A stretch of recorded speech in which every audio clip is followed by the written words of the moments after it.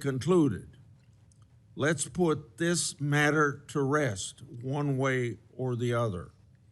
Starting with my chairmanship, I've given one example after another of disgraceful partisan weaponization by federal law enforcement. Since the Trump administration took power, many FBI agents have been removed. The removal included agents and prosecutors who became partisan weapons that lost their way, and I've made records public to prove it. And many of my whistleblowers were aggressively retaliated against by some FBI agents who were subsequently fired. One FBI whistleblower publicly said of these terminations, quote, ensuring that they no longer work at the FBI isn't retribution, it's responsible leadership, end of quote. Which brings me to my final and favorite topic, whistleblowers. In August, 10 of my FBI whistleblowers secured compensation agreement because of your leadership, Director Patel. It included a mix of reinstatement to the FBI, reinstatement of security clearances, and monetary compensation. At the beginning of this month, another of my FBI whistleblowers got their job back. All told, across government agencies, almost 20 whistleblowers have received fixes to their retaliation. Today, you'll get a lot of grief from some members of this committee, but in the short amount of time you've been director, you've corrected whistleblower retaliation, increased transparency more than any other FBI director I've seen, whether that FBI director was appointed by Republicans or Democrats. And I've been around here more than anybody else on this committee. I yield to Senator Durbin. Thanks, Chairman Grassley, for holding this oversight hearing during a critical period in the history of the Federal Bureau of Investigation. During my 4 years as chair, I held 4 hearings with then FBI Director Wray. As a reminder to Republicans who claim the Biden administration weaponized the FBI, President Biden retained Director Wray, a lifelong Republican who was President Trump's nominee for the office. After his second election, in an unprecedented move, President Trump forced out Director Wray and nominated Kash Patel, arguably the most partisan FBI director ever. Director Patel came to the FBI with a political mission, and he spelled it out in writing in detail. He wrote, government gangsters, quote, the rot at the core of the FBI is not just scandalous, it's an existential threat to our Republican form of government, end quote. And with the power of his office and the blessings of the president, he attacked the FBI with a vengeance. Mr. Patel had falsely claimed the FBI, quote, was planning January 6th for a year, end quote. He even went so far as to produce a song by the January 6 rioters who violently assaulted police officers in the Capitol. He compiled an enemies list of public servants he called government gangsters, like former FBI Director Mueller, whom Patel called, quote, an utter swamp creature. Former Trump officials who served with Mr. Patel warned us he would weaponize the FBI to protect the president's allies and target his critics. And indeed, Director Patel has already inflicted untold damage on the FBI, putting our national security and public safety at risk. Since January 20th, the Trump administration has engaged in an unprecedented purge of FBI officials. As we heard from highly credible whistleblowers, Mr. Patel was involved in directing this purge even before he was confirmed, despite his sworn testimony to this committee. It began with terminations and forced retirements of all 6 nonpartisan career officials who run all 6 branches of the FBI, the executive assistant directors. Since then, at least 18 of the 53 special agents in charge of FBI field offices have been removed, along with many other senior officials. Individual agents have been targeted for termination simply due to the work that they were assigned, such as January 6th investigation. In fact, according to former acting FBI Director Brian Driscoll, in a lawsuit filed last week, Director Patel made this very plain, telling Driscoll personally, quote, that his own job depended on the removal of agents who worked on the cases against the president, end quote. And even though he knew, quote, the nature of summary findings were likely illegal. At the same time, Director Patel has installed MAGA loyalists as political appointees in key career positions, including conspiracy theorist Dan Bongino as FBI Deputy Director, the first time in the history of the FBI that this position has not been held by a career FBI agent.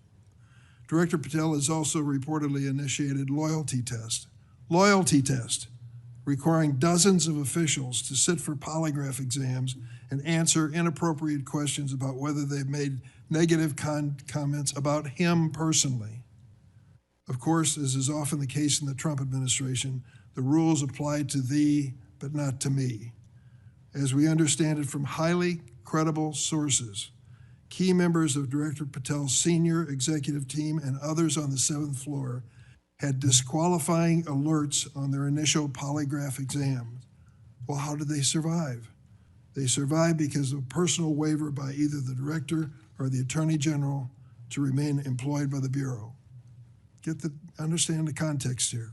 Political operatives in key positions, given the routine FBI polygraph exam, failed and had to receive waivers to continue their positions. They were lucky to keep their political appointments. They were, but the 5,000 career civil servants the director has so far forced out of the Bureau's ranks were not offered that same courtesy. 5,000. This mass exodus has created a disastrous brain drain, particularly in the fields of cybersecurity, counterterrorism, and counterintelligence. For example, my office has received information indicating that cuts to the Bureau's cyber division will cut personnel by half, despite the ever-increasing threats posed by adverse foreign actors. The brain drain is exacerbated by Director Patel's misuse of remaining FBI personnel and resources to focus on other priorities of this administration. According to reports, the 25 largest FBI field offices have been ordered to divert 45% of their agents from their primary missions to work on the mass deportation of immigrants.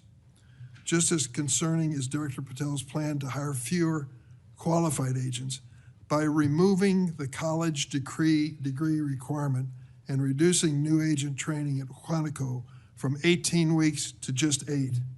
So we have a brain drain and a significant watering down of training. Quite a record, Mr. Patel.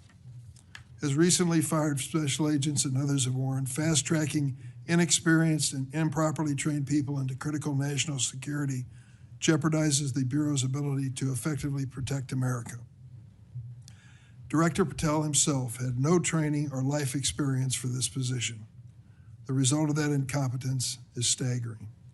For example, after Attorney General Bondi publicly stated in February that the Epstein client list was, quote, sitting on my desk right now to review, that's what she said on Fox, Director Patel diverted more than 1,000 FBI personnel from their critical missions to work on 24-hour shifts reviewing over 100,000 pages of Epstein-related records.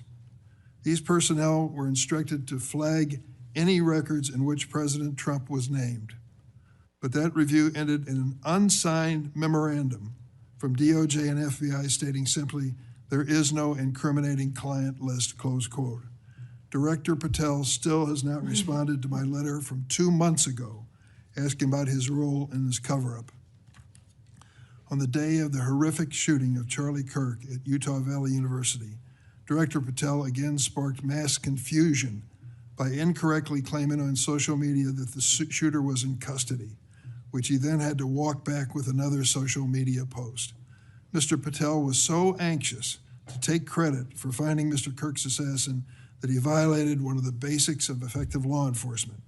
At critical stages of an investigation, shut up and let the professionals do their job. Notably, Director Patel recently forced out Special Agent in charge of Salt Lake City, Mayim Saeed, a counterterrorism expert with 20 years' experience, who would have led this high-profile investigation. The men and women who serve at the FBI and the American people deserve a director who has the ability and the character to restore the Bureau to its place as the preeminent law enforcement agency. I want to close on a personal note. I came of age in the 1960s. We experienced a number of horrific assassinations, including President John Kennedy, Senator Robert Kennedy, and Dr. Martin Luther King. We are going through a similar period of division and political violence.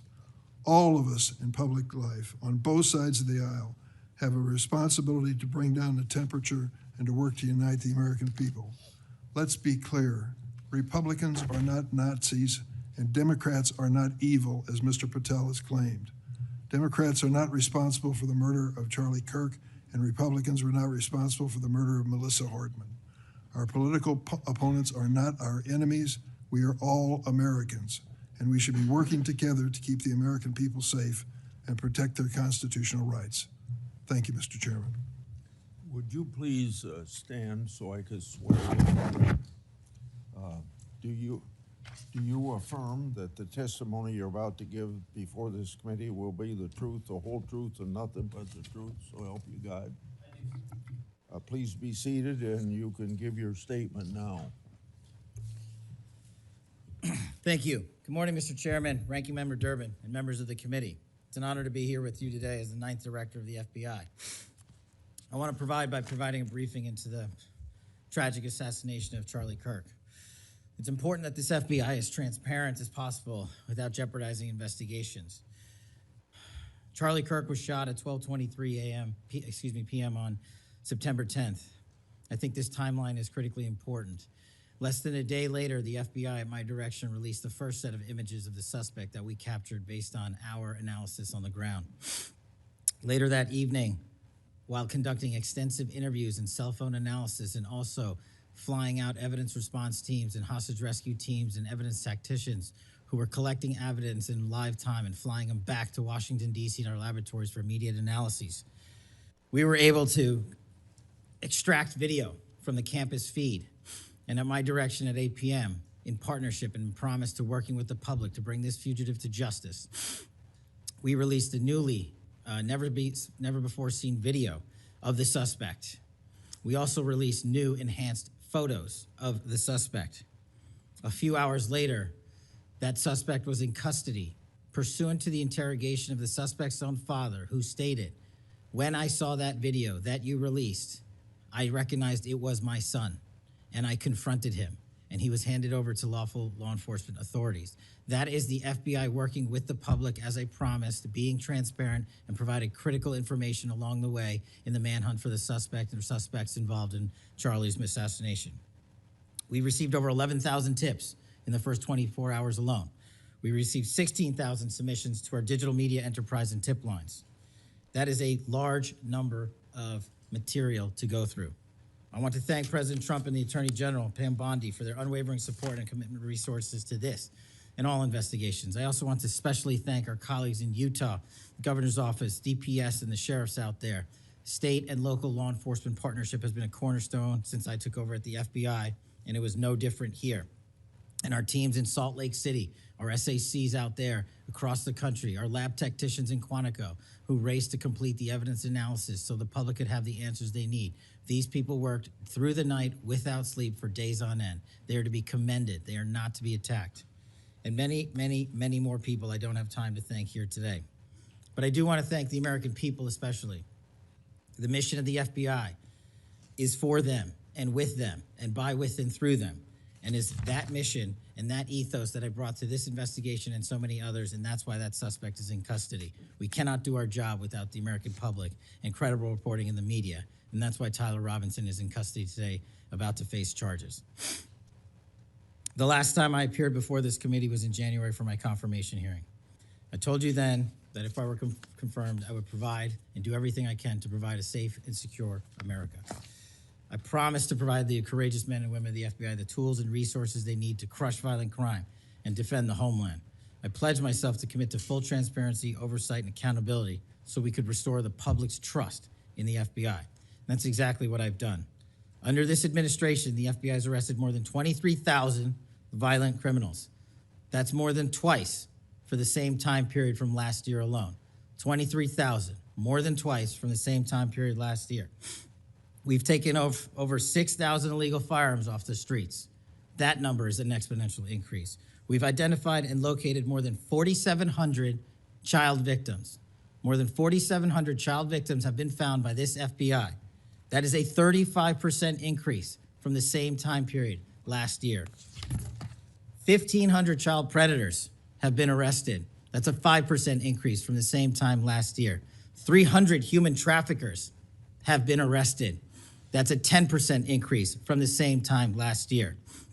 Over 350 members of Trende Aragua, foreign terrorist organization, have been arrested, and we have 42 ongoing cases. That is a 250% increase from the same time last year. Those are just some of the things the FBI is doing differently and better because we are leading the mission to crush violent crime and defend the homeland. We have also arrested captured four top 10 fugitives from the FBI's top 10 most wanted list. To put that in perspective, that's the same amount I've captured in 7 months that my predecessor did during the entirety of the Biden administration. Those are real results, and the credit is to the men and women at the FBI. We've been able to achieve these results because the FBI recognizes violent crime doesn't just happen in Washington, D.C. That's why one of my first decisions as a director was to get the people, the Bureau's professional staff, out to the field. And we've done that with great speed. And every single one of your districts and states has received a plus-up of FBI personnel, agents, and special operators to the tune of almost 1,000. We did that because crime had unexpectedly and unacceptably exploded across the country. In fact, one of the stats that the American people should thank the FBI the most for is we are on track to have the lowest murder rate in modern American history. The lowest murder rate by double-digit percentages. A major factor in the drop of this violent crime is the FBI's flagship Operation Summer Heat.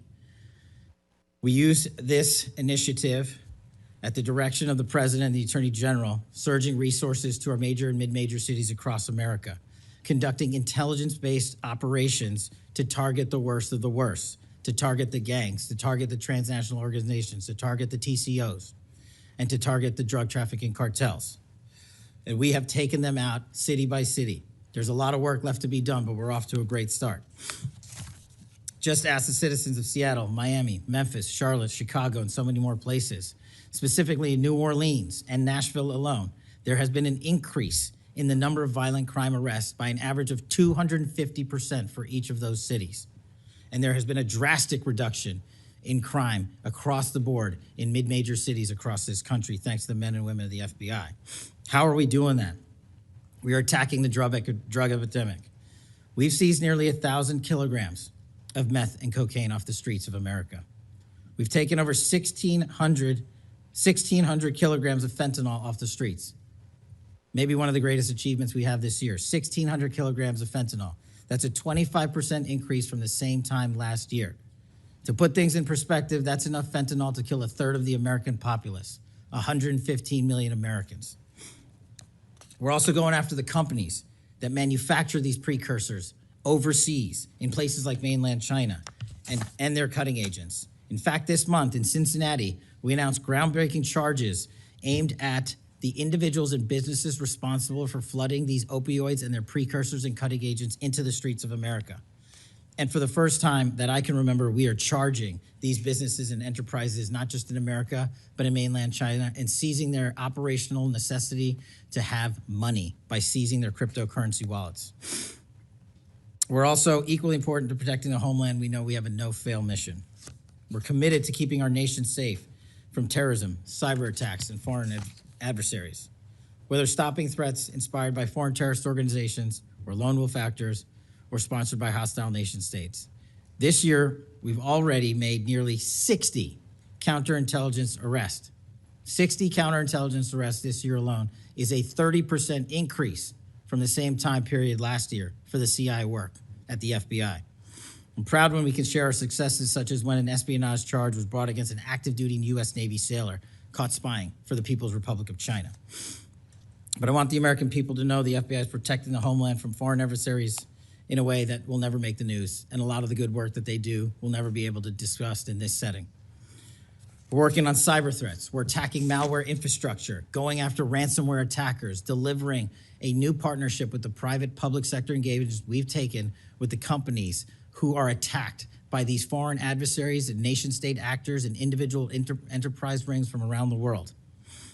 We are combating Salt Typhoon, Vault Typhoon, Flax Typhoon, and so many other ransomware and cyber threats this nation faces. We're also arresting people such as Tajik national in Brooklyn, who is suspected of sending tens of thousands of dollars to support ISIS. We're going after the new form of what I refer to as modern-day terrorism in America, 764 crimes that involve harming our children by going after them online, causing self-mutilation, suicide, sexual abuse, and steering them in the wrong direction. Currently, we have 3,500 international terrorism investigations. Specifically, we have in this country 1,700 domestic terrorism investigations, a large chunk of which are nihilistic violent extremism, NVE. Those who engage in violent acts motivated by a deep hatred of society, whatever that justification they seem is. The FBI has seen a 300% increase in cases opened this year alone versus the same time last year. In the last couple of months, the FBI secured a guilty plea for a man in Tennessee who attacked an energy facility with drones and explosives. We secured the indictment of a violent Sinaloa cartel faction leader in Chicago on narco-terrorism charges. Our folks in Sacramento collaborated with domestic and international partners to secure a guilty plea for a leader of a transnational terrorist organization who solicited the murder of federal officials. But the Bureau's job is not done. I'm committed to this transparency. Mr. Chairman, you alluded to our work with Congress. To date, in the 7 months that I've been FBI director, we have produced 33,000 pages to the United States Congress, 33,000 pages. Just to put that in perspective, my predecessor in his 7-year term issued 13,000 pages to Congress, and his predecessor in his 4-year term issued 3,000 pages to Congress. I've issued 33,000 pages in 7 months, and we're gonna keep going. I'm dedicated to restoring the trust that the public has and needs in the integrity at the FBI, and it's being done every day by the men and women of the FBI. Now, I know that there's a lot of talk about Epstein, and I'm here to testify that the original sin in the Epstein case was the way it was initially brought by Mr. Acosta back in 2006. The original case involved a very limited search warrant or set of search warrants and didn't take as much investigatory material it should have seized. If I were the FBI director then, it wouldn't have happened. The search warrants were limited to small time periods to include 2002 to 2005 and 1997 to 2001. Mr. Acosta allowed Epstein to enter in 2008 to a plea and non-prosecution agreement, which then the courts issued mandates and protective orders legally prohibiting anyone from ever seeing that material ever again without the permission of the court. The non-prosecution agreements also barred future prosecutions for those involved at that time of those individuals. Still, this administration at the direction of President Trump has done more to turn over all the credible information we are legally able to do so, and we will continue to work with Congress to achieve that end. Under the direction of the President, thank you for your support for our mission to working to jointly deliver transparency and congressional oversight to the United States. Lastly, I want to close with the President's initiative here in Washington, D.C. as an example of what we're doing around the country. And I think our next city is Memphis. 21,000 arrests in D.C. with our federal partners, a huge decrease in violent crime. 60% decrease in gun crimes in Washington, D.C. in the last month. 74% decrease in carjackings in Washington, D.C. in the last month. 53% decrease in homicides in Washington, D.C. in the last month. The drugs are disappearing, people are freely walking around the states, and we're restoring the nation's capital to its glory. That work is through the interagency process that the FBI is proud to be a part of, and the initiative spearheaded by President Trump and the Attorney General. And perhaps most notably for investigations, In Washington itself, it was the intelligence that the FBI gathered through our source network here in D.C. that helped us identify the suspects in the horrific murder of the D.C. intern Eric Tarpinian. We're proud to be a part of that investigation. We're proud to put the resources to bear of the FBI. And in closing, Mr. Chairman and members of the committee and Ranking Member Durbin, I'm honored to be the 9th director of the FBI. I'm not going anywhere. If you want to criticize my 16 years of service, please bring it on. Over to you.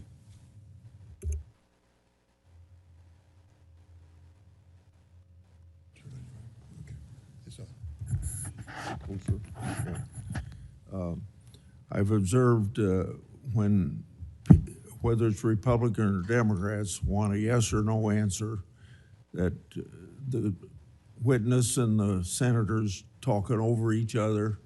So I thought what I'd do this time, rather than have that happen, if there's something you don't get a chance to answer because of the demeanor of a Republican or Democrat senator, before we, when we get done with that questioner, I'd give you a chance to fill in if there's something you didn't get a chance to say.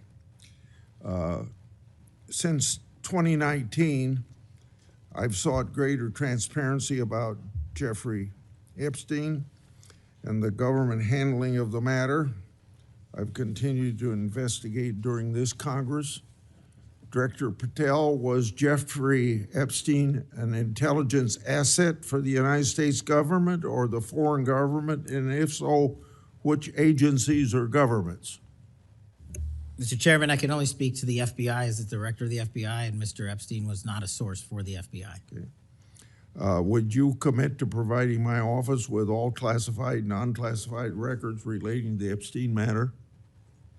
I will commit to providing all records I'm legally permitted to do so under the court orders.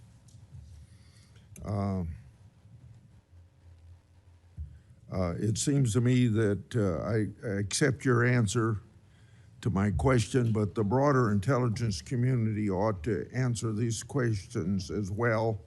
Victims deserve an answer.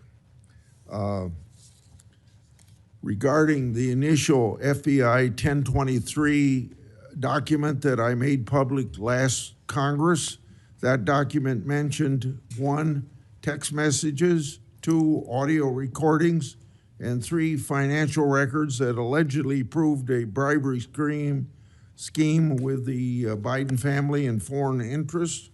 Regarding those records, did the Ray FBI make any effort to determine whether they existed? Did the Ray FBI make any effort to obtain those records? Not to my knowledge, Mr. Chairman. Since this matter hasn't been fully investigated, the FBI has an obligation to the public to do exactly that and figure out why it wasn't investigated. Next question. I've done a lot of oversight relating to sexual misconduct by the FBI agents. In fact, I believe this is something I discussed with Ray, one of his appearances before this committee.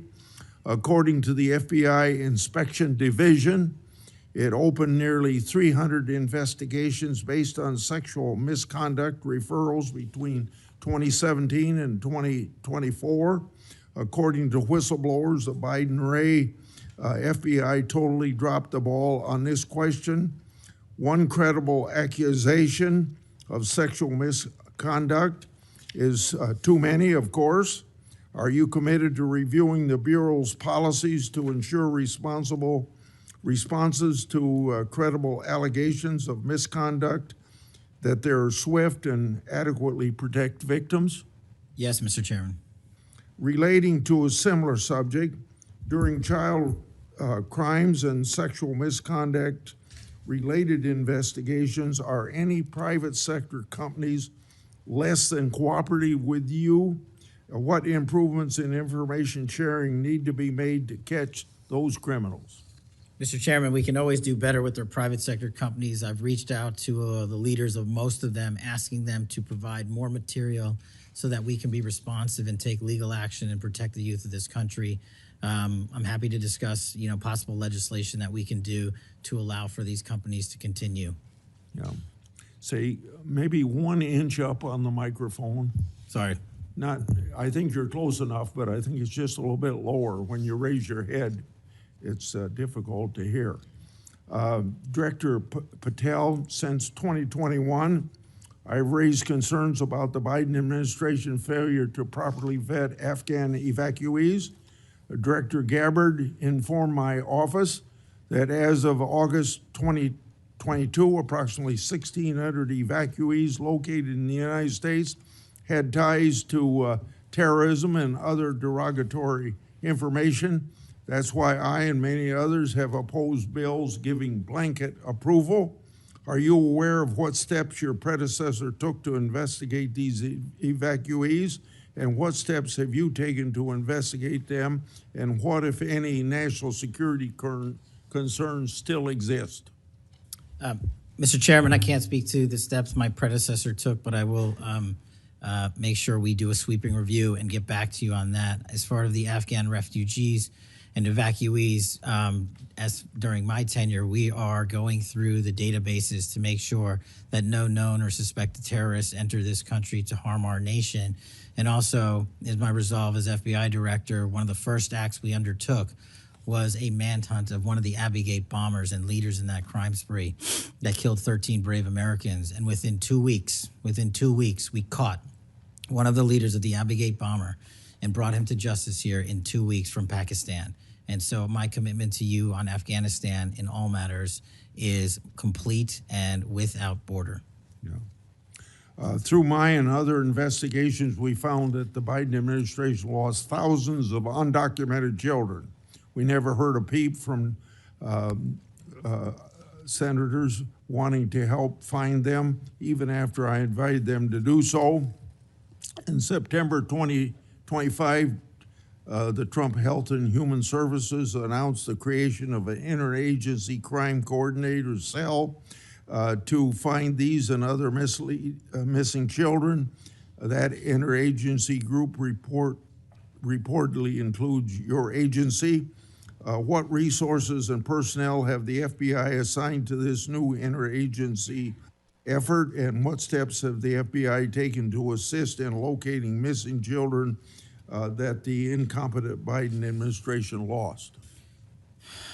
Protecting our youth is maybe the top priority for the FBI. As it specifically relates to your question, Mr. Chairman, as I stated, we've surged resources not just to this cell, but across the nation to our FBI's field office to locate children who have been trafficked, who have been victims of sexual abuse. And we have located 4,700 children in the 7 months since I've been FBI director. And that is a 35% increase from the same time period last year. And we're not stopping, and we're committed to doing that work on our tribal lands as well. And we are finding victims of child trafficking and child abuse every county and every district, and we're not going to stop. Okay. As I mentioned during my opening, I'm releasing documents with Senator Johnson about Arctic frost. Specifically, the documents show its scope expanded to include 92 Republican organizations. From evidence that I've seen, it looks to me like another political hit job against Republicans. What steps has the FBI taken to make sure improperly predicated investigations and weaponizations like this don't happen again? The simple answer, Mr. Chairman, is the FBI will only bring cases that are based in fact and law and have a legal basis to do so. And anyone that does otherwise will not be employed at the FBI. We are doing a prospective and retrospective analyses of individuals who may have weaponized the department and the agency. And as I've committed to you during my confirmation hearing and my conversations with you, this FBI will not be weaponized anymore in either side of the aisle. In June of this year, I raised concerns about the FBI's use of restricted access and prohibited access systems. According to the FBI, quote, when search teams that exist in a prohibited access status cases are searched in Sentinel, the particular search will receive a false negative Sentinel search response, end of quote. Clearly, this is not only affects FBI agents, it impacts congressional requests and court cases, and the Biden administration used it to thwart oversight. How are you ensuring that restricted access and prohibited access files are produced to Congress during court cases? And have you identified any Biden family records in restricted and prohibited status? As I've committed to you with my transparency initiative, whether it's restrictive or prohibited, every single thing we can legally provide to Congress, we will. We've also restructured how these restrictive and prohibited cases are labeled and provided access to more people in the chain of command so that more people have knowledge of what these restricted and prohibited cases are, including myself and the deputy. Do you commit to providing any records that are available? I do, sir. You publicly said that your team, quote, found a room that Comey and others hid from the world in the Hoover building full of documents and computer hard drives no one had ever seen or heard of. That's a quote from you. I've received a whistleblower disclosure that the room contained some information kept outside the FBI record keeping. I also have been informed via a whistleblower disclosure that the room included materials related to Special Counsel Mueller, former Director James Comey, and other documents maintained outside of the FBI. Has the FBI now reviewed and analyzed those records? Has the FBI properly recorded the documents? And these records are clearly responsive to my, as well as my colleagues' congressional requests. What steps have you taken to ensure all responsive records are produced to Congress? That has to be my last question. What's supposed to happen is leadership at the FBI is supposed to, pursuant to the Records Act, correctly store these records at our Information Management Division, IMD. In this room, we found a plethora of hard drives, computers, hard documents, soft documents that were not so recorded, a voluminous amount of information. So we are continuously processing that information. So A, we subscribe to the Records Act and commit that those records will be kept permanently at the FBI. 2, we are reviewing those materials. A lot of those materials are related to ongoing investigations. And 3, we are on a rolling basis providing Congress the documents that we can, and we will continue to do so. Okay, thank you very much, Senator Durbin. Thank you, Mr. Chairman. Director Patel, in addition to the extensive purge of nonpartisan career FBI official reports indicate that dozens of remaining officials have been subjected to polygraph exams to test their loyalty. My understanding is that approximately 40 officials have been asked to sit for a polygraph during your administration, and several have been asked whether they have ever made negative comments about you. Director Patel, FBI agents pledge their loyalty to the Constitution of the United States, not you personally. What is the basis for requiring polygraph exams of your workforce and asking them if they've made negative comments about you? I don't know what reports you're referring to, Ranking Member, and I reject any reporting that has false information in it, so I'm not going to respond to that. As far as polygraphs go, generally they are always and always have been utilized at the FBI to track down those that leak sensitive information and have unauthorized disclosures to the media, and we will continue to use them to ensure the integrity of the FBI. Did any individual on your senior executive team, the director's advisory team, or who serve in the positions on the 7th floor receive disqualifying alerts on their polygraphs? Senator, I'm not going to get into the personnel discussions that were had on a polygraph. Those are private discussions, and many of them relate to ongoing investigations. Did you or Attorney General Bondi provide any individual with a waiver so they could remain employed after they received disqualifying alerts on their polygraphs? I'll have to get back to you. You don't remember that? No, sir. My priority is protecting the American public, not getting into the weeds of polygraphs. And to have a decent memory when you come before a committee. I'm happy to talk about all the good work the men and women of the FBI are doing, including provided the lowest crime rate in American history. If you want to talk about how to protect the citizens of Chicago, has seen a 30% reduction in its murder rate because of the men and women of the FBI. You take credit for that? I'll happily do that. You The take interagency partners and the men and women of the Chicago PD have never been more include powerful. local law enforcement, please. Have you ever seen my testimony across this country where I always lead with our interagency partnerships with state and local law enforcement? It is the pillar of what I am doing. And on the 7th floor, for the first time, time in FBI history, I have installed police officers and sheriffs right on my 7th floor to report to us every day what's going around the country on the street level, because that is a priority of the FBI and is the only way we are going to work. I don't take credit for anything, but I will defend the men and women of the FBI and the cops that help us get it done. You should. Director Patel, to your knowledge, did a whistleblower ever make a disclosure to Attorney General Bondi indicating that the New York field office was withholding Epstein-related records? I'm not familiar with that whistleblower. You know that there was such a whistleblower? I'm not familiar with that whistleblower. In response to the blowback she received, Attorney General Bondi also pushed the FBI to review approximately 100,000 Epstein-related records on an arbitrarily short deadline in March, and the FBI was directed to flag any documents that mentioned President Trump. Nothing came of that review until July, when DOJ and FBI released an unsigned memorandum stating there is no incriminating client list.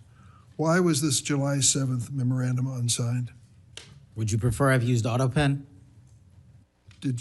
Why was it unsigned? The memorandum had the insignia of the Department of Justice and the Federal Bureau of Investigation. And in our effort to secure transparency for the American people, because the 3 prior administrations had not done so, we conducted an exhaustive search of everything related to the Epstein cases, and we produced what was legally and permissibly able to be produced to Congress and the American public. So and there's a congressional subpoena, and we're continuing to do so. Did you personally direct that investigation so that you would sign such a... Did I personally direct what investigation? Of the Epstein records for any reference to President Trump? Again, you are citing reporting that I think is baseless. We conducted an investigation of the Epstein case files pursuant to the direction of the President of the administration to provide all credible information, and we are working with Congress pursuant to a congressional subpoena to turn over all the documents we can. All individuals. Who at DOJ and FBI was responsible for its drafting and conclusions? Many individuals at the Department of Justice and the FBI are responsible. There was no lead person? The Attorney General leads the Department of Justice, and I lead the FBI. So the Attorney General is responsible for that? The Attorney General leads the Department of Justice. Director Patel, much like you, Deputy Director Dan Bongino was a conspiracy theorist who built a lucrative career making inflammatory and unsubstantiated statements about the FBI that would be disqualifying in any administration that cared about nonpartisan law enforcement. For instance, Mr. Bongino called the placement of pipe bombs outside the DNC and RNC headquarters on January 6, quote, an inside job, and went on to say this was a setup. I have zero doubt, and whoever goes into the FBI, you better get an answer about why. Director Patel, you and Deputy Director Bongino are now leading the FBI.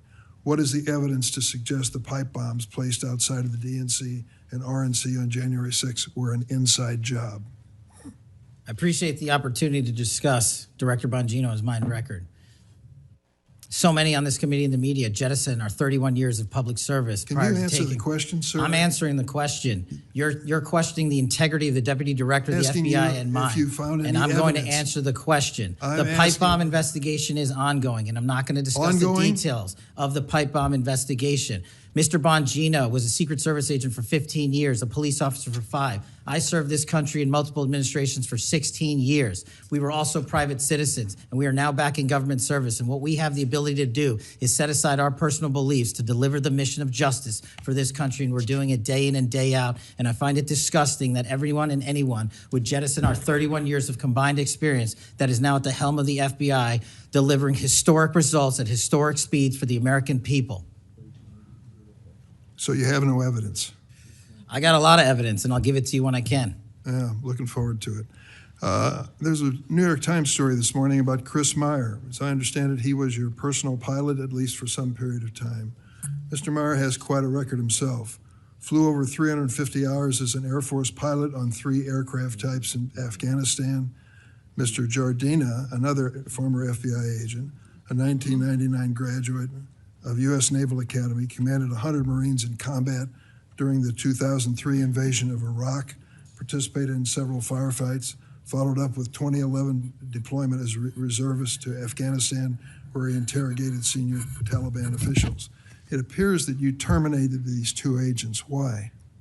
I'm not going to get into personnel decisions that we made. So you're not accountable for your decisions to take people who served our country so admirably and terminate them without any cause. That's a one-sided story. Anyone that has Well, been then terminated from so the tell FBI, your- generally tell your speaking, side of the story. failed to meet the needs of the FBI and uphold their constitutional duties. And you providing a one-sided story from your perch is absolutely disgraceful, because the men and women of the FBI deserve better. And your attack on the current leadership of the men and women of the FBI is equally disgraceful, because now you're attacking the leaders that are our brave SACs in Let me the tell field you what's who are disgraceful. doing the job that this Disgraceful. country needs. It's And we will disgraceful. continue to do it. Excuse me, it's disgraceful when Mr. Meyer and Mr. Giardina, who served our country so well, are terminated apparently because of the rants of a broadcaster. That is your opinion. It is not a fact. Well, it's certainly my opinion. I can back up with fact. Let me ask you to explain the situation in Baltimore, if you will. Did you read the story about the termination of the project in Baltimore? Which story? 764 Group? Sorry. Which story? 764 Group, the Baltimore agents were investigating. Are you familiar with that? No, sir. Well, I'm not going to go into detail. It would take too long to do it. But apparently that this group, 764, a nihilistic, violent extremist group, seeks to blackmail children to perform vile acts on a camera under investigation by Baltimore, which was terminated by you. I'd like you to respond in writing, if you will, as to the circumstances of that termination. Sure. Our operations against NVEs, as you're referring to, has been historically high, and we've taken down multiple NVE rings, including 764 rings, who are harming children and causing them to be mutilated and Last commit question, suicide. Can can you explain why you are eliminating the requirements for a college degree for your agents? I appreciate the opportunity to address that. You said in your opening statement, we are reducing the training requirements at Quantico. We are not. We are expanding them. You're referring to an 1811 crossover program, because I believe the men and women of places like the DEA, the ATF, and the Marshal Service and the Secret Service who want to work at the FBI should deserve that opportunity in a shortened bridge program, which we provided. We are also keeping the 18-week BFTC as is traditionally being held at the FBI. So we're not reducing any requirements. We are increasing those that we bring into the FBI. Did you change any of the requirements on college degrees? We are allowing police officers who have served for a number of years to come into the FBI who did not obtain the requisite college degree to apply to be federal agents, because we feel they have the street level experience we need to conduct this mission. I yield, Mr. Chairman. I have to respond to this business about you not treating employees properly, because I served under the previous administration when Democrats willingly turned a blind eye to Biden administration retaliation against my whistleblowers. They didn't get due process when their careers and lives were upended. I'm talking about people like Dina Perkins, Jeffrey Veltri, Timothy Dunnan were removed from their positions. Several whistleblowers were reported that they targeted FBI employees for their political beliefs by suspending and revoking security clearances. One FBI whistleblower said that Perkins, Vetri, Dunnan, and other FBI leaderships were, quote, responsible for what happened to me and my family, ensuring that they no longer work at the FBI isn't retribution, it's responsible leadership. Another whistleblower that is a registered Democrat said they spoke out against abuses in security clearances processes committed by FBI senior leaders, particularly Veltri and Perkins. Then Perkins and Dunnan suspended their security clearances and put them in unpaid leave. I'm going to put some more examples like this in the record so I don't take up a lot of time for my colleagues. Senator Graham. Thanks, Senator Graham. Welcome to the committee. The numbers sort of speak for themselves. You've done a lot in a small period of time. So all those folks out there making this happen, thank them for me. Well, sir. As to how to be an FBI agent, you've made a decision that local law enforcement folks, people who've served in law enforcement without a college degree are able to apply now. Is that correct? Yes, sir. Makes sense to me. So experience out in the field might be as valuable as a college degree, believe it or not. Venezuela. We're blowing boats out of the water in the Caribbean because they're connected to international narco-terrorist groups. Is that correct? Yes, that mission is being led by the Department of Defense, sir. Okay. What legal authority do we have to do that? Sir, I would defer the questions on legal authority to the Attorney General and the department. Fair enough. Do you believe that Maduro runs a narco-terrorism state in Venezuela based on? I believe based on the intelligence and prosecutions and investigations, we are currently running a large portion of the cocaine that exits out of South America. Its origination point is in Venezuela, and using transshipment points through Haiti, they're using the navigable waterways in the Caribbean to the end state delivery, which is the United States of America, and we will hunt down every single one of those narco traffickers with the authorities. There's we some have. actual indictments of Maduro as an individual for being involved in that. Is that correct? Senator, I think you're referring to the DEA indictment on that one. Right. So I guess the point is, would it be fair to say that Venezuela is a good candidate to be labeled as a state sponsor of terrorism under U.S. law? Senator, from my perch, we will provide the intelligence necessary for anyone who meets the threshold to be a state sponsor of terrorism, and this administration has I expanded. think they are, so we'll be going down that road. China, on a scale of 1 to 10, 1 being nothing, 10 being great, how is China helping with the fentanyl problem here in the United States? Under this administration, we have taken, as I highlighted the Cincinnati case, the precursors are the problem. The fentanyl is the end state that kills American citizens. Well, the precursors are made in China, right? They're made in China. And so for the first time in a decade, I had a call with my counterpart in the MPS, the Ministry of Public Services, to attack the precursor chemical companies and have those chemicals Is it labeled. too early to rate the success? We have indicted multiple businesses in China. We've also cut off the transshipment points of those precursors. They switched. Once we got on their track about their delivery routes to the Mexican drug cartels directly, they started going to India.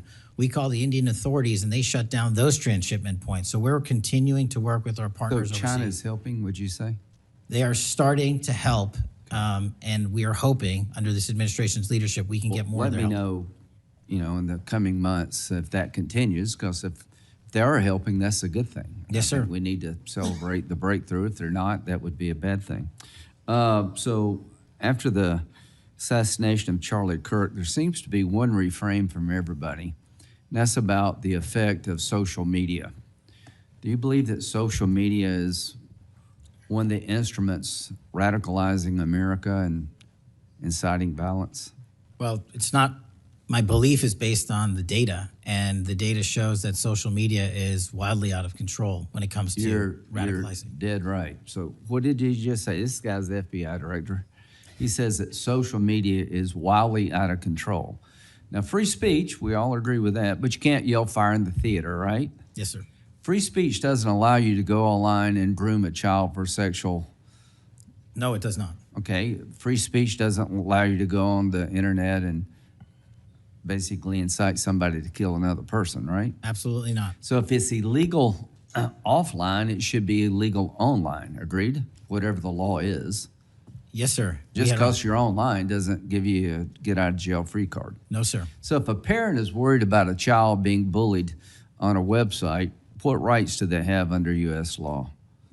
We have to balance the rights, as you said, Senator, of free speech versus those that encroach Is there upon any violence. law that can shut down one of these sites for bullying children or allowing sexual predators on the site? We are able to attack certain sites on the dark web. When it comes to the open internet infrastructure system, we have to reach a threshold to attack a company's position that only subscribes to violence. Can the parents sue that company? They can. They can? They can sue not the social media companies. That's what I'm talking about. They can sue the companies. No, I'm talking about the social media company that gives lives to this behavior. No, you're referring to Section 230, sir. Would you advocate a sunsetting of Section 230 to bring more liability to the companies who send this stuff out? I've advocated for that for years. All right. We need to do this, folks. These companies are taking content that it makes you sick, that could get you killed, get you poisoned, and there's nothing we can do about it under our law, a person can do about it because of Section 230. So if your child is being sexually groomed online or bullied online, and you go to the social media company and ask them to take it down, they refuse, you have like zero rights. How many images of sexually exploited children are pervaded every year on social media sites? The number is astronomical. And Senator, if I can just add one step to that analysis. Please. It's not just what's on social media that is quote unquote real. It's the introduction of artificial intelligence and Right. generative AI that is creating even more child sexually abused material and even more sexually violent acts online and mimicking people. Would you say that the way social media is structured today, really no accountability, 36 million images in 2023 of sexually exploited children, that this is a public health hazard? It is. Would you say that it's a mental health problem, particularly for younger people?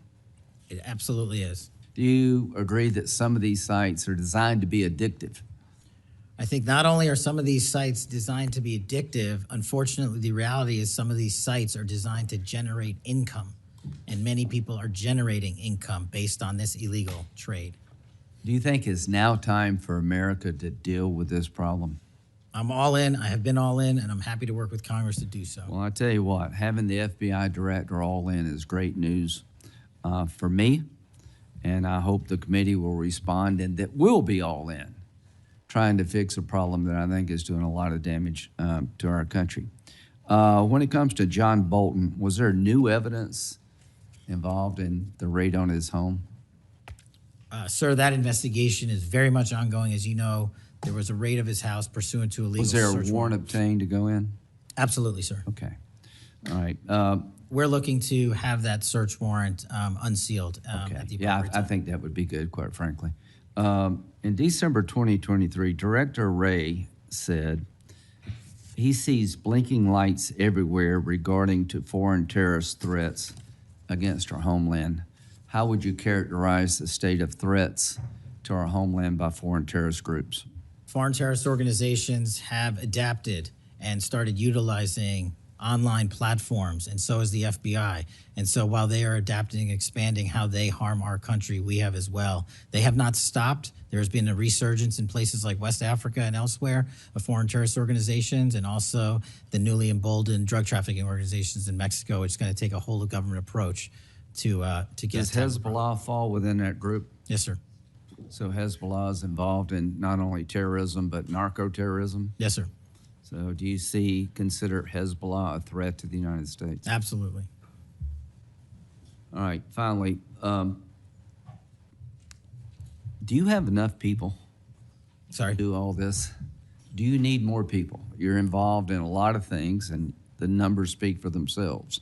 You have FBI agents helping here in Washington, D.C. You have FBI agents helping in illegal immigration. That's good. You've got a chance here to tell us if you need more people. Seems to me that the threat level of this country is pretty high right now. You got thousands of domestic terrorism cases. How many are being investigated? I think 3,500 off the top of my head. 3,500, okay. Anyway, it seems your plate's pretty full.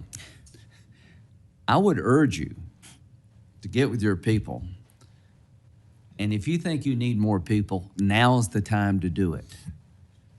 It would be a shame to miss an opportunity to plus up the FBI if the threats justified it. Will you look? I will look, sir. Okay, but are you comfortable you have enough people right now? Right now, I'm comfortable with the reallocation of agents and personnel outside of Washington, D.C. and plussing up states like South Carolina in double-digit numbers, and I'll get back with my team on this one. Thank you for your service. Senator Whitehouse. Boy, is my timing good. It is very good. Director Patel, welcome. Thank you, sir. When you were here for your confirmation, we talked about your so-called enemies list. It appears to me that there have been adverse actions of various kinds taken against about 20 of the 60 people on your enemies list. You've been in office for 7 months. At that rate, you've got 14 months until you've hit all 60. Can you explain that? Again, that is an entirely inaccurate presupposition. I do not have an enemies list. You can continue to characterize it as you wish. The only actions we take, generally speaking, for personnel at the FBI are ones based on merit and qualification and your ability to uphold your constitutional duty. You fall short, you don't work there anymore. Well, there was a list. You don't like it to be called an enemies list, and it had about 60 names, and about 20 have had an adverse action. So those are, I think, pretty clear facts. Let me move on to your grand jury testimony, which we also talked about when you were here. I think you indicated that you understood that a witness in the grand jury is free to discuss afterwards whatever they told the grand jury. And you then went on to suggest, saying, I can't go into court orders granted by the DC District Chief Judge, and you want me to violate a court order. In those remarks, you fairly plainly suggested that there was a court order of some kind that somehow restricted or limited your ability to discuss your own testimony to that grand jury. Since then, that chief judge that you mentioned, Judge Boasberg, has written, and I'm quoting him here, Federal Rule of Criminal Procedure 6E allows witnesses like Patel to divulge the contents of their testimony, meaning that nothing was preventing him from doing so before the committee. Can we confirm here today that there is no court order of any kind that limits your ability as a witness before the grand jury to discuss your own testimony to that grand jury? We can confirm that pursuant to my action, that grand jury testimony has been released, the transcript.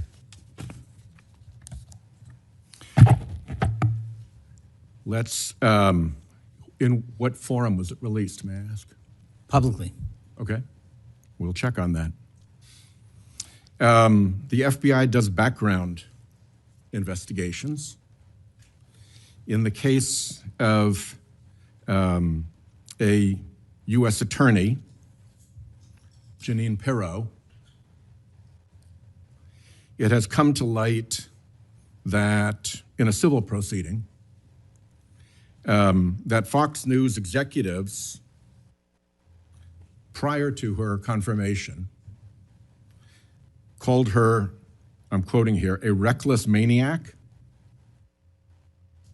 who makes, quote, insane comments, and said, I don't trust her to be responsible, and noted her penchant for what they called random conspiracy theories on weird internet sites. My question to you is, did that turn up in her background investigation? For any background investigation, Senator, we do not discuss those publicly. And for every background investigation, when there's an adjudication, it is not made by me. It is made by the career professionals who run the inspection division and background check system. Do you know if that information was found? You see, we're an oversight body here, and there are really three possibilities here. One is that the FBI background investigation didn't find that stuff. That's worth noting because these investigations, full field background investigations, are supposed to find that stuff. That's possibility one.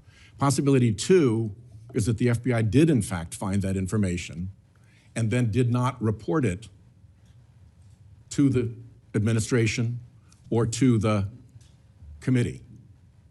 And the third is that you found it, you reported it to the administration, and they went ahead with her nomination knowing that she had been described as a reckless maniac who made insane comments, who wasn't trusted by colleagues to be responsible, and who had a penchant for random conspiracy theories on weird internet sites. Are you saying that this committee does not have any authority or reason to look into which of those things is true? This committee can look into anything it wishes. I'm telling you that the background investigations that are done by the HRD division are done by career individuals. They do not report the details of those to me. They adjudicate those independently and individually. That's how it's always been done. What happened during the pause of FBI background investigations that was alleged in the complaint against you and the FBI by the FBI agents who were terminated?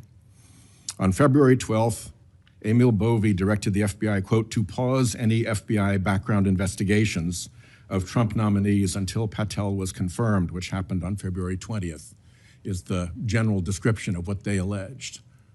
Why, do you know, were background investigations paused? Was it so material like this could be scrubbed out of them?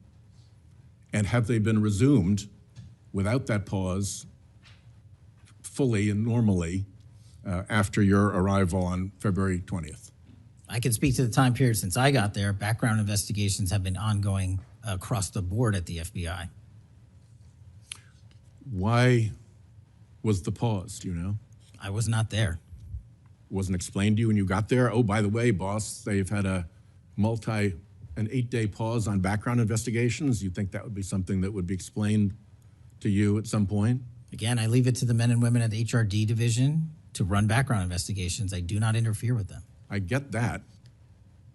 But what I don't get is whether you were told about that pause, and why would you not be told about that pause? I don't recall that, sir. All right. The allegation also relates that part of the employee review of senior staff was whether or not they voted for Kamala Harris in the 2024 election. Since when is who you voted for a proper question for agents to be asked? I don't know what allegation you're referring to, Senator. If it's from an ongoing matter in litigation, I can't discuss that. But what I can discuss is I can only speak to the FBI's background investigations. There are other background investigations conducted across the government. I can only speak to mine. So just to clarify, I'm not talking about the FBI full field background investigations.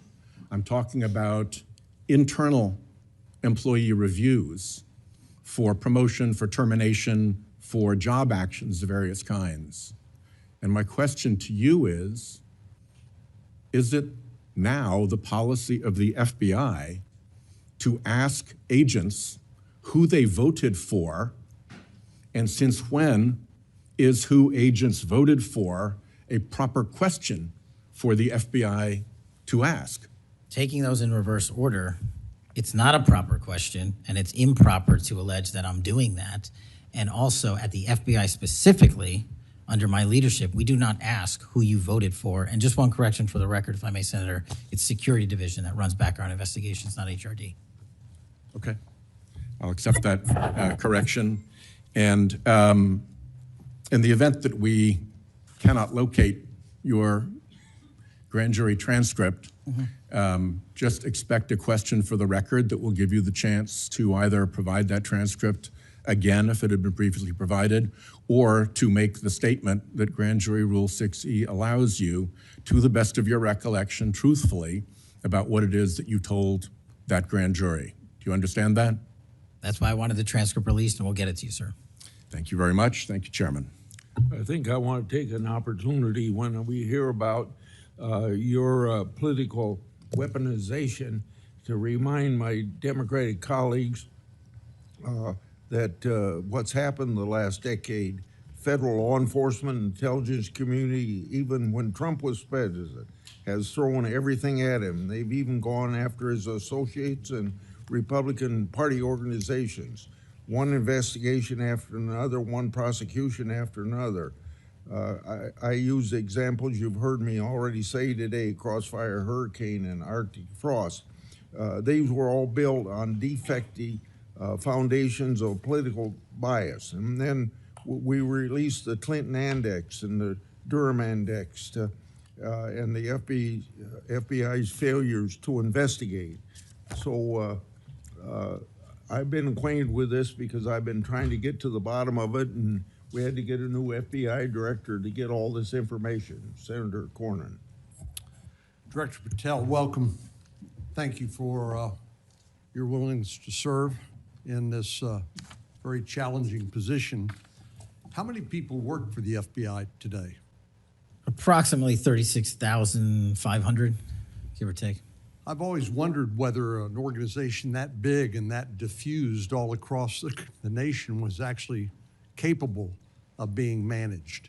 Have you experienced any surprises in terms of as the director, in terms of your management of the organization?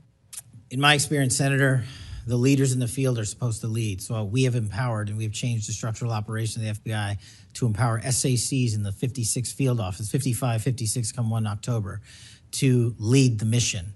We've also empowered the respective assistant directors and operational directors to lead the mission. That is how you manage 36,500, 37,000 people. No one or two people can do it. And that's been the transition, is the power structure is being pushed out to the field operations. It sounds like a very practical way to approach it. And how is morale? Morale, when I travel around the country, in my experience, has never been higher. The FBI and the police officers that we work hand in glove with across this country are excited to do the work. And the stats that I'm citing are no achievement of mine. The stats that I'm citing in the 7 months that I've been there, such as a 42% increase in cyber arrests alone this year, is because the men and women at the FBI have been empowered in the field. They want to do the work. They're getting the opportunity to do the work. And with our great partners in the respective states like Texas, and where we just returned a top 10 most wanted fugitive in Cindy Singh, are getting the ability to make those prosecutions a reality. By the way, Senator Durbin was asking about polygraphs. Aren't polygraphs a standard part of the standard test given to people with security clearances across the intelligence community? They are. As a condition to maintaining your security clearance? I believe they are. Speaking of intelligence, one of the things that I've wondered about over time is, you know, the FBI is a premier law enforcement agency in the nation, but you also have other important responsibilities in counterintelligence. Mm-hmm. And there's been different debates or people wondering whether, including me, whether that's an appropriate role for the FBI to play. And I guess the most challenging part of that is, if it's not at the FBI, where would it go?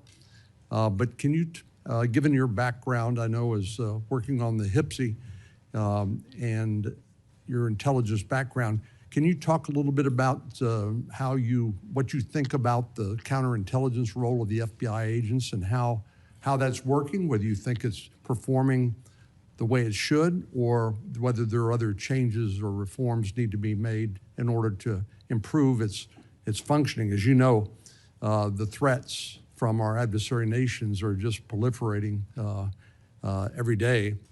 So what do you think? The espionage activities of our adversaries have never been so high, and I think the counterintelligence mission is properly housed within the FBI because we've been vested with those authorities for Congress, and I believe that mission set is working. And if I can, sir, since January 20th of this year, the FBI has made 55 arrests on the counterintelligence mission alone. That's a 30% increase in CI arrests from the same time year-to-date last year. We've arrested 33% increase in PRC counterintelligence arrests, an 83% increase in Russia counterintelligence arrests from the same time last year, then a 60% increase on Iran counterintelligence arrests from the same time period last year. So we are already on total exceeding the entirety of the number of arrests from the previous year on counterintelligence matters across the board. And in my opinion, the FBI is the only agency that can do it. Now, we work with the interagency to do it, and we need them, but we have the mission set. Thank you.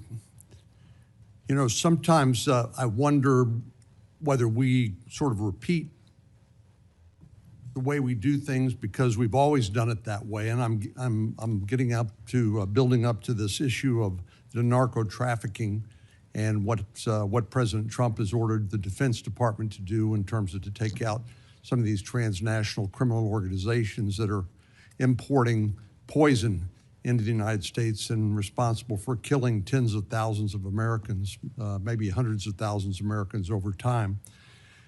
Do you think a law enforcement model for dealing with these narco traffickers is adequate to deal with the threat? Or do you think we need to start thinking about this in maybe new and different ways? Obviously, we're not engaged in a war per se, although it is a war metaphorically.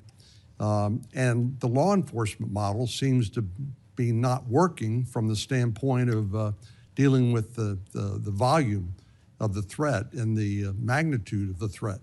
Do you think we need to start thinking about how do we deal within constitutional legal parameters to deal with this problem in a different way to be more effective in protecting the American people? Absolutely. And the way to analogize this and why I've advocated for the designation, and I'm thankful that the Trump administration has designated these cartels and narco traffickers as foreign terrorist organizations, is because we must treat them like the foreign terrorist organizations post 9/11. We must treat them like the Al-Qaedas of the world because that's how we're operating. And just treating them with law enforcement capabilities alone was wholly insufficient to wipe out the targets in their entirety. They always had the next man up philosophy. If you take out the leader, they got 10 guys behind him. But in order to eliminate, and that's the key, eliminate the drug trade, and eliminate the pouring into this country of narcotics, we have to use our authorities at the Department of War and the intelligence community to go after the threat like we did terrorists when we were manhunting them. And now we have that ability, and we're seeing that in live time, whether it's on the strike on the boat or going down into Mexico and working with our Mexican authorities with these intelligence assets to say we've located not just the person in charge, the cadre in charge, but the entire network. And we are now able to dismantle that entire network. It's going to take time. The manhunt after 9/11 took some years, and this is going to be a years-long mission. Well, I'm glad you mentioned the counterterrorism mission because we've had a lot of experience, the U.S. government writ large, with dealing with terrorism in the Middle East and elsewhere. And obviously some of our friends and allies, like Mexico, for example, are very sensitive about sovereignty and being able to control what happens on their territory. But yet we're beginning to see more and more cooperation, as you point out, in that regard. And so in your opinion, has the counterterrorism model, have the lessons learned by the U.S. government writ large, are they being aggressively applied? Are there other things we need to do to make sure that those skills, those lessons learned are applied more broadly to the threat of narco trafficking? I can only speak to the FBI. We are applying all of them to our the CT mission set to the CN mission set, and we're using the new authorities given to our intelligence community partners in the Department of War to combine these collective efforts and in a new way, meeting together and creating an interagency process that gets after the threat dynamic. And whether that's in a kill operation, a capture operation, a surrender operation, or a host nation takedown, like we did with the counterterrorism mission sets in Afghanistan, in Iraq, and Pakistan, and elsewhere, we are applying that to the drug traffickers in Mexico and Venezuela and Colombia. Thank you very much. Thank you, Mr. Chair. We have seen too much political violence in this country. We all know that. Just last week, Director, your friend Charlie Kirk was gunned down on a college campus. I'm sorry for your loss. In Minnesota, only 2 months ago, a madman took the life of my friends, Melissa and Mark Hortman, shot Senator John Hoffman and his wife Yvette a combined 17 times. And evidence indicates that he would have killed a lot more if law enforcement hadn't intervened.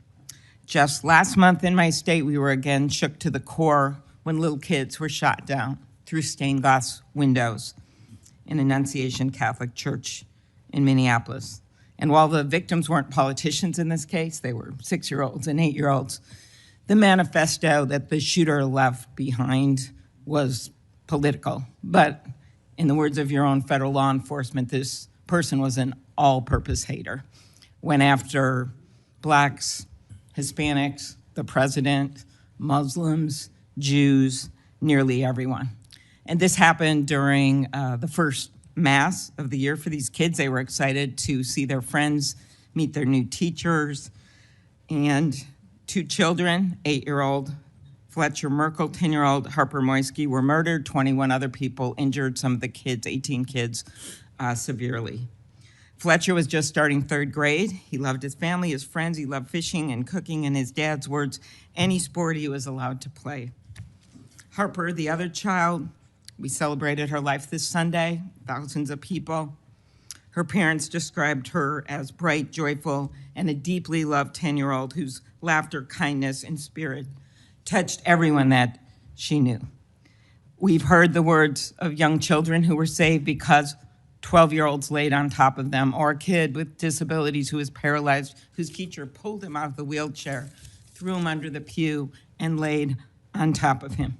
We do thank the local FBI director and the local U.S. Attorney's Office for their work in both of these cases, the Hortman case and this.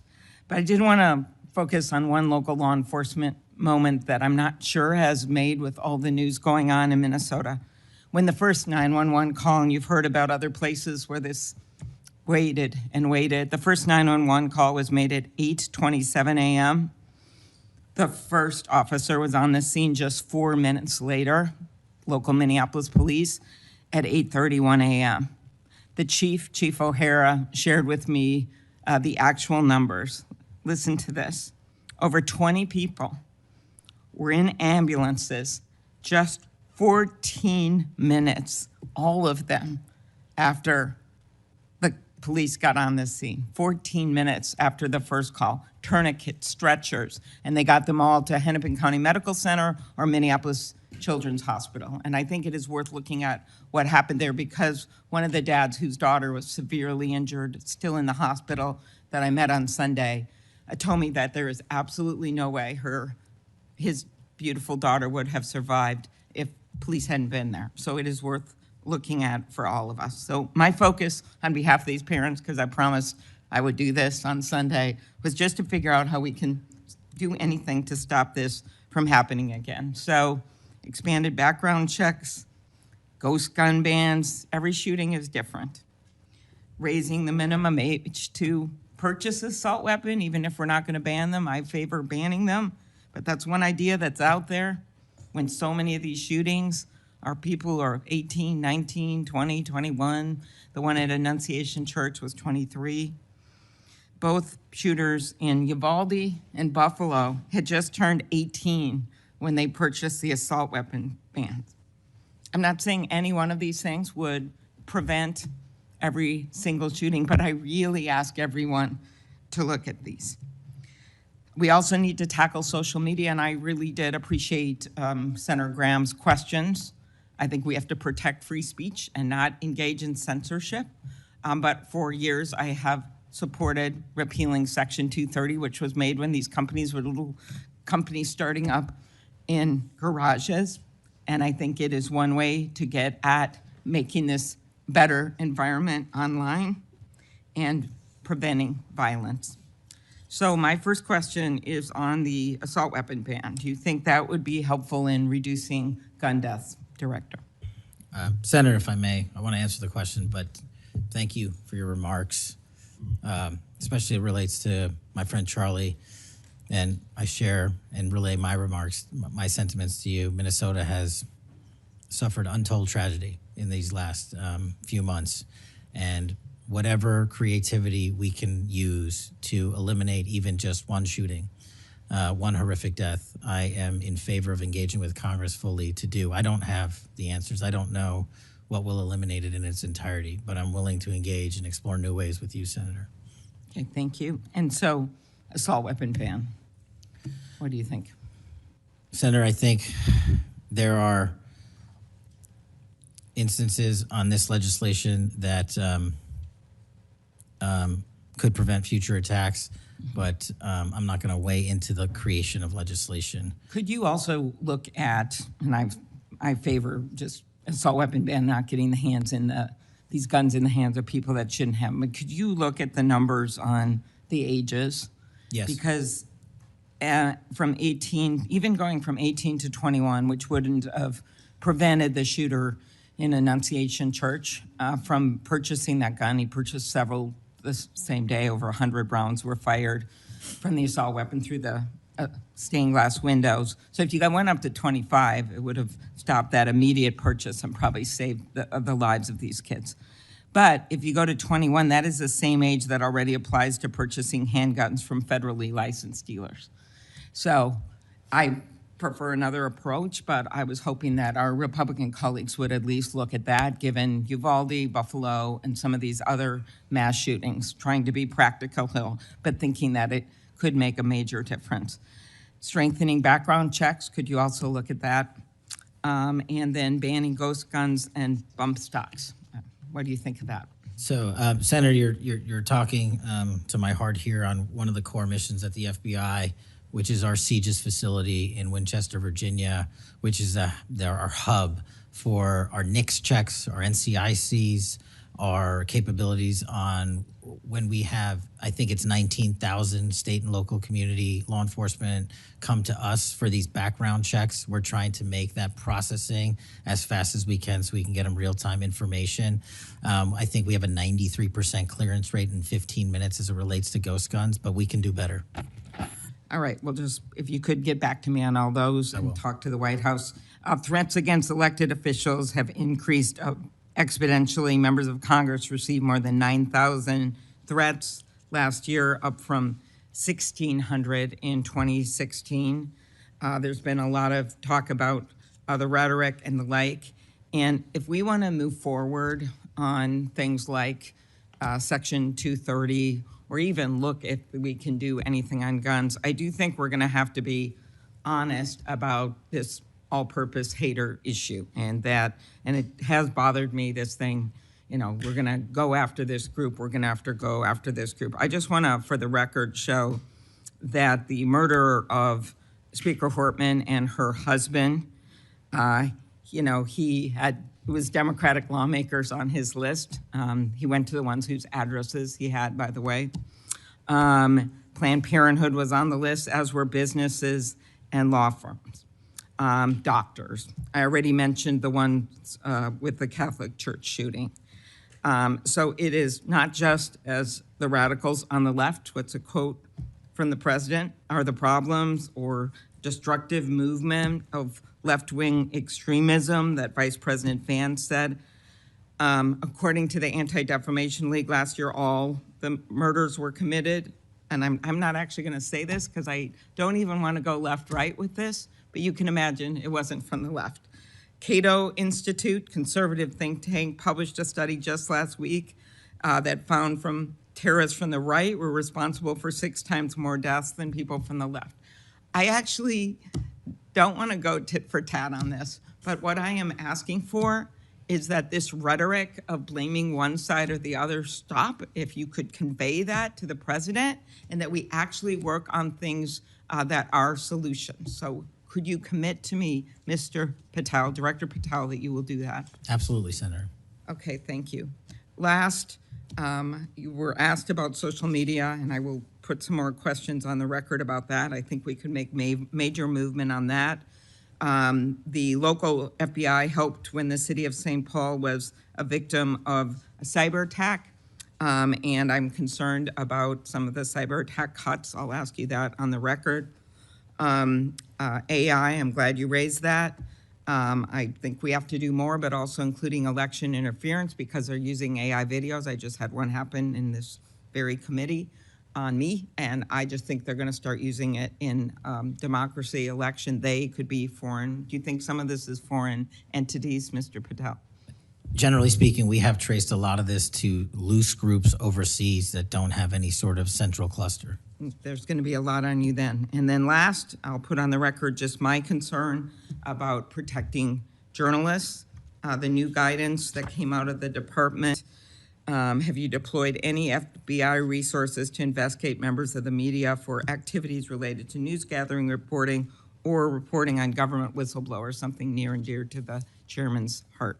The only time we would involve an investigation of a journalist if they've conducted or committed an allegation of separate criminal activity, most prominently leaks of classified information. Thank you. Senator Hawley. Thank you very much, Mr. Chairman. Director Patel, good to see you. Thank you for being here.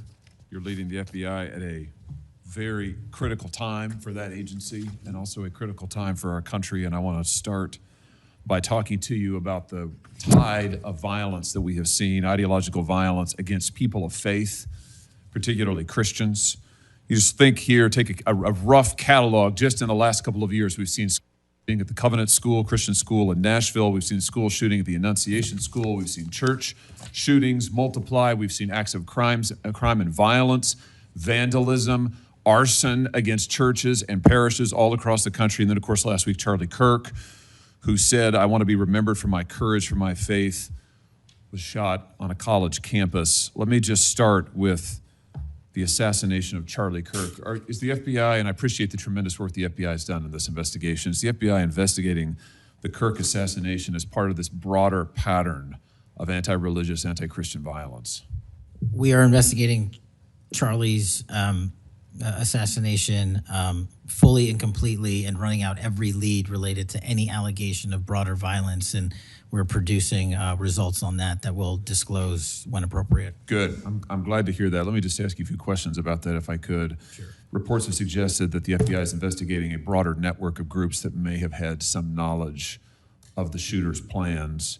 Can you give us any details on that, following up what you already said in public? How's the FBI working to find other potential accomplices, folks who may have known about the shooter's plans, folks who may have encouraged him? Any update on any of that? So in terms of what we do for an interrogation perspective, we go and reach out to the family and community immediately. And we've conducted those investigations and interrogations with local law enforcement, and we're continuing to do that because those closest to the suspect are going to hopefully know the most about the suspect and his beliefs and his ideology. On top of that, unfortunately, it has been leaked that there was a Discord chat, and for those unfamiliar with it, it's a gaming chat room online that the suspect participated in. So what we're doing, we've already done, is serve legal process, not just on Discord, so that the information we gathered is sustained and held in a evidentiary posture that we could use in prosecution should it be decided to do so.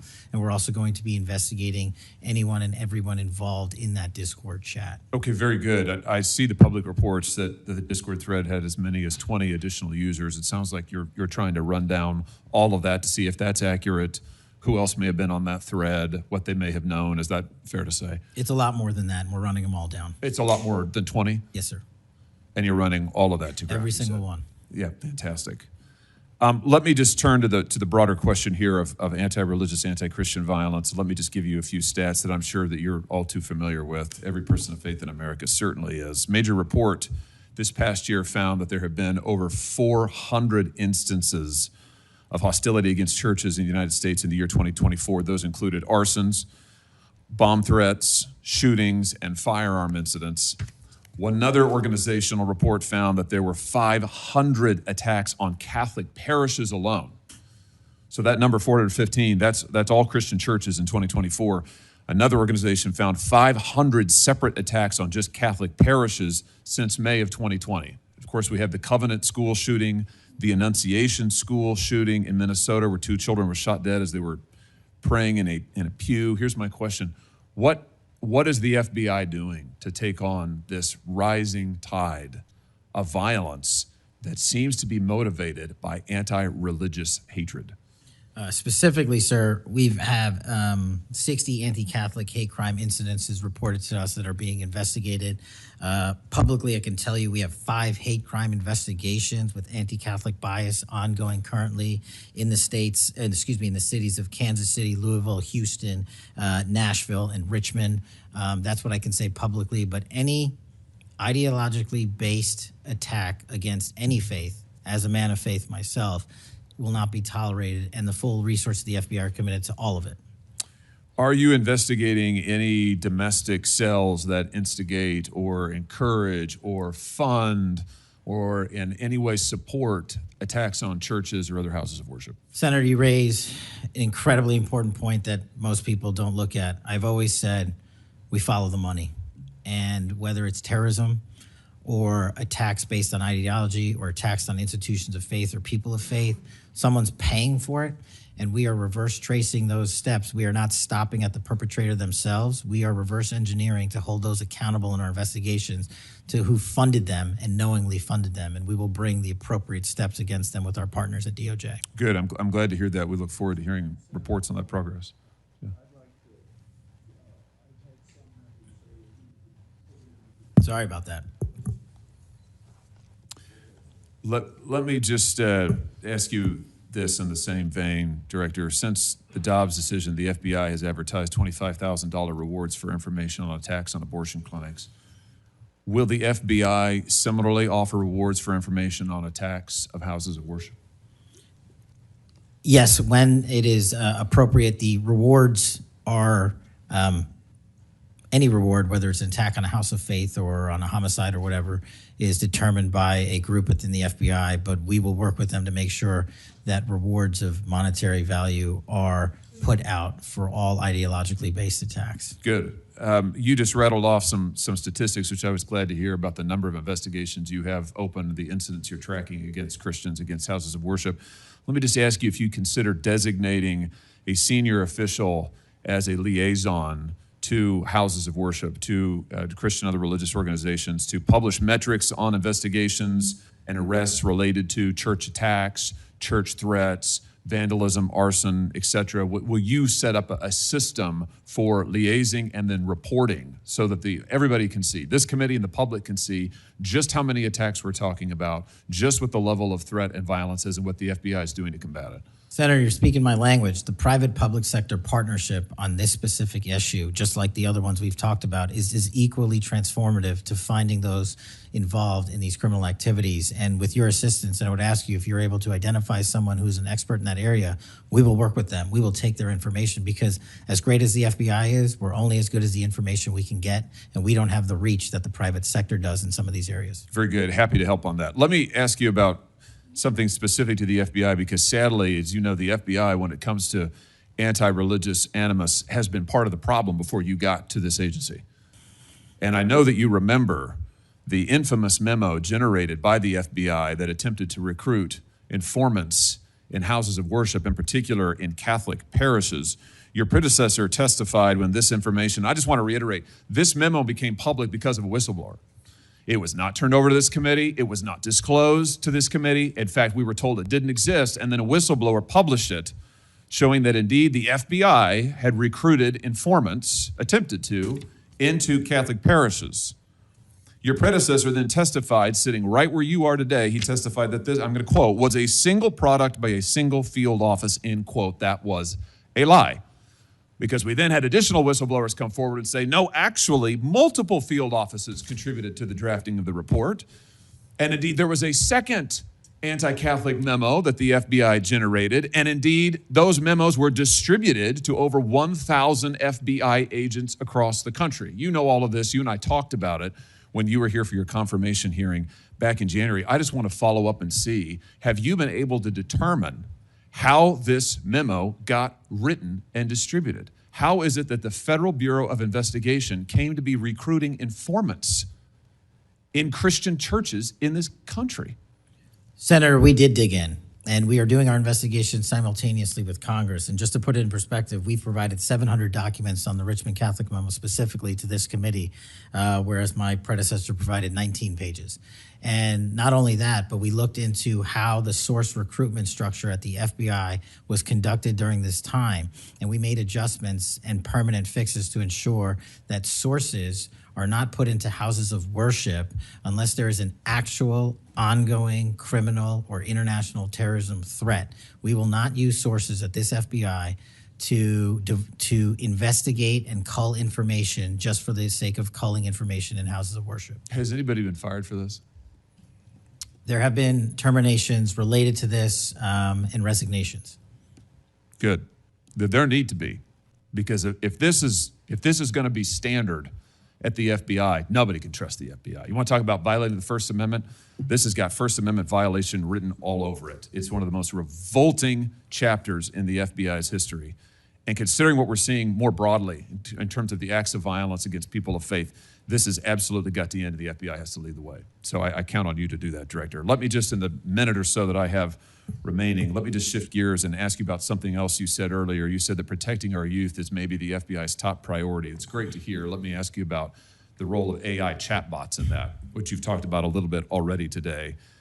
Are you investigating any cases of AI-generated child sex abuse material? You issued a PSA earlier this year warning that synthetic child sex abuse material, it's where the AI generates it using maybe a real kid's image, but then generates sex material, sex abuse material. You warned that that was illegal under federal law. Is the FBI investigating any instances of this synthetic CSAM material generated by AI that you could speak to? We are investigating dozens of those matters because, let me just say this, as far as the FBI is concerned, generative AI that produces CSAM, child sexual abuse material, under our investigative authorities is treated as equally as if it were actual child sexual abuse material. There's no difference for me in the FBI on this. Let me just ask you one other thing in this vein. I'm sure you've seen the reporting that Meta's AI rules, their own internal guidelines, allowed their chatbots to have sensual, that's their word, sensual conversations with children. We've had instances, multiple instances of children, minors, taking their own lives at the behest of chatbots that instructed them with specificity on how to do it. What's the FBI's role here in investigating what is going on with these chatbots, with these AI companies encouraging? I mean, listen, if an actual person did that, we would say that's grooming. We would say that's child abuse. These companies are doing it. Their own guidelines allow it. What can we do about that? You're referring to NVE, nihilistic violent extremism, and 764. It has been made a priority of the FBI because they are targeting children, and these chatbots and these generative AI are getting coupled with actual humans who are using them and releasing them because they can do the work faster and quicker than humans can and get into spaces like social media where humans have a difficulty in engaging. And what we're doing is treating any extension of generative AI as the criminal themselves. And we have, I think, I've got to get the number back to you, but over 1,000 investigations related to NVE. We've had numerous takedowns and arrests of 764 individuals. And we are educating, this may be the most important part, I'm directly engaging with the social media and media companies, the internet service providers, to find a way to shut down. There's nothing I can do at the FBI to force them to shut it down, but work with you in Congress to find a way to work with our partners to get that shut down permanently. Senator Coons. Thank you, Chairman Grassley. Thank you, Chairman, for calling this hearing. I'm grateful we're continuing this committee's long tradition of oversight, and in particularly today, oversight of the FBI. Director Patel, thank you for being here. There's a number of issues I hope that we can speak to. I want to start by reading something you said to me during your confirmation hearing under oath. I have no interest, no desire, and will not, if confirmed, go backwards. There will be no politicization at the FBI. Then you looked me in the eyes and said there will be no retribution actions taken by the FBI should I be confirmed as director. I told you that in your office. I tell you that again today. I'm concerned that that's not what's happened, that since you took over as director, you've cleaned house or forced out senior leaders across the Bureau, in particular targeting those that worked on investigations of President Trump. The former acting director has just sued you for firing him for political reasons. So did a leader in the DC field office. And the well-respected leader of the Salt Lake City office was pushed out last month, leaving that office shorthanded at a particularly difficult time. I'm worried that these actions compromise the Bureau's ability to keep Americans safe. Hundreds of agents have resigned. You are lowering application standards to fill vacancies. You've reassigned large numbers of agents to work on immigration and street crime, issues other law enforcement agencies can handle, perhaps more effectively with the FBI. But I'm concerned that this compromises the Bureau's ability to address national security risks, uniquely its capability. In fact, you've shut down the Office of Integrity and Compliance, which makes sure that agents act in a lawful and ethical way, and reassign staff away from domestic terrorism investigations exactly at a moment I think we are all concerned about it. I also have to ask, you came before the Appropriations Committee in May and told us you wanted a $500 million budget cut for the FBI, literally an effort to defund the police. I am grateful for the work of the men and women of the FBI. They've done great work this year in Delaware, partnering with the Dover Police Department to support human trafficking victims, partnering with the Middletown Police Department on armed robbery and carjacking. And it's urgent, I think, that we fix the direction and the prioritization within the FBI. And I wish we could focus on those efforts today. But I'm seeing an FBI leadership more focused on social media clout and on political revenge than on fighting crime. Director, have you ever ordered that an FBI employee be terminated because he or she worked on an investigation into President Trump? Senator, thank you. One quick correction for the record. There's 280 NV investigations. I gave the incorrect number to Senator Hawley. Thank you. Understood. As far as a lot of your statement, I disagree with it, and I'm happy to address it. But the only way, generally speaking, an individual is terminated at the FBI is if they have violated their oath of office, violated the law, or failed to uphold the standards that we need them to have at the FBI. So those who say that they've been fired because of working on investigations into President Trump are lying or misrepresenting? Well, those matters are alleged in litigation, which is ongoing, so I can't comment on those specifically. Could you comment on why you fired former acting FBI Director Driscoll? I can't because it's ongoing litigation. Could you say now definitively under oath that the rank and file agents who were assigned to work January 6 cases will not be terminated because that's what they were assigned to do? I've said it before and I've said it again. Your case assignment, as I was given case assignments when I was a young prosecutor, does not dictate your career or your termination. Thank you. Then let me go to the appropriations question. In May, you testified before the subcommittee on which I serve, defending the president's request that we slash the FBI's budget by about $500 million. The day before, you testified the opposite in front of the House. Where are we in terms of the budget request? Senator Graham earlier said if you're requesting more funding for more agents, let us know. We're nearing the end of the fiscal year. In front of the committee on which I serve here in the Senate, your request was for a reduction of hundreds of millions of dollars.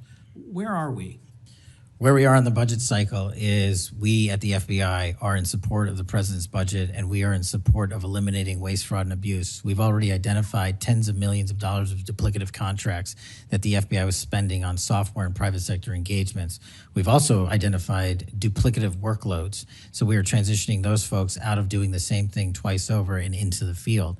And that's my focus right now. And the move of the FBI headquarters is also going to save the FBI $3.5 billion in the American taxpayers. So we're focused on eliminating waste, fraud, and abuse. And as I told Senator Graham, if I'll go back and talk to my team, and if we need more, we'll let you know. Are you planning any additional reductions in force, Director? No. How many vacancies are you currently trying to fill within the agency? In terms of the 1811 ranks, there's a few hundred open vacancies that we have funded. And so we're filling all of those with our hybrid 1811 program and our new recruitment program, and I think a lesser amount of IAs and SOS. So if hundreds of agents have retired or taken the fork in the road offer, and you have vacancies, but you're requesting $500 million less, how does having fewer FBI agents help you tackle violent crime and address our national security issues? Just to put it in perspective, Senator, issues? Sorry, I didn't mean to cut you off. If we had this $500 million, we've done the math. It would take us 14 years to onboard every vacancy that's on the books currently at the FBI because we can't hire these folks and train them overnight. It's a years-long process. So we are currently focused on recruiting the best and filling the positions to the best of our needs. And we, even if we had this extra money, wouldn't be able to hire them overnight. We're looking for where the need is greatest, where in the country we need to send them, and how we can change the training requirements, which is why I'm thrilled to have police officers. They might not have a college degree, but they got the street smarts and the cop smarts to become FBI agents, and that's what we want. Let me turn to Section 702. Yes, sir. When you testified in front of the CJS subcommittee, we talked about this issue. You told me you were in favor of reauthorizing FISA Section 702 when it expires next year, Right. so long as the reforms implemented last year, reforms like better training for agents and real consequences for inappropriate searches of Americans' communications, were maintained. You also said that you had some ideas about how to make Section 702 better going forward. Can you give me an update on the FBI's implementation of these reforms and the direction you think it should go? Absolutely. I think you're referring to the query process, and if you're not, let me know. But any instance of abuse or mistakes that were made in the query process have now been changed. It used to be you can make multiple mistakes and continue to access the query database system. I've changed that. If you make a mistake, you're immediately sidelined, a review is conducted, and if it was an actual mistake, i.e., there should have been S on the end of that name and there wasn't, then we put you back in. But we have to review those matters. So that's happening. And if there was an intentional mistake, you have no more access to the 702 query system and its database. So we've also done an audit of the entire 702 system and the query databases. And now we are nearly 100% of the audit. And I think we found one or two, I'll have to get back to you, quote unquote mistakes within that system, which are currently being reviewed. Thank you. You had told me in May that you'd send me updated statistics about the Section 702 searches of Americans' data. I haven't received it. When will I get that? I'll work with my team to get that to you, Senator. And frankly, in May, when you were testifying that you were implementing these reforms, you were also closing down the Office of Internal Auditing at the FBI. Now, that was the office created in the first Trump administration to improve the Bureau's compliance with Section 702. How is that working out? How can you continue to advocate for robust civil liberty protections but shut down the office that was created to enforce those safeguards? Help me understand this. Absolutely, Senator. This is a great example of sort of duplicative work. Both, there was two divisions in the FBI working on this, and all we did was the inspection division, which is the leader in this query system and this audit system, has now been given the single source mandate to conduct these. So the OIA, its elimination is just taking folks who were working there and were experts in it and folded in under the inspection division, and then taking other folks that we didn't need because we had enough manpower and pushing them elsewhere in the FBI. I'm concerned about the rise in threats against members of our judiciary. What are you Yes, sir. doing with the U.S. Marshal Service to help protect our federal judges and with state and local judicial systems to help provide some of the expertise of the FBI in protecting them as well? I share your concern, Senator. We have 35 open investigations, 17 against federal judges, and the remainder against state court judges and threats that they have received. And as you know, federally, there's a specific statute which prohibits that. So we are working up those cases and referring them to prosecution where we can meet the threshold for evidence. In your written testimony, you referenced how counter-UAS legislation expires and we need to resolve the conflict in jurisdiction and authority. I agree, this is an urgent concern. I have heard from state and local law enforcement about it, from the folks responsible for major events, whether it's sports or concerts or public events. Given the tragic increase in political violence, I'm very concerned about the misuse of drones and the potential of there being a catastrophic event. What could we do to address this challenge? Well, obviously, reauthorizing the capabilities that we have under the Counter-UAS program. But just to highlight what the FBI is specifically doing, we've been given the mandate to work with DHS to secure not just the Club World Cup that we had, by the way, which occurred in 32 matches across the country without any significant incident, which we're proud of, and we're taking that model for the next World Cup and also the Olympics. But the reason I bring that up is because we pushed out our counter-UAS programs to address the security needs, and that's where our focus is on events like that. Mr. Director, thank you for your testimony. I look forward to working on actually solving criminal problems and reducing the extent to which what we're going back and forth about is more political and partisan point scoring and more actually solving crimes for the American people. Yes, sir. Senator Kennedy. Mr. Director, you and the FBI working with state and local law enforcement officials in Utah have caught the assassin of Mr. Charlie Kirk. Is that right? We have a suspect, yes, sir. And you did that within 48 hours, did you not? 33 hours. 33 hours. Congratulations. We've had other political assassinations. Back in back in June, an assassinated Representative Melissa Hoffman, Mr. Hoffman, Senator John Hoffman, and Mrs. Hoffman in Minnesota. You and the FBI and Minnesota state and local law enforcement officials caught the assassin within 48 hours, did you not? I believe that timeline's correct, Senator. Congratulations. Sometimes we miss the forest for the trees. Good work.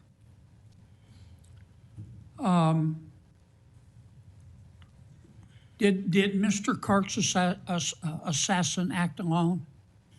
As I've said since the beginning, Senator, it is very much an ongoing investigation, and I can't speak to the state charges. That's for the state to address on their own, but we are providing them with the same investigatory findings reporting the department.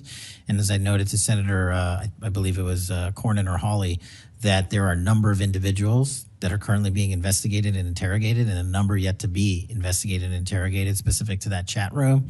So we are very much in our ongoing posture of investigation. So others could have been involved? Yes, sir. Okay. I asked you this last time you were here. Kash, you remember Mr. Peter Strzok and Ms. Lisa Page? Yes, sir. Mr. Strzok was an FBI agent. Ms. Page was an FBI lawyer. They were both very aggressive anti-Trump political activists who allowed their political opinions to affect their work at the FBI. Is that a fair statement? I believe their text messages and their testimony that was secured by the OIG and DOJ speak for themselves. In fact, Mr. Strzok and Ms. Page were having an extramarital affair, and at one point, Ms. Page texted Mr. Strzok, quote, "Trump's not ever going to be president, right? Right?" And Mr. Strzok replied, "No, he won't. We will stop it," end quote. Ms. Page resigned from the FBI. Mr. Strzok was fired. They promptly sued the federal government and the FBI and Justice Department for releasing their emails, which revealed all of this. The FBI settled that lawsuit for $1.2 million, gave Mr. Strzok $1.2 million cash, gave Ms. Page, who resigned. She wasn't fired, she resigned, she quit. Gave her $800,000. Who at the FBI made that decision to give them money? That settlement was reached in the Biden administration when my predecessor was the director. Who? Are you saying that Chris Wray did? The only people that can decide that settlement are the Attorney General in conjunction with the director and the administration. Okay, so you're telling me that Attorney General Garland and Director Wray decided to give them the money? Is Yes, that right? sir. Yes, sir. Okay. Now, when you took over the FBI, did you find instances of where, under the Biden administration, the FBI had weaponized the agency to push the political beliefs of President Biden? Sorry, the last part. When you took over the FBI, did you find instances of where the Biden administration had politicized the FBI to prosecute its political agenda? Well, I won't speak for other people. Having been a target of that weaponization, having been a staffer on the House Intelligence Committee, having had the Justice Department weaponized against me for making the findings and leading the investigation of Russiagate, I know what that feels like. And that's why, as the FBI director, I'm committing to not ever have that ever happen again. But I'm also committed to fully investigating what was done, and that matter is still ongoing. So I take it your answer is yes. Yes, sir. And you're firing those people, is that right? Anyone that politicizes their job at the FBI will not work at the FBI. Okay. You've heard some of my colleagues either implicitly or or otherwise suggest that you have politicized the FBI to prosecute the political beliefs of President Trump. Is that true? I don't know how that can be true when the stats that I cited, to include the 23,000 arrests, 6,000 weapons seized, 1,600 gang and criminal enterprise organizations, 4,700 children found and rescued, more enough fentanyl seized to kill a third of America. The men and women of the FBI are now on an apolitical mission, and this is why the numbers are historic in 7 Have you months. fired people because they voted for Vice President Harris? I don't ask people who they vote for, and neither does the FBI. Okay. But you've given people polygraphs, have you not? Many people in the FBI take polys. The FBI does that all the time. Yes, sir. Does it not? Yes, For sir. a long time, is that correct? Decades. All right. I want to ask you about the Epstein files. Have you seen the Epstein files?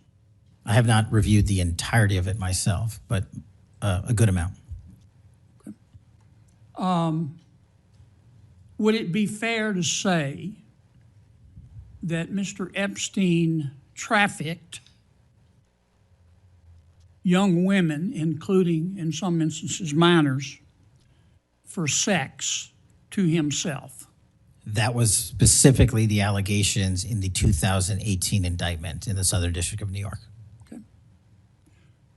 Who else did he traffic these young women to? In terms of what the investigation, again, going back to 2008, Mr. Acosta, who limited the investigation and limited the search warrants and limited the parameters of the investigation, the only thing we are able to speak to publicly, because he was given a non-prosecution agreement by Mr. Acosta, is that first time period from, I believe, don't quote me on this, 97 to 2001-ish. And then when the Trump administration courageously reopened it. Ash, excuse me for interrupting, but I'm going to run out of time. You've seen most of the files. Who, if anyone, did Epstein traffic these young women to besides himself? Himself. There is no credible information. None. If there were, I would bring the case yesterday that he trafficked to other individuals. And the information we have, again, is limited. So the answer is no one For the information that we have in the files. in the case file. Okay. Now, President Trump has deferred to the FBI and the Department of Justice with respect to the Epstein records. He says it is your call about releasing them. And I understand that the department and the agency have decided to release them in cooperation with the House committee. Is that correct? Yes, sir. So you're releasing them a little bit at a time. Is that correct? We're releasing as much as we can, but we are limited by 3 different court orders, and the department went back to each of those judges to waive those court orders or have them lifted, and each of those judges declined. Will you release all of them, or at least as many as you can? We will release everything we are legally permitted to do so. We are continuing to work with the House on the subpoena request. We have substantially complied with it, but we will continue to release whatever we are legally permitted to do so. Okay. I strongly encourage you to do that. Cash, this issue's not going to go away. And I think the central question for the American people is this. They know that Epstein trafficked young women for sex to himself. They want to know who, if anyone else, he trafficked these young women to. And that's a very fair question. I want to know that answer. And I think you're going to have to do more to satisfy the American people's understandable curiosity in that regard. Mr. Chairman, may I just respond to that? I agree, Senator. And what we have done, and just to remind folks, the Epstein case files existed in the 2 prior administrations, in the Obama administration and the Biden administration, and they didn't release anything. And there was President Trump in the first administration that renewed charges against Mr. Epstein. And I know it's a little complicated to understand, but what exists in the Epstein case files was a direct result of the limited search warrants from 2006 and 2007, which hamstrung future investigations because of the non-prosecution agreement. And multiple administrations had the opportunity to look at the entirety of that case file and recommend prosecutions against anyone that was trafficked under Mr. Epstein and anyone that participated in that trafficking. And the only person to bring charges was the prior administration against Mr. Epstein. Now, I am not saying that others were not trafficked and others were not involved. What I am telling you is that based on the information we have, and we have continuously and publicly asked for the public to come forward with more information. If there is, we'll look at it. But based on credible information, we have released all credible information, and the information that the Department of Justice and the FBI never releases is information on investigations that are not credible. And we don't release the names of victims who weren't credible, but in the same time, we don't release the names of victims who were credible.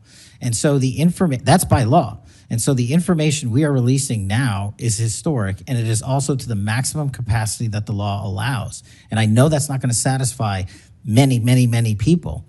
But if they wanted it done right, then the investigation from its origination should have been done right, and he should not have been given a get-out-of-jail-free card to do jail on the weekends for 12 hours a day, and he should have been investigated fully for the entirety of his crime and criminal enterprise, not just from 1997 to 2001. Senator Blumenthal. Thank Thanks, you, Mr. Mr. Patel. Thank you, Mr. Chairman. Director Patel, thank you for being here today. You'll recall well in January at your confirmation hearing before this committee, I raised the prospect of politically motivated retaliation, and you promised me, as you did other members of this committee, quote, every FBI employee will be held to the absolute same standard and no one will be terminated for case assignments. You went on to tell me, quote, all FBI employees will be protected against political retribution. And you assured one of my colleagues that you would honor the internal review process of the FBI. I'm not going to mince words. You lied to us. In the short time that you've been FBI director, you've presided over a rash of retaliatory firings. 3 FBI agents have recently sued you.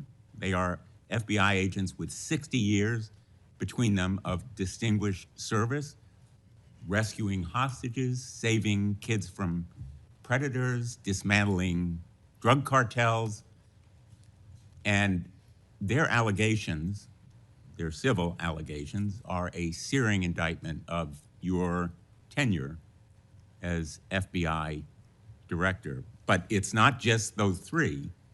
The FBI Agents Association has said that your actions, quote, distract agents from their work, foster fear that their assignments could cost them their careers, either now or under the next administration, and increase the risk of criminal and national security threats by undermining unity and morale within the Bureau, end quote. This association, as you know, is voluntary. It represents 14,000 members, 90% of all the active agents. These are your employees saying that your performance has been unqualified and unfit.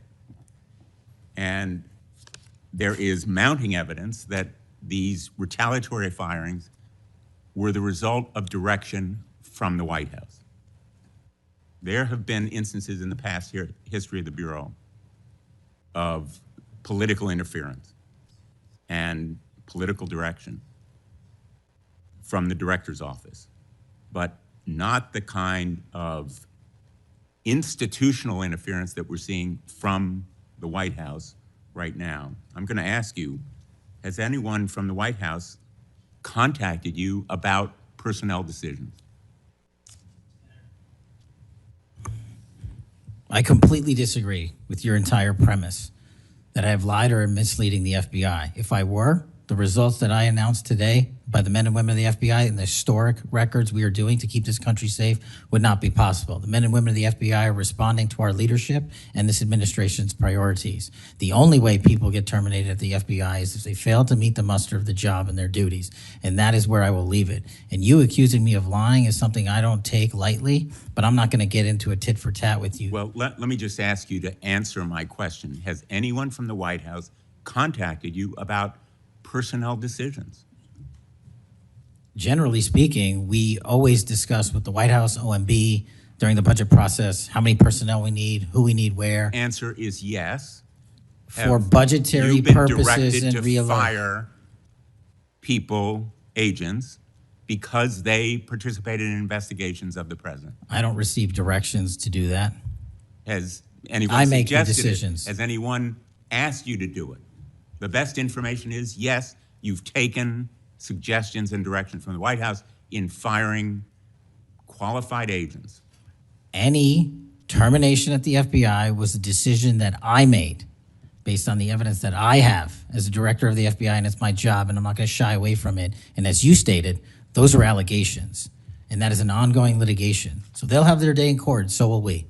The allegations are not just in that lawsuit, Director Patel, and I think your testimony confirms that, in fact, you've taken direction from the White House. I don't. In those retaliatory firings. It literally does because not. you've acknowledged that, in fact, they have been in contact with you about personnel decisions. The White House has been, do not put words in my mouth, we're on the record. The White House, like any administration, contacts its agencies on the budgeting process and where it needs personnel and where the mission priorities are. That always happens. If they didn't do that, they would be abdicating the responsibility to law enforcement. I will always work with my partners in the chain of command at the Department of Justice and the White House to ensure that this FBI is delivering the results we are delivering, to include the lowest murder rate in modern U.S. history, to include the most fentanyl seizures in modern U.S. history, to include the most lives saved and the most children found in modern U.S. history. That is a working FBI. That is not a failing FBI. Let's move on to a related area. In White House discussions, have you been asked or directed by the White House or others to engage in a crackdown on political groups or organizations, nonprofits, after the murder of Charlie Kirk? To direct at political organizations? No. I've been asked by my chain of command to properly root out criminal activity wherever it is in whatever investigation we are conducting, and that's what we're doing. Have those distinctions about whom you're going to target been based on direction from the White House? Nobody gives me a list on who to target. My targeting list is from the men and women at the FBI. Have you talked about investigating certain groups, nonprofits, or foundations or institutions? Whatever those investigations are, they're ongoing, and I'm not going to get into those. Have you used polygraphs to determine loyalty of agents? No. Have you committed that you will respect the First Amendment rights of agents?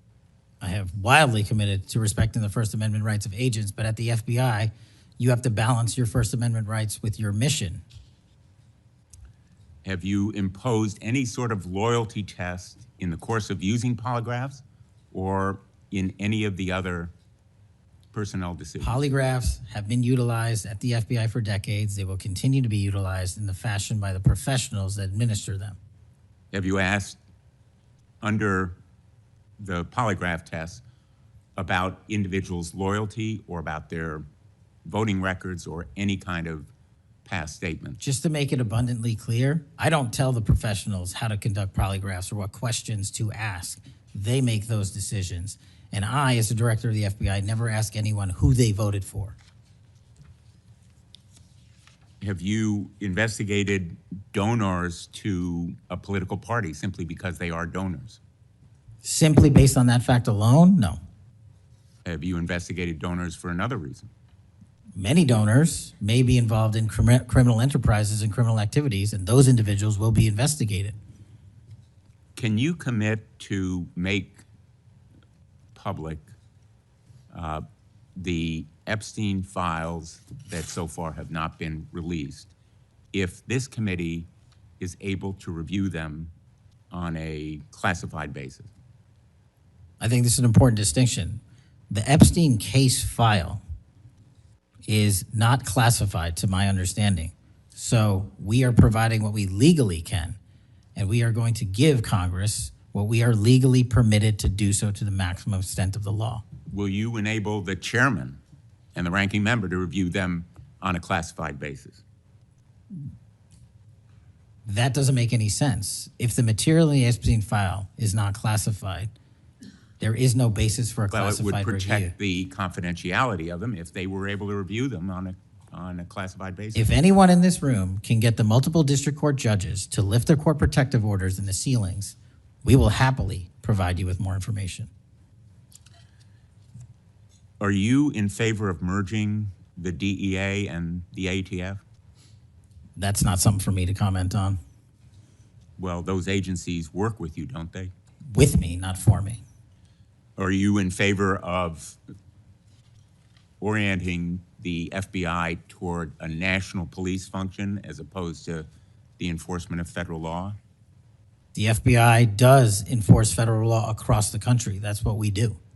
But isn't it a fact that you have told the leadership of the FBI that you view it as moving toward a local and state police function? No, we are prioritizing working with our local and state partners, and they will tell you that that has never happened with this much engagement in the history that they have been serving as local law enforcement officers. I believe local cops are the best intelligence source and the best understanding of their communities, and I folded in my FBI agents under that direction to work with them to get the job done. Thank you, Mr. Chairman. For the fourth time today, I want to remind people that my oversight has made clear that Director Ray's FBI was politicized. I've released a trove of records to prove it, not only today, but in past days. I've also said some FBI personnel who have been fired, retaliated against my whistleblowers, and I don't remember my Democratic colleagues defending my whistleblowers when their careers were ruined. Senator Schmidt. Thank you, Mr. Chairman. Before I get into the thrust of my comments and questions, Director, I want to thank you. In our meetings prior to your confirmation, during your confirmation, we talked about your desire to get more agents out into the field, out of Washington, and take on violent crime. And you fulfilled that. St. Louis received the largest permanent per capita infusion of FBI agents anywhere in the country. And I know it's not only an isolated event, but we certainly appreciate your honoring your commitment to do that. And I know there's a lot of great opportunities ahead to take on violent crime, which you've highlighted many of the successes in your introductory comments. It's obviously no secret that this hearing takes place in the wake of a horrific American tragedy, the assassination of Charlie Kirk. For those of us who knew him, I know you did too. It's still sort of difficult to put into words what a tragic loss that is, not just for his family, but for our country, for free speech, for a belief that we can have a free exchange of ideas. And he was quite literally shot in the throat in an attempt to silence him and take his life. And so you have this task now of this investigation. There's been an arrest. But I think that we face an even larger crisis that law enforcement alone can't tackle alone. It's a crisis that is culminated in the assassination of Charlie. But it doesn't end there. It's I think every bit present right now, and the challenge is greater than quite frankly, I would have imagined. Seeing some of the comments that have taken place after the assassination, and something that I think as a country we have to reckon with. And it's something deeper, much deeper than a rejection of law and order or the norms of civil society. We've entered a very dangerous time, I think, in our country. And that should be clear to everyone. Political violence is a sign of a deep and corrosive sickness in any society. But in America today, the problem is just not political violence in the abstract. It is the specific kind of political violence which is overwhelmingly driven by a specific set of actors and groups. None of this emerged out of thin air. Over the past week, leaders from across the political spectrum have come out and forcefully condemned Charlie's murder and political violence more broadly. For that, we're all very grateful. We should be grateful. There have been calls to unite and come together in the wake of Charlie's murder, and I want to do that. I do. Someday I pray that we can be united as a country again and go forward together as a one people and under one flag, but we are not united.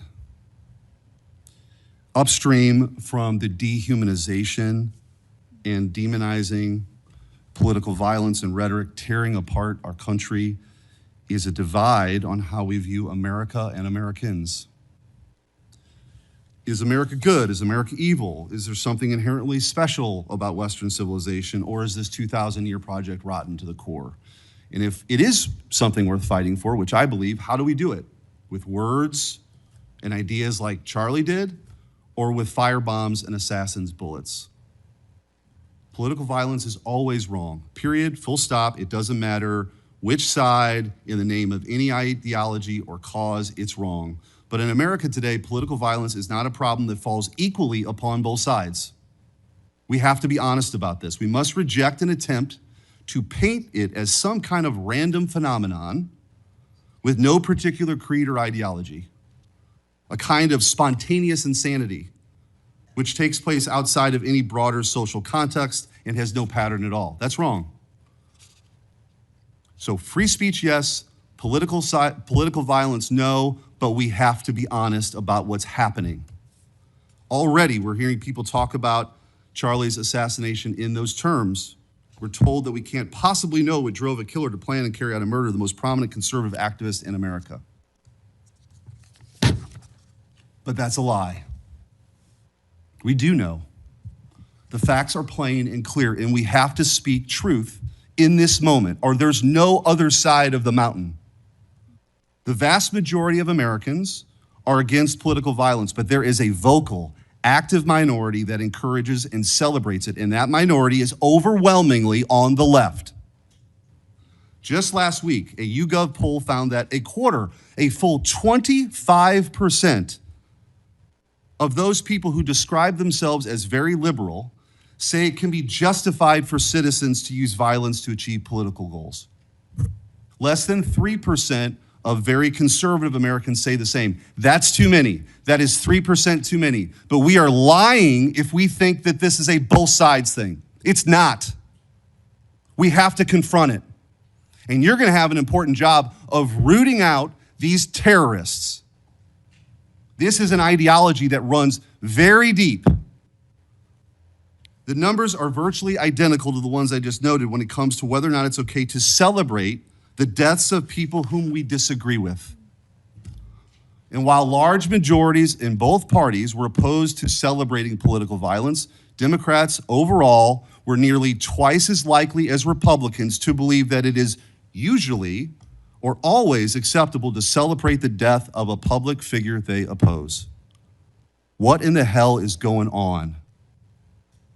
Earlier this year, a poll found that more than 55% of people on the left believed that it would be at least somewhat justified to murder Donald Trump. These are not just some abstractions on a page. These are our fellow citizens. How can we come together with people who believe these things? We've all seen the flood of posts on social media over the past week, not just a fringe few, but thousands upon thousands of people gleefully celebrating a father of two young children getting gunned down in broad daylight. I wish I wouldn't have seen that video. I wish my kids would not have seen that video. Blue Sky, the left-wing alternative to X, was so overwhelmed with these posts that the platform was forced to issue a statement warning its users to stop glorifying the murder. And it wasn't just random social media trolls. It was journalists, elite college professors, and even politicians, all but saying Charlie's assassination was justified because of what he thought, because of what he said. We saw the flood of hit pieces, the most powerful media outlets in the nation dishonestly attacking and villainizing Charlie for the most vicious possible terms. How can you ask us to unite under that? There can be no unity between good and evil. Somebody has to win this thing. And as a country, we have to absolutely reject it. And don't tell me it's both sides. It didn't happen in a vacuum. Over the past decade, we've seen an explosion of political violence, not just one-off lone wolf attacks, but organized, systemic political violence at a mass scale. It is not organic. It is the offspring of a dark and clandestine system funded in part with our own tax dollars, winning with a large network of foundations, NGOs, activist organizations, and front groups.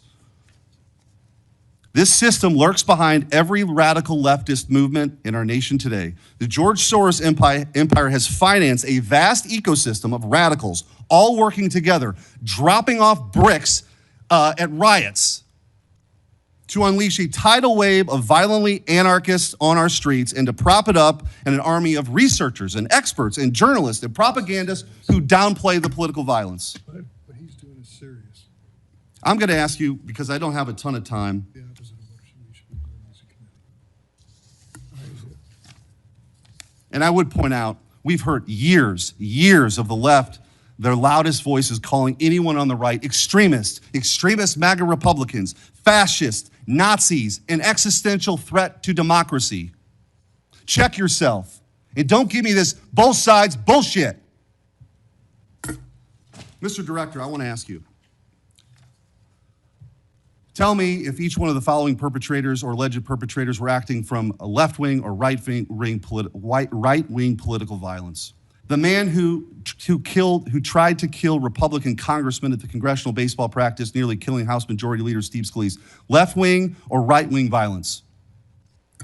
Sir, I believe it was a left-wing ideology. Okay. Burned down cities during the Summer of Love in the George Floyd riots, left-wing violence or right-wing violence? Sir, I'll rely on you on these. I don't have off the top of my head. I'm sorry. Okay, left-wing. The Waukesha Christmas Parade massacre, left-wing or right-wing violence? Left-wing. The Lee Zeldin stabbing attempt, left-wing or right-wing? Left-wing. The Covenant school shooting in Nashville, left-wing or right-wing? Left-wing. The Butler, Pennsylvania assassination attempt on President Trump, left-wing or right-wing? Left-wing. The Trump International West Palm Beach assassination attempt, left-wing. The Abundant Life Christian school shooting, left-wing. The United Care CEO's murder, left-wing. Tesla's burned, keyed, damaged, firebombed, left-wing. The murders at the Israeli embassy, left-wing. The ICE facilities firebombed, left-wing. The Minnesota Catholic school shooting, left-wing. The anti-white Charlotte and North Carolina stabbing, left-wing. The attempted Utah News State firebombing, left-wing. And now, of course, the culmination of this vile trend, a left-wing assassination of Charlie Kirk.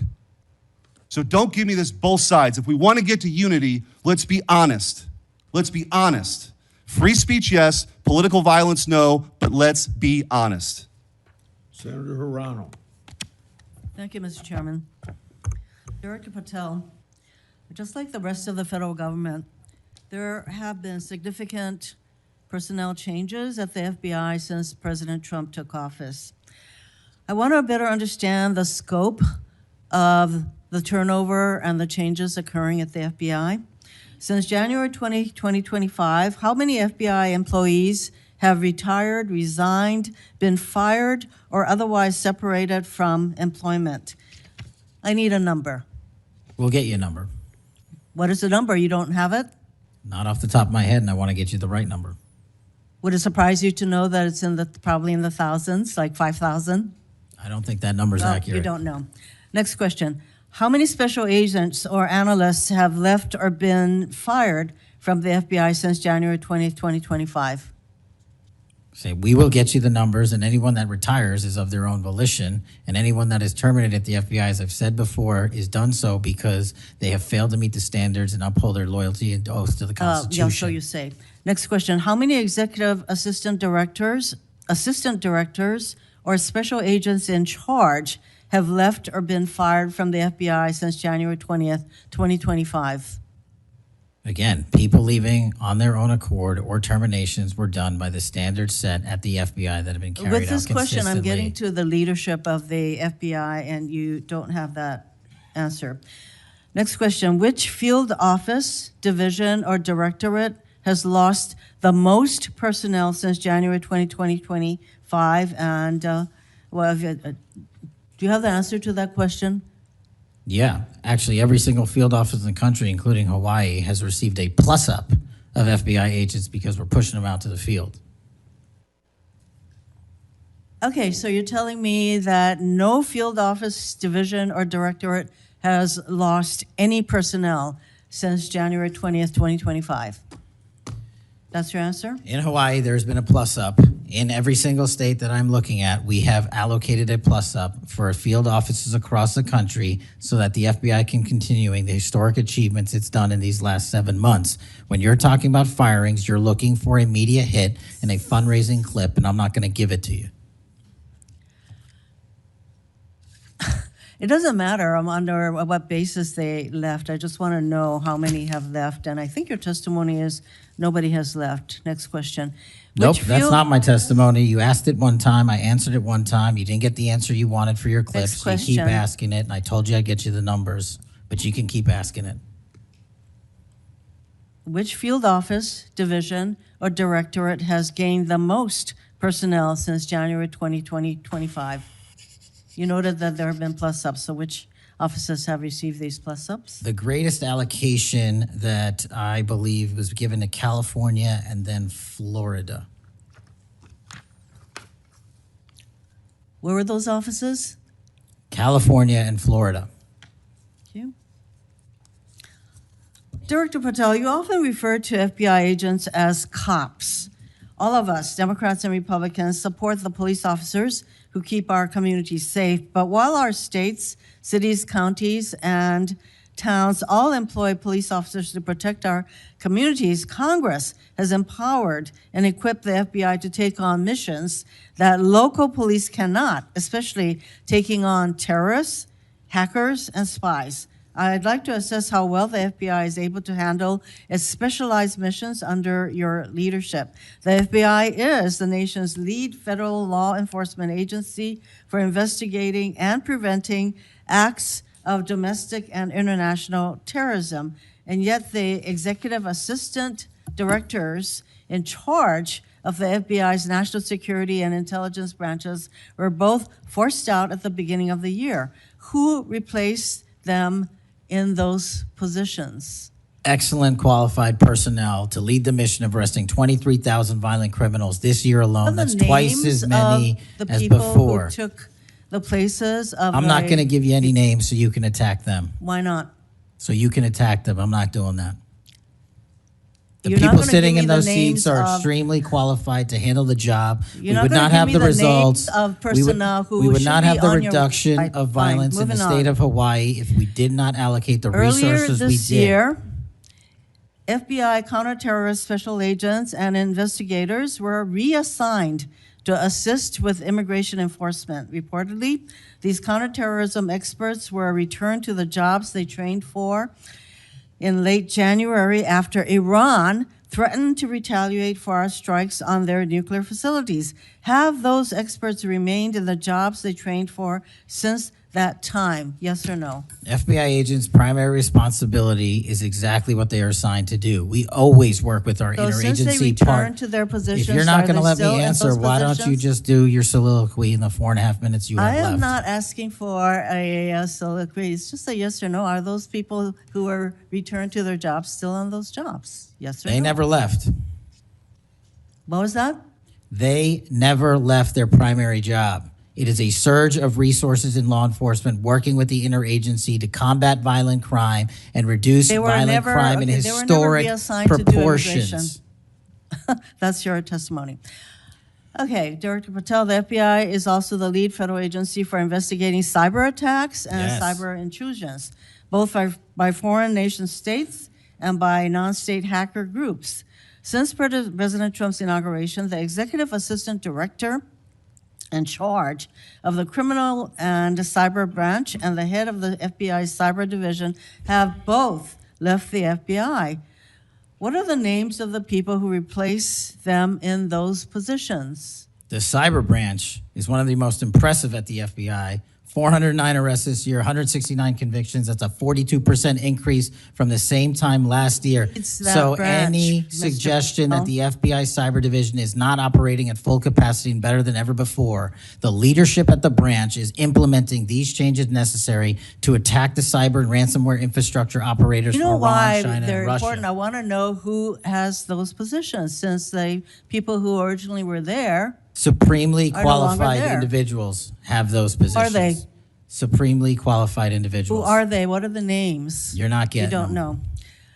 Special agents who investigate cybercrime were also reassigned for immigration enforcement. Have those expert investigators returned to their duties? Yes or no? All agents remained on their primary duties while surging to allocate resources for interagency operations to the Homeland Security task forces across this country. So are you? Am I what? See, I'm not getting the yes or no answers. I get all this explanation. So there you go. No, you get the work that Are the men you and women of the planning FBI are doing. You Any don't want that. additional personnel cuts to the cyber division in the future? The only people that will be terminated at the FBI will be those that violate their oath of office, fail to meet the high standards at the FBI. Director Patel, the FBI is meant to be the tip of the spear in combating terrorism against the United States from both foreign and domestic sources. It's also our lead agency in fighting the hackers who target our businesses and critical infrastructure. But instead of a specialized role fighting these kinds of terrorists, hackers, and spies, you have the FBI playing the role of local police and helping with immigration enforcement. I'm going to move on to my, you've been asked some questions about changes to your hiring standard, and including college degrees and possibly the age. But, one question I had is,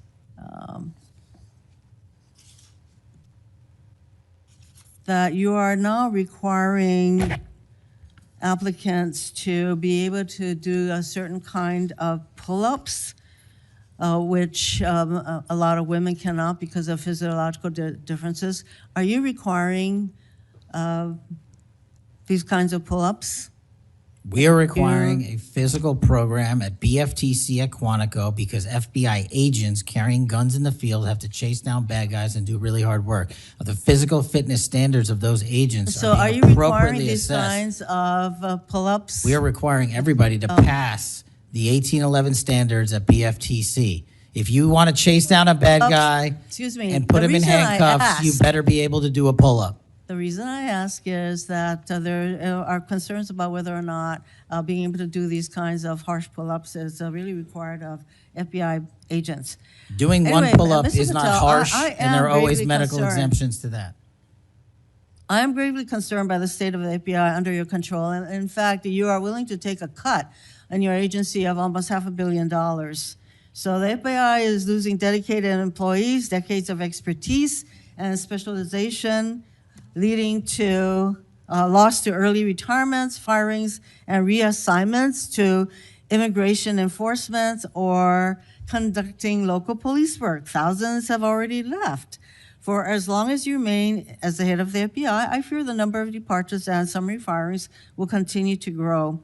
Mr. Patel, before the vote on your nomination of this committee, I noted that your most significant qualification, this is not just something that I noted, but others, your most significant Actually gets this place going. qualification was your 100% loyalty to President Trump. And I fear that that continues to be the motivating factor in your position as FBI director. Thank you, Mr. Chairman. Mayor, Mr. Chairman. Director Patel, did you have Yes. anything you wanted to say now? That is an entire falsehood. You can delete my 16 years of government service to multiple administrations all you want. The fact is that I was a public defender. I was a national security prosecutor. I was a House intelligence staffer. I was a deputy director of intelligence. I was a chief of staff to the Department of Defense and the Secretary of Defense. I led the counterterrorism missions for the White House. Those are just some of the jobs I held in my 16-year career. There was no loyalty then. There's no loyalty now to anything but the Constitution. Senator Brett. Yes. Well, before I begin, I want to thank Senator Hirono for what she said, acknowledging that there are physical differences between men and women. Talking about that women wouldn't be able to do as many pull-ups, and I think that she was making a case here that there should be different standards. There's a thing called Title IX, and this is why we continue to say we should have biological men and men's sports and biological women and women's sports. And so I look forward to utilizing that to talk to all of my colleagues on the other side of the aisle. Maybe they will stand with us in helping us protect women's sports. I think she made a great argument there for it. Moving on to today, Director Patel, thank you for being here. Thank you for your commitment to making sure that America is safe again. Thank you for doing that coast to coast and within our cities. I certainly look forward to talking about that and talking about your historic gains in these areas. But I would be remiss if I didn't begin my questioning with you about the horrific events that we have seen over the last week. Charlie's 2 children, and for parents and families, but for America and for those of us who knew him, you being chief among those. So just my sincere condolences and thank you for the steps that you and the FBI have taken to make sure that we have someone within custody, and we're going to be able to move forward with that. But if you look over the last, since last summer alone, we had 2 assassination attempts on the president.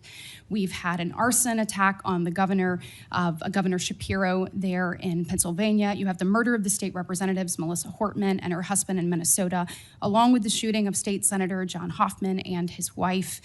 Several anti-Semitic attacks, several attacks on Christians that were noted by Senator Hawley. We had the killing of 2 Israeli embassy staffers here in DC, the June firebombing in Colorado. We could go on, and we saw a culmination, as Senator Schmidt said, with the brutal assassination of Charlie Kirk last week. I appreciate you committing to both Senator Hawley and Senator Kennedy, talking about making sure that all that are involved are held accountable. I think that is critically important, and I think that America needs that transparency. I want to read you some words of Vice President J.D. Vance. He said, "If we want to stop political violence like what happened to Charlie Kirk, we have to be honest about the people who are celebrating it and the people who are financing it." My question to you is, in light of Charlie's murder and all of the things that we have just referenced and have been talking about today, what steps is the FBI taking to more aggressively crack down on those who promote, encourage, finance, fund these types of engagements and this type of political violence? Thank you, Senator, for your kind words. So in terms of how we crack down on the root cause of this violence, for now putting aside the ideological motivations and how they got there, the monetary issue is a real issue. And as I've said before, we follow the money. So we work with our partners at the Treasury Department to trace where the money came from, how these individuals paid for the training they received or the platforms they were using, and also how these individuals collectively got together in whatever groups they were on whatever social media sites they were on, to utilize clickbait to make money for their ideology. And so to trace all of those, we are using, not just in Charlie's investigation, but others, lawful process and serving 2703D orders on any entity that is related in any way financially to any of these criminal acts of violence. And we are going to hold them accountable with our partners at the Department of Justice. Excellent. I would love to stay abreast of that, and just we must get to the bottom of it. We must follow the money. Someone is funding this discourse. Do you believe, obviously there are people here, unfortunately American citizens, that may be engaged in that, but do you also believe that some of this may be coming from overseas? Yes. Okay, let's get to the bottom of it, and let's make it stop. Yes, ma'am. I want to ask you about the Dobbs decision. So we know that it was leaked in May of 22, and then we had the Marshal Service say we found nothing in January of 23.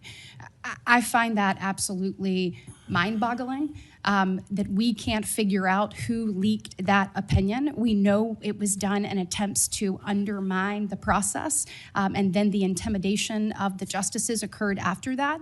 Tell me what you can do as FBI director to help us get to the bottom of what happened and actually hold someone accountable for their actions. So I can't speak to what the marshals did and how they conducted their investigation. I can tell you, generally speaking, the FBI has taken over the investigation on the leak because it was such a detrimental leak. So you commit to getting to the bottom of it. We are utilizing the full resources of the FBI as we usually do on leak investigations, and we will make sure our results are public at the appropriate time. We need answers. I want to talk about child sexual exploitation. Thank you for making protecting our youth your top priority. We know that that is the greatest gift that we have. That is our greatest treasure here in the United States is the next generation. And finally, we have an FBI director that is putting that at the top of his list. Can you tell me the steps and the different initiatives? I've heard you talk about a couple of them. You've mentioned 764 amongst other things.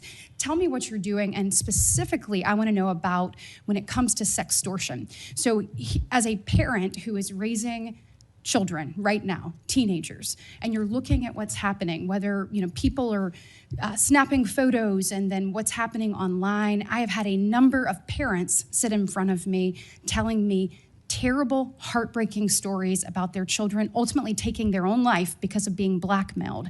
I want to know, what steps are you taking to get to the bottom of that and to absolutely end this? If this were happening in a storefront, Mr. Director, that store would be shut down, no matter where it was, coast to coast. And yet we continue to allow these things to happen, and we've got to have a more targeted approach when we're looking at this. And so what are you doing to protect children, and specifically sextortion? So in our VCAC initiative, our Violent Crimes Against Children is our umbrella enterprise operations hub for things like Operation Enduring Freedom and Operation Not Forgotten and Operation Justice. And in things like that, those are producing the results that I told you about. 1,500 child predators arrested, 300 human traffickers arrested, 4,700 children identified and saved, a 35% increase from year to date last year alone. But specifically on your sextortion question, Senator, that is a problem that we are seeing explode on generative AI in private sector and social media companies. And what we're doing is engaging with NCMEC, the National Center for Missing and Exploiting Children, because this one stat alone should probably cause great pause. They have seen a 1,325% increase in generative AI leading to sextortion and child sexual abuse. That cannot be countermanded by the FBI alone. We have embedded people at NCMEC and have a great partnership with them. But what we need to do is what we did in the month of May, and we're doing it over and over again. We arrested 400 individuals in 1 month in 1 month surge. Wow, These individuals have prioritized. The agents and intel analysts have never left that mission. They're doing multiple missions at the same time. That's what the FBI is called upon to do day in and day out, and we won't stop doing two things at once. But we need help from social media companies. We need help from the private sector and the internet service providers that allow this generative AI to be hosted on their platforms. We have got to get a resolution on that with our partners in Congress and the private sector. Well, we are definitely committed to working on that. I know the people up here. So you let us know what tools you need, and I know we've got several ideas that we look forward to pushing forward. In my remaining 2 minutes, I want to talk to you about your historic results when it comes to crime. In particular, we've seen here in DC just a total transformation. You mentioned earlier 60% down in gun crime, 70% down in carjackings. You said 50% down in homicides, to name a few. We have a success story, and we appreciate President Trump's leadership on all of this. We have a success story in Alabama where the Alabama Law Enforcement Agency, so ALEA, they just marked their 1-year anniversary of the Metro Area Crime Suppression Unit. There in Montgomery, it is a coordinated effort with ALEA, with our Attorney General, with Montgomery PD, and our sheriff, Montgomery County sheriffs. They've seen a 30% drop in violent crime and a 19% drop in overall crime. So it is actually producing results. It's this type of interagency connectivity that I think ultimately is going to lead us to safer cities and safer streets. I know that you You are committed to that, committed to working with your partners. You said earlier you've elevated sheriffs and police officers there to the 7th floor. Thank you for doing that. I am grateful for the men and women of Alabama in uniform that have made this happen, and want to know, how is the FBI working to collaborate in these types of ways across our country to make sure that we have even greater success stories to tell? Well, the collaboration's happening at our Redstone Arsenal in Alabama. We bring 4,000 students through our Redstone Arsenal for training every year. In terms of our future plans, in the next few years, we will bring 13,000 students a year through Alabama's Redstone Arsenal. And by students, I mean FBI employees, I mean sheriffs, I mean police chiefs, I mean cops, I mean intel analysts, because that is their future gem of how we're going to train local law enforcement. And we're so thankful for the dedication of resources to that facility. And I encourage everyone to go down there and take a look, because if you want to see where the FBI is going and how we're going to train the future, it's happening at Quantico and Redstone. We are very proud of it, and thank you so much for your leadership. Senator Booker. Thank you, Mr. Chairman. Mr. Patel, I want to start off where we left off last time. I asked you whether you had any knowledge or discussions about removing FBI officials and installing political personnel before you were confirmed to that position. And I wonder, did you then understand or have conversations with the White House about the intentions to do so? Before I was confirmed? Yes, sir. Did I have discussions with the White House to remove FBI personnel? Yes. No. So you're saying that you had no discussions with the White House before you were in the position about the removal of any personnel from the agency? As I was preparing for my confirmation hearing, I had numerous discussions involving the type of people that would be employed, and that those that were failing to meet the mark at the FBI would no longer be employed if I were confirmed. And I'm assuming that mark had to do with loyalty to the Trump administration. No, you're wrong. Okay. I'd like to revisit another subject from that hearing. Did you testify, excuse me, you did testify before the grand jury that President Trump had declassified the documents at issue in the Mar-a-Lago classified documents case. Is that correct? I don't have the grand jury transcript. That's why I released it. Whatever it says is the best evidence. You know, that's what you said to Senator Whitehouse, that your grand jury testimony was publicly released. It has not been. In fact, in July, a court denied a news outlet's bid to get that transcript.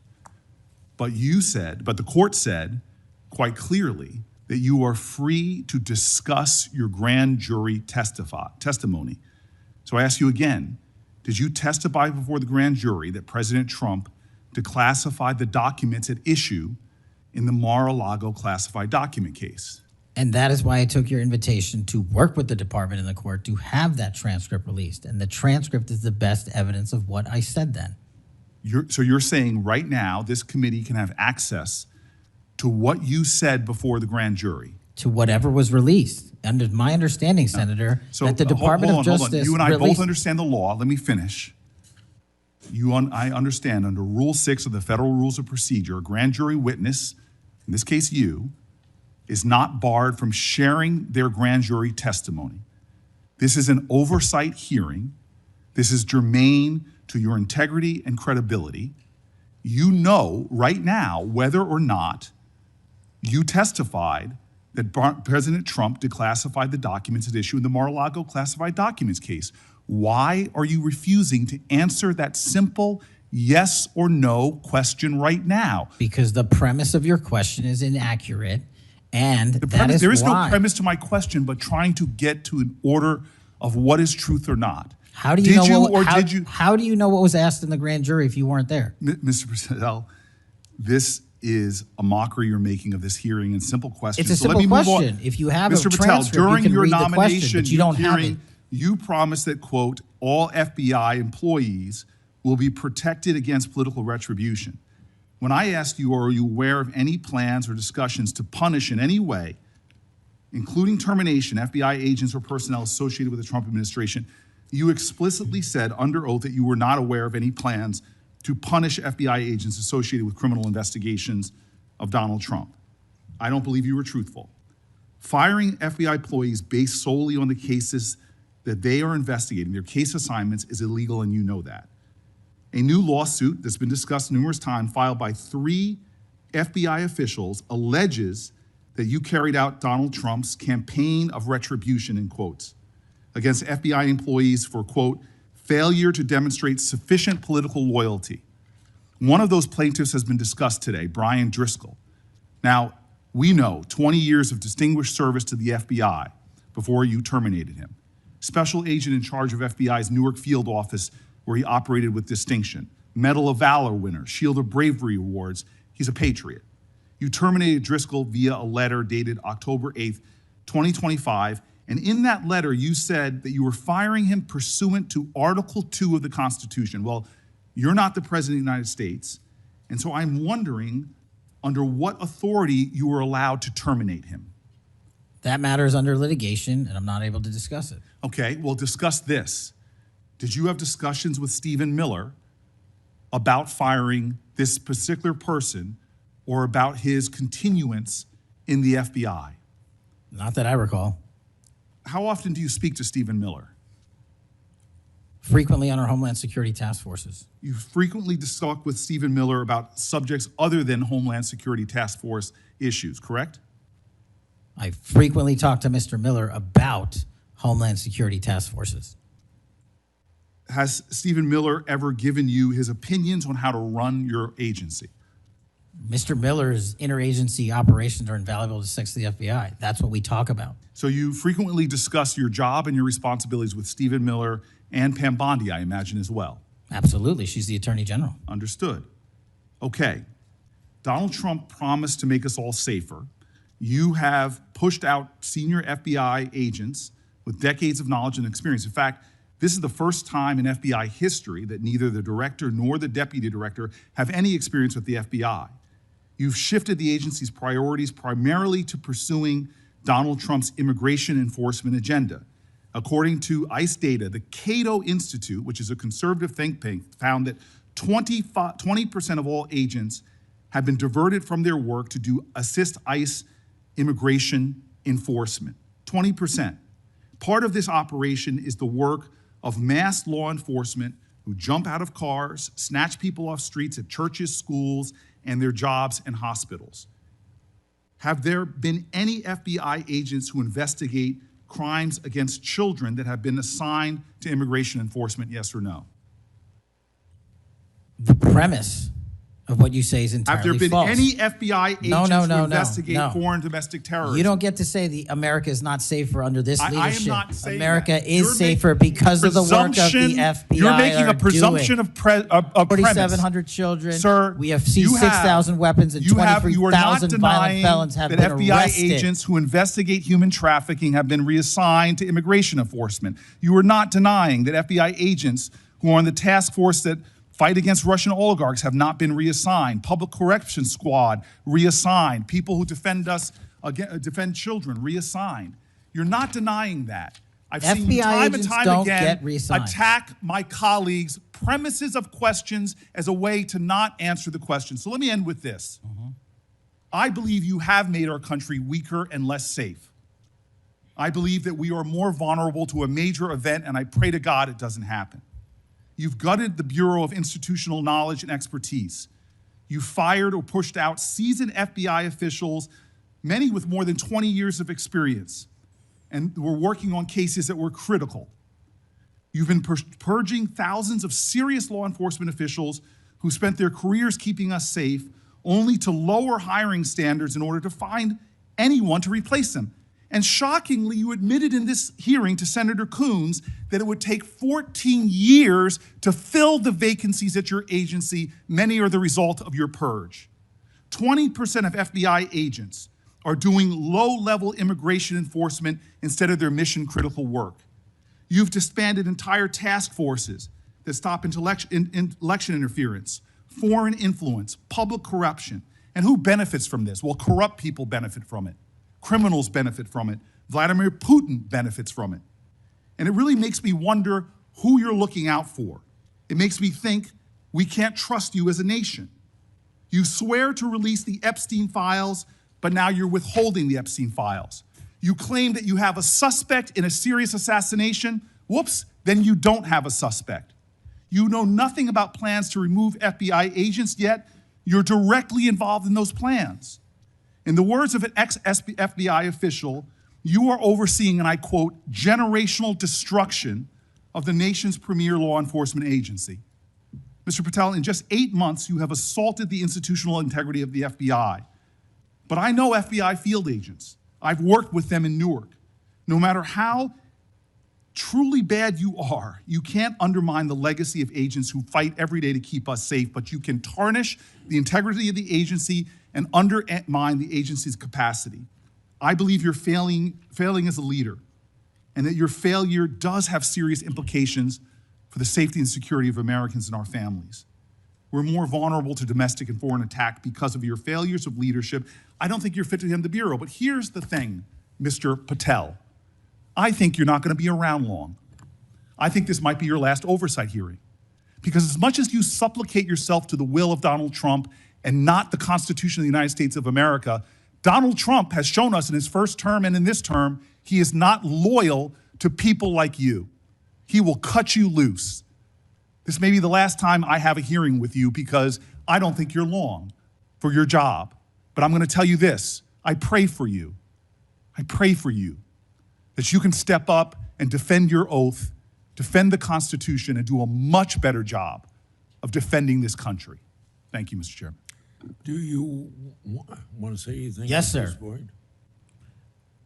That rant of false information does not bring this country together. If you want to work on bringing this country, it's my time, not yours. My God. If you want to talk about dividing this country, it is my I follow time. you on your social media posts that It is tear my this country time apart. to address There should be a your unifying- falsehoods. Oh, You are an you can try embarrassment all to the you division want in this country. to not Senator, take it is my responsibility time. for what You you had have your said. time. Sir, you're Your making a time is mockery of this over. committee. Sir, you don't tell me my time is over. You The know how people far of New we've Jersey come tell me since what my Utah? time is. Senator, You can't lecture me. You can tell me Sir, my time's over? You may be in charge of the I'm not FBI, going anywhere. but I am not afraid of you, sir. Mr. Chairman, Not afraid of you. Mr. Chairman, point of order. Senator Booker, I announced at the beginning of this meeting that this back and forth talking over each other doesn't work. And I said if that happened, I asked Patel not to respond, and I was going to give him some time after the senator's time was up to respond. And he has the privilege to do that uninterrupted. Mr. So Chairman, go- one point of Go order. ahead, Mr. I've Patel. watched him talk over us, and you've never once criticized him for us not even being able to get our questions out. Well, He has been rude and disrespectful to senator after senator. And when the senators were not giving him a chance to answer, I didn't stop the senator either. Go ahead, Senator. Thank you, Mr. Chairman. If the FBI, under my 7-month leadership, were failing this administration in this country, why do we have 23,000 violent felons arrested this year alone? A double increase from that time last year. Why is it that we have seized 6,000 weapons? Why have we found 1,500 child predators and arrested them? Why have we 300 human traffickers in jail? Why have we found and identified 4,700 children? Why have we seized 1,600 kilograms of fentanyl, enough to kill a third of the American public, a 25% increase alone from last year? 88,000 kilograms of cocaine seized, 7,000 kilograms of meth seized, and that's just on our criminal operations in summer heat. How is it possible that we're taking 8 kilograms off the streets of the cities in New Jersey and preventing the deaths of 607,000 people this year alone, a failure of the FBI and my leadership? How is it that we have counterintelligence arrests already this year exceeding the numbers from the entirety of last year? 33% increase in PRC, 83% in Russia, 60% in the CI space as it relates to Iran, and we haven't even talked about CT, the southern border, the northern border.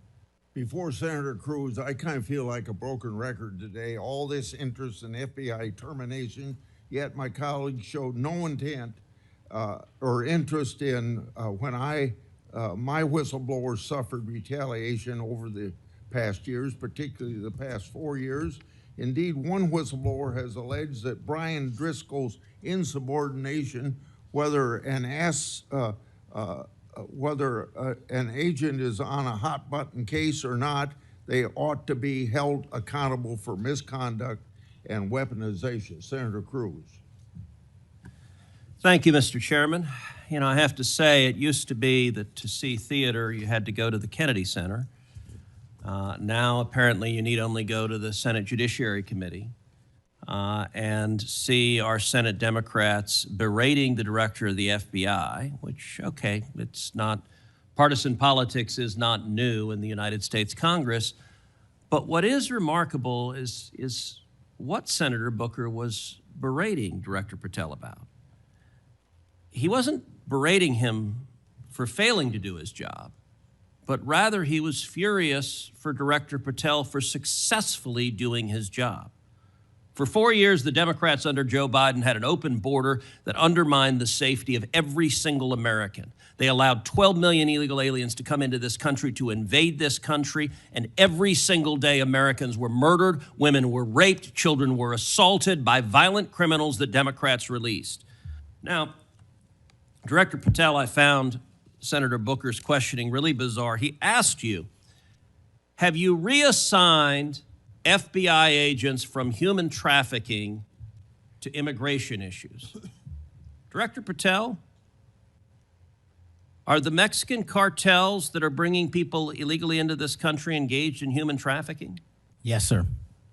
What the hell does it mean to reassign someone from human trafficking to immigration? The greatest human trafficking in the world has been over the last 4 years at our southern border.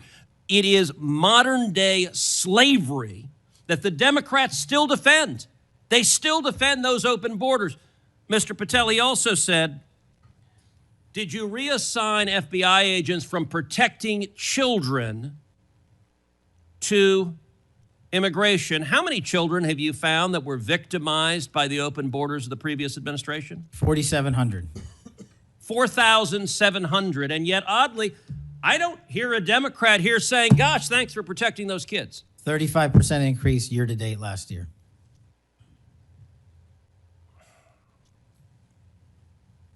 All right, I want to shift topics. And I want to shift topics to what happened last week. Charlie Kirk was assassinated. He was assassinated because of his political views. We're living in a time of enormous division and tragically hatred, and hatred that manifested in evil that we saw last week. Now, the FBI, working in concert with state and local law enforcement, apprehended what appears to be, in all likelihood, the murderer. And you did so in just 33 hours. So I want to start by just congratulating you and the FBI agents and state and local law enforcement for successfully apprehending the murderer in less than a day and a half.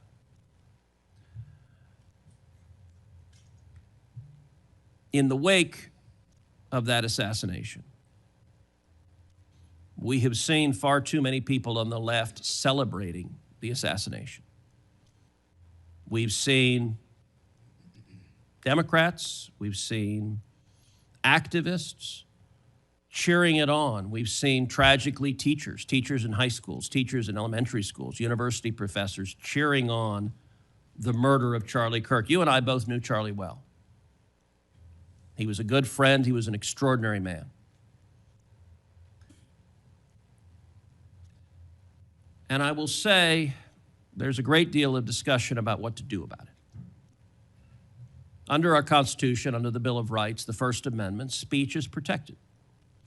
And that's true even for vile speech.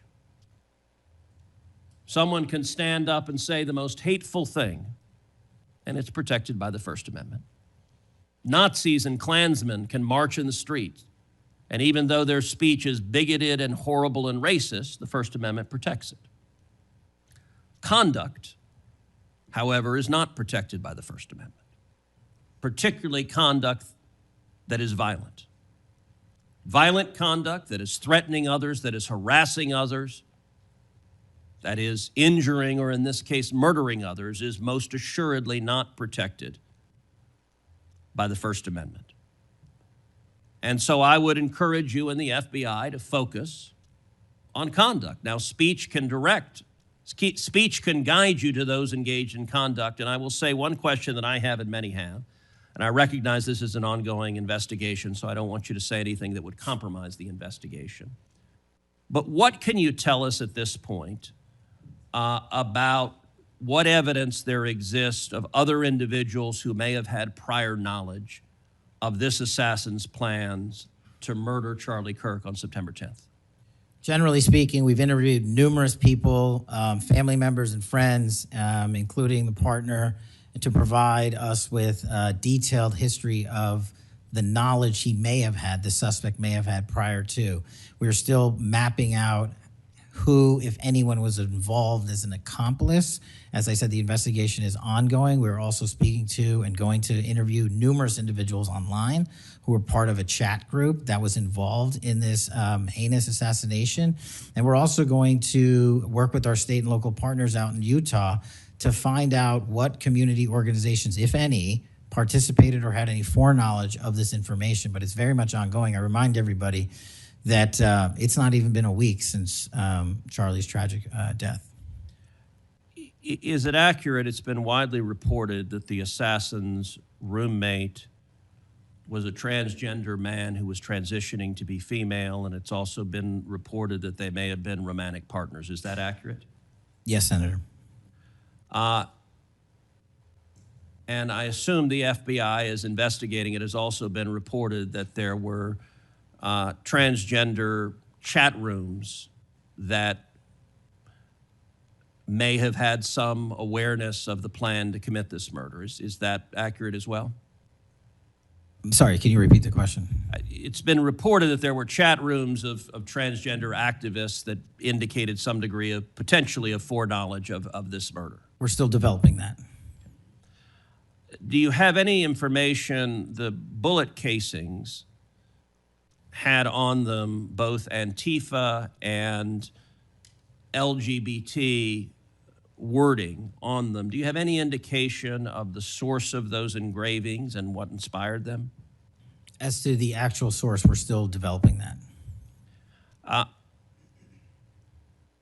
I want to encourage you in the course of this investigation, absolutely go after anyone who aided and abetted. But I want to more broadly encourage you, follow the money. The violence we are seeing is not purely organic. There is, I believe, significant money that is spreading dissension, that is spreading violence. Antifa. Do you believe Antifa is a terrorist organization? I believe Antifa is associated with a lot of violence in this country. As to its designation, I'll leave that to the appropriate authorities. So I would encourage the administration to designate Antifa as a terrorist organization, to go systematically after Antifa. They've committed acts of violence all over the country. And the shell casings have multiple references to slogans that Antifa has popularized. I believe there is considerable money funding it. I would note that I've introduced legislation called the Stop Funders Act. Stop Funders Act would add rioting to the list of predicate offenses under RICO. I believe the money should be tracked and prosecuted under RICO. And both the Antifa and Black Lives Matter riots of a couple of years ago and the pro-open border riots in Los Angeles and other cities of this past year, I believe there was significant money behind those riots. I'm not the only person who noticed at the anti-Semitic protest and violent protests on college campuses that many of the tents all matched. And so I would ask, would it aid your ability to prosecute these matters if Congress passed into law the Stop Funders Act and if rioting was added to the list of predicate offenses for RICO? Yes. Talk to me about the efforts of the FBI to go after the funders of the anti-Semitic protests on college campuses, the pro-open border protests in cities, and potential LGBT violence. Talk to me about the efforts to go after the money of those who are funding and promoting violence. As I've always said, Senator, money doesn't lie, and we've been following the money. And so that's what we're doing, issuing lawful process to organizations involved with criminal activity, because the money's got to come from somewhere, and it has to be funded somehow. So we have extensive investigations ongoing into numerous organizations that are related to violent criminal activity. Cutting off the money will make America much safer, and that is the core job of the FBI. And I thank you for doing your job. Senator Padilla.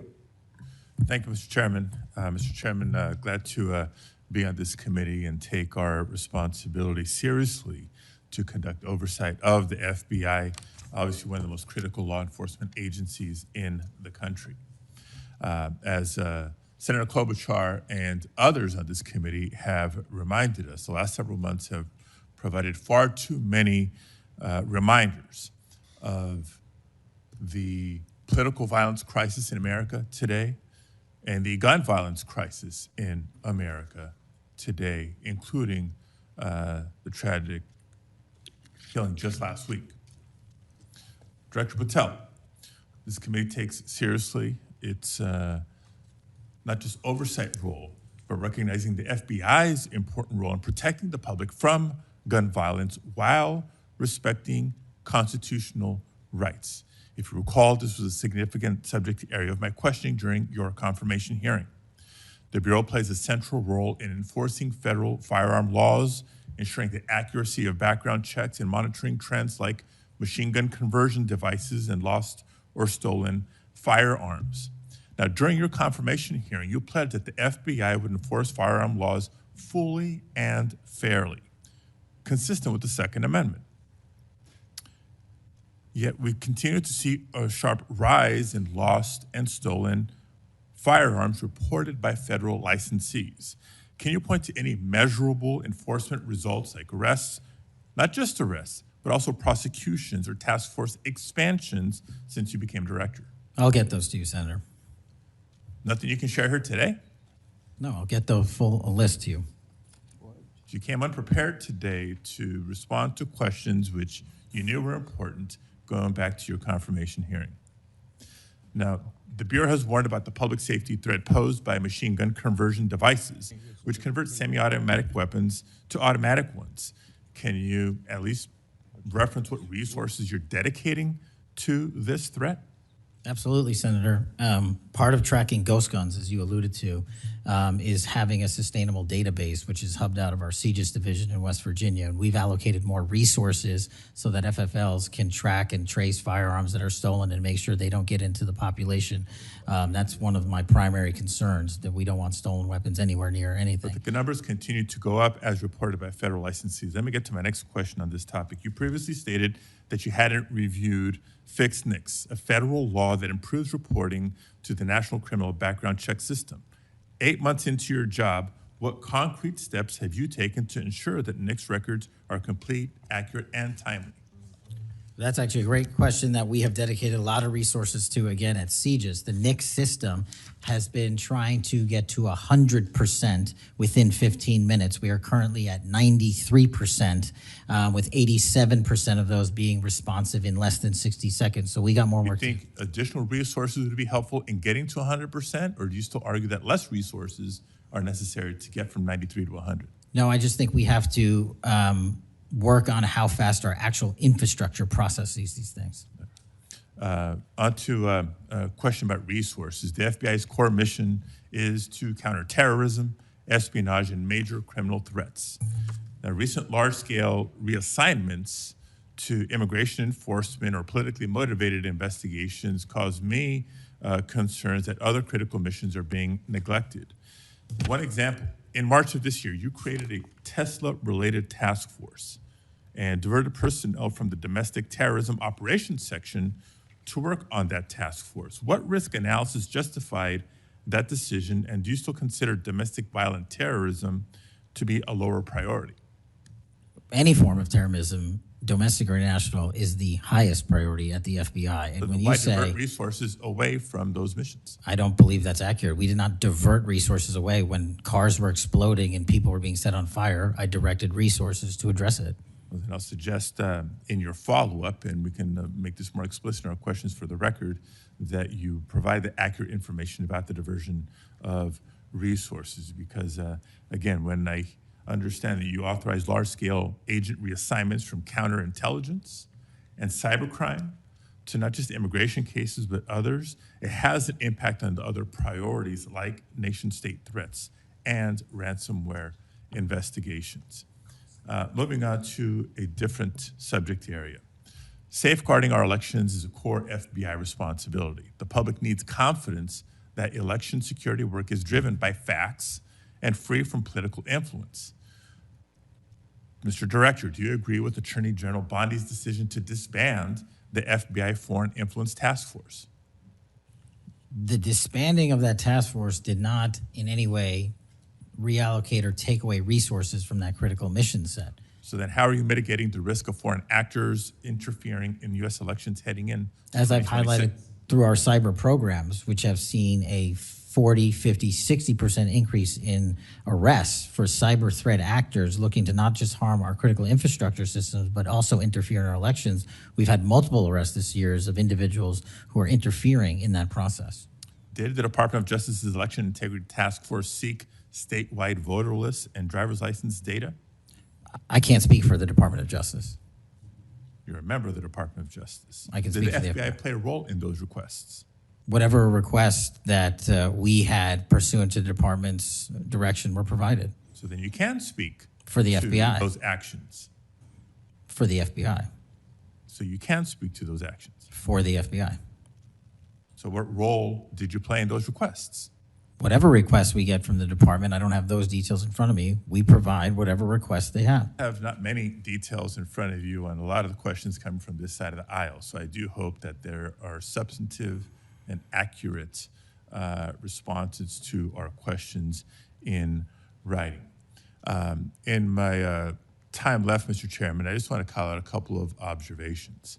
The director before us has tried to explain, I won't say explain, tried to explain how he doesn't need another $500 million to do the job.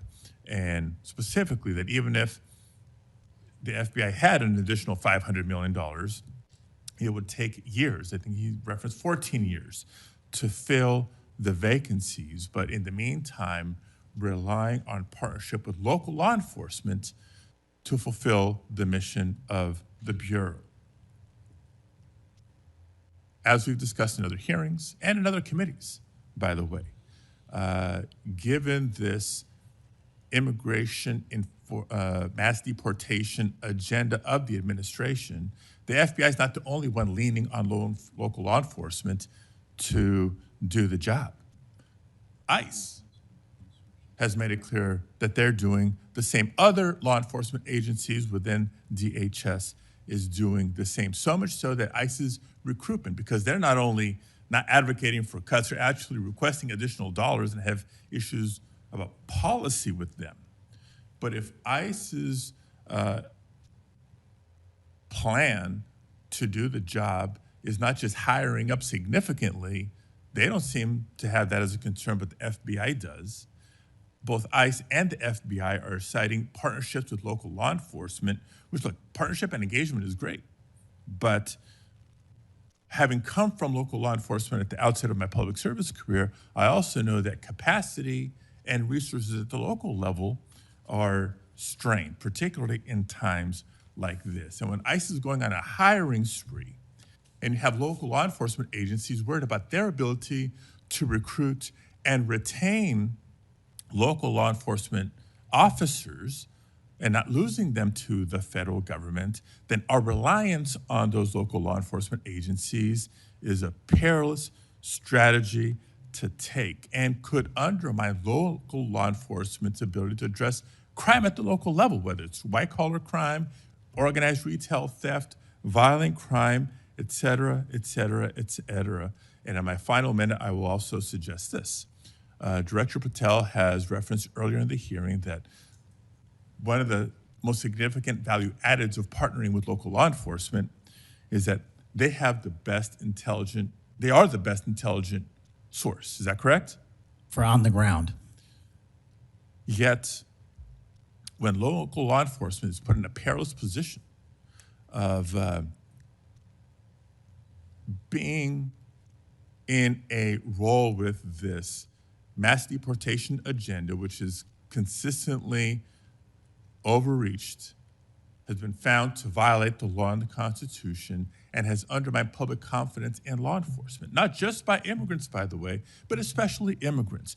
When immigrants are victims of crime and are afraid to come forward because they don't know what law enforcement is going to do with their information or not, when immigrants legal or undocumented, are witnesses to crime and are afraid to come forward with that information because they don't know what's going to happen with their information or not. That undermines the credibility of law enforcement with community and undermines the intelligence, Director Patel, that you say are the best source of intelligence when it comes to law enforcement. So it's shaky, it's worrisome, and in my opinion, overall, you are failing to live up to the role and responsibility that you have been confirmed to, and I associate with myself with everything Senator Booker said earlier. Thank you, Mr. Chairman. Okay, before we go to Senator Blackburn, without objection, I want to introduce into the record a recently declassified document thanks to Director Patel. The document is a Director Wray FBI analysis of Nellie Orr's false statements to the Congress. Orr never suffered consequences for advancing the phony Trump-Russia narrative and attempting to cover up her involvement in the hoax with false statements. Yet time and again, the American justice system has been weaponized against President Trump and his associates, such as Peter Navarro, with reckless abandon. The DOJ's inaction on Nellie Orr's criminal referral, despite the obvious incriminating evidence provided in the FBI's own analysis, undermines public trust in the rule of law thanks to Director Wray's utter failure. Senator Blackburn.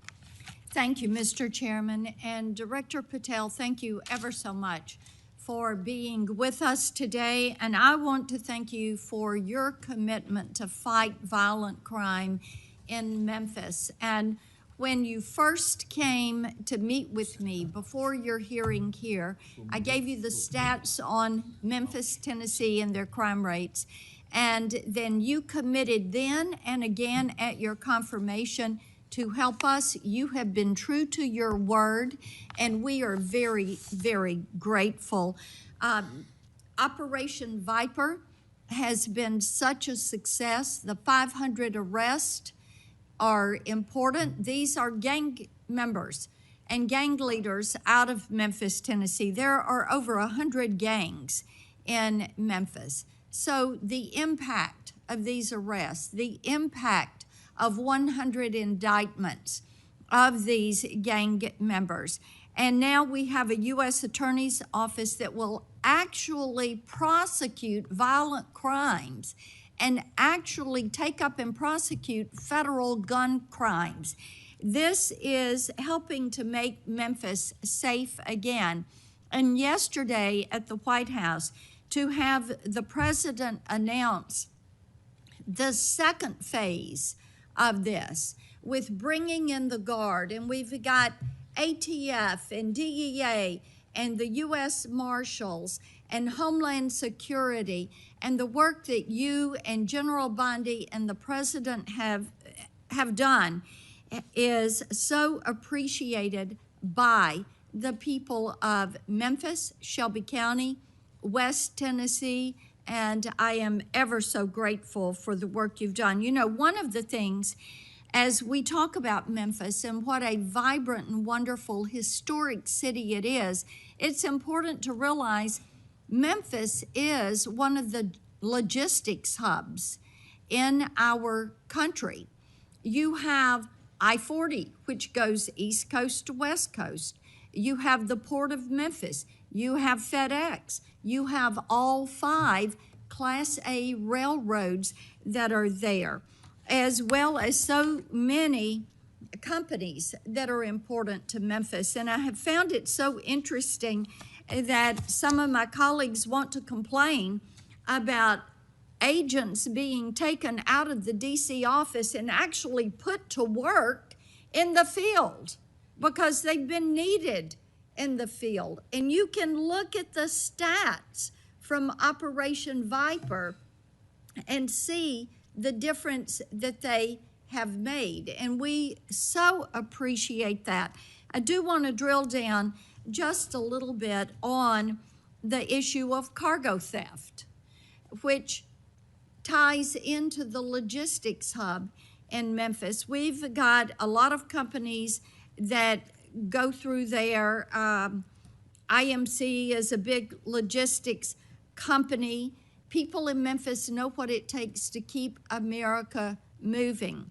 But what a lot of people may not realize is that many of these criminal gangs have been focused on cargo theft. This is how they pay for their activities. So in addition to the carjackings and the home robberies and the smash and grabs and some of the human and sex trafficking, they've gotten into cargo theft. And cargo theft in Memphis has increased over 5,000%. 5,000%. That's what you saw with a Biden administration who wouldn't drill down on this. So having these agents out in the field, having an interagency approach is something that is going to help us with getting our hands around this cargo theft. So talk for just a minute about what your team has done there and the importance of having that interagency approach. Absolutely, Senator. So Operation Viper nests under Operation Summer Heat, and in multiple cities and mid-major cities across the country, we have surging resources based on crime. And Memphis, as you know, Senator, had the highest per capita homicide rate in the country, and that was simply unacceptable.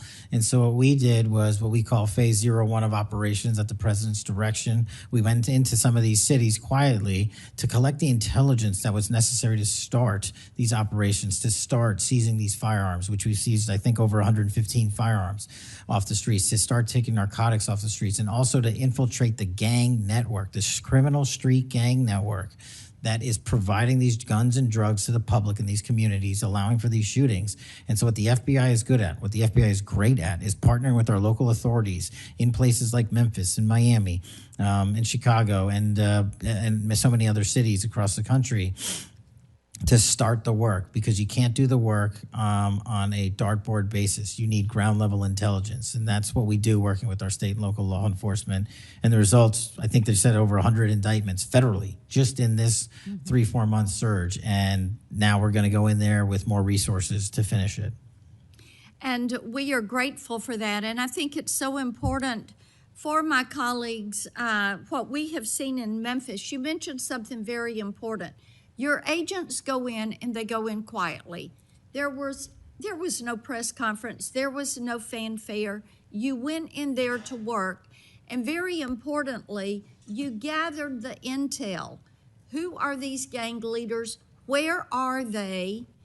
Figuring out who was doing what, and then setting up the process to apprehend these individuals. And it requires infiltrating those networks and having that data to work from so that you are working in partnership.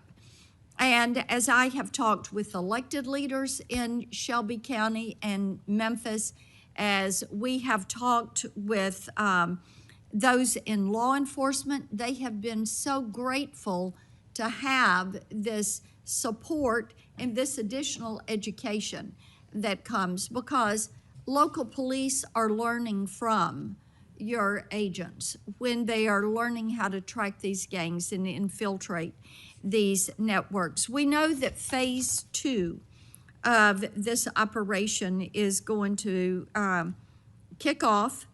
The Guard is going to be there to support the Memphis Police Department to help them kind of catch up, because they still have a lot of people on their board. They know who they are, where they are, what they're doing. They want to apprehend them and bring them forward.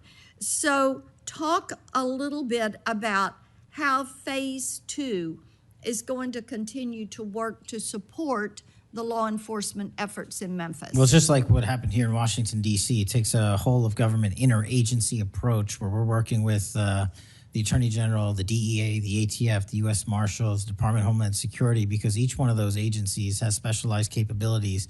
And when we surge together to work off of the ground level intelligence was collected, you see what happened in Washington, D.C. here. And that's the next phase of it, because you are able to utilize the National Guard to set up border perimeter operations. So when you go into an area, you have the secure workspace to get in there and stay in there. The key here, Senator, is sustained criminal investigations and sustained prosecutions that clear Memphis, like we did Washington, permanently, and leave behind a blueprint for what local law enforcement can do with our federal partners to sustain that. We don't want to go backwards, and that's critical, but we're in the next step. Sustaining it will be the last one.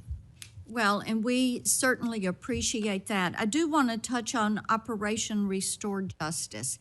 And Senator Britt mentioned some of this very briefly, and I know that you and A.G. Bondi have done a tremendous amount of work in protecting children. I appreciate that. And we passed my Report Act last year, and President Biden signed it, and this does require social media to report to NCMEC so that we can have these perpetrators followed up with and apprehended. That's a good start. We're still trying to get the Kids Online Safety Act passed. That has been a bipartisan effort. We have looked with disdain at what has happened with Discord and Charlie Kirk's alleged killer.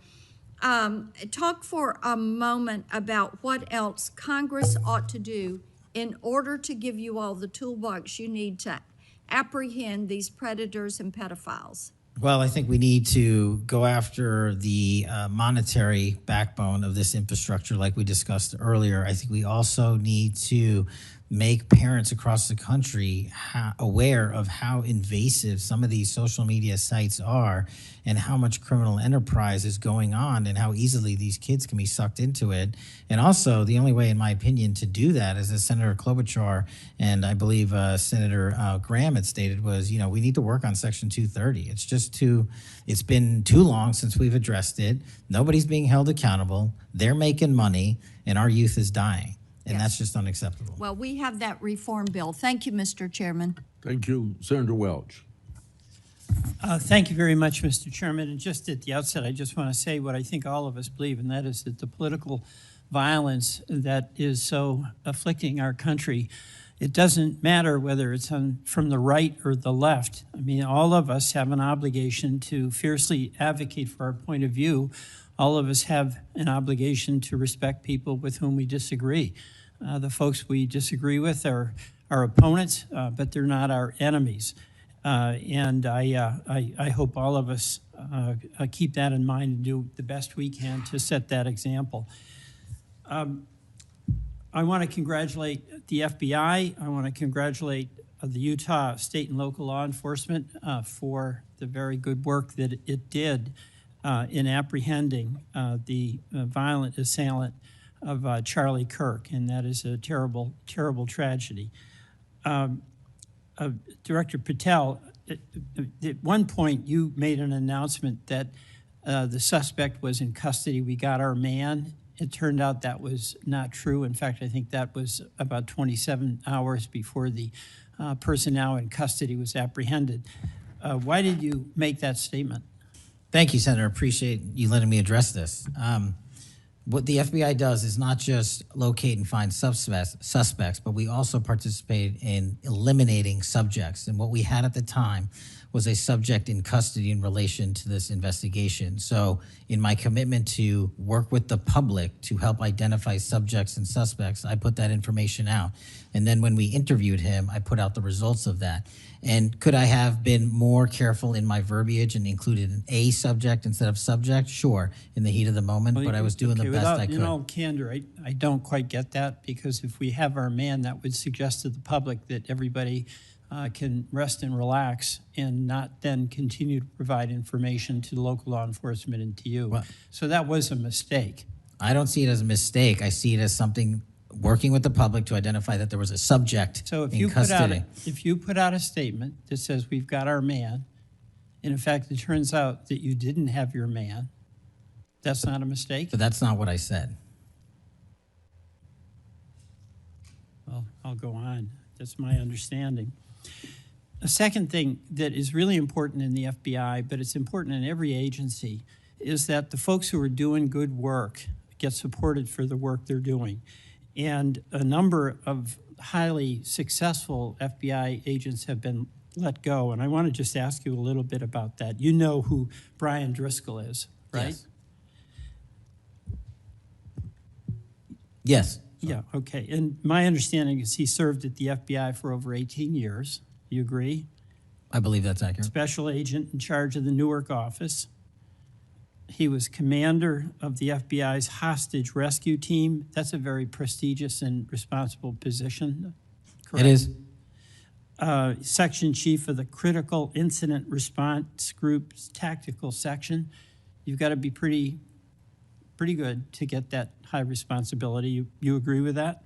Yes, sir. He oversaw 55 SWAT teams, and they're like the elite of the elite, right? They go in to the dangerous situations, right? He got a Medal of Valor for his participation in a raid on ISIS terrorist Abu Sayyaf, who had kidnapped American citizens Kyla Mueller, right? Mueller? Is that right? I know. You're in agreement, right? I know Kayla Mueller's family, yes. I know the situation. Okay, and he got Kurt Meyer, somebody who had barricaded himself in a bar after he killed 4 people and wounded 2.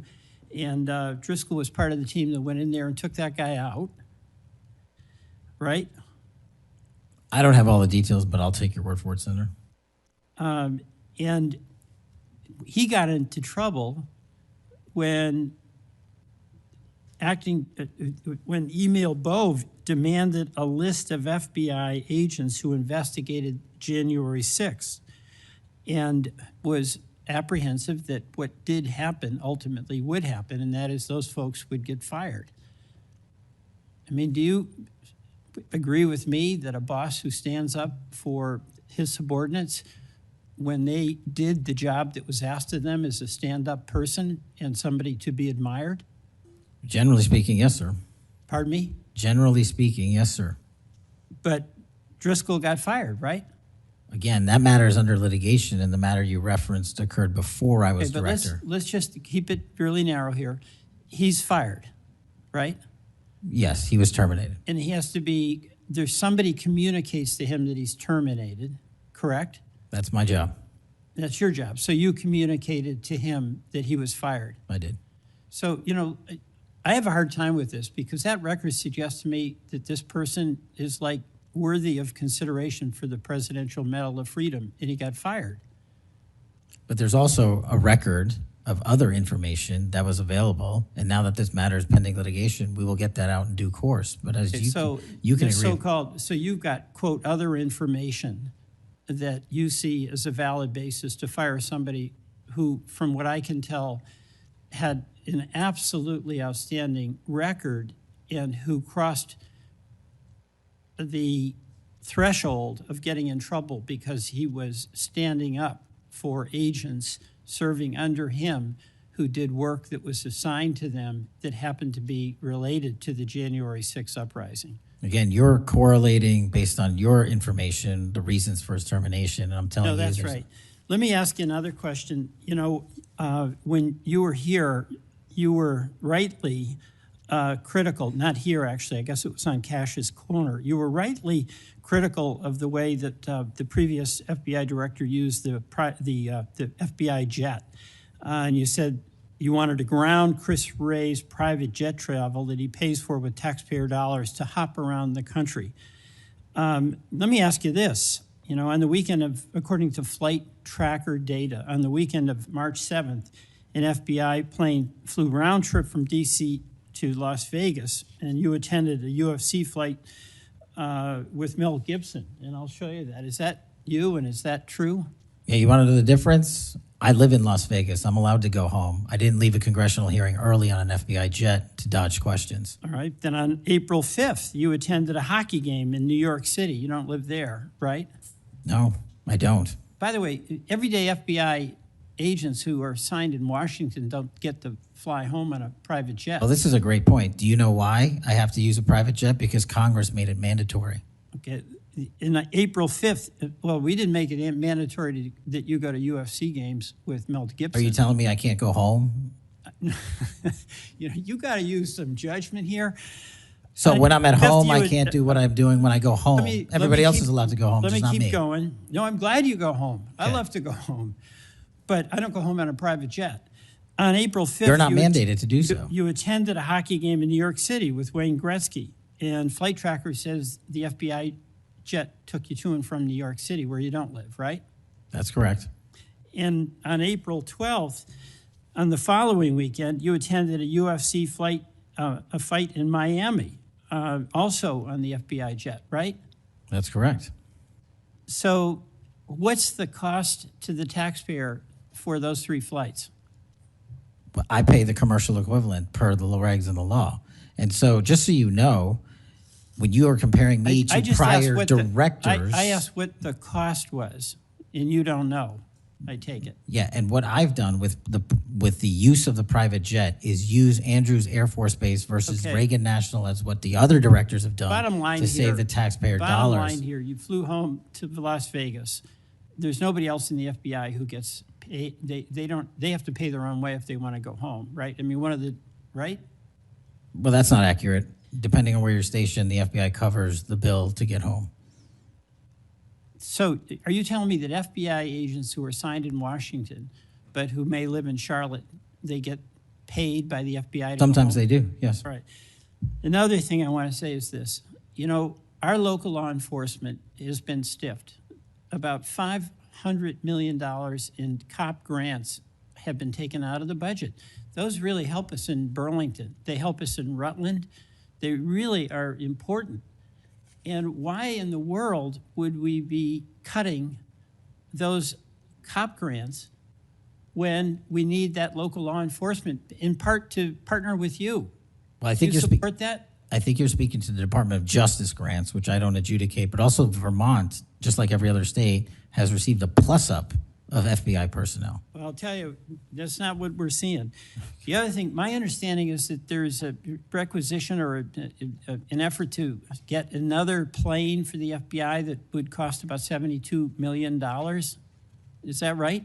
That's inaccurate. The FBI, because the jet, as you call it, is not my jet. We use it for operational needs. We use it for FTOCs. We use it for HRT. But that's the one you fly in, and right? we have multiple fixed-wing assets, and one of them is on a wildly expensive lease that I deemed a waste of money, and I'm looking for a replacement in which the government can procure assets permanently. Well, I would welcome you submitting to this committee the cost information about the jets that are under consideration. And according to our research, the specifications that are included in this request would result in an expenditure of between $72 million and $80 million.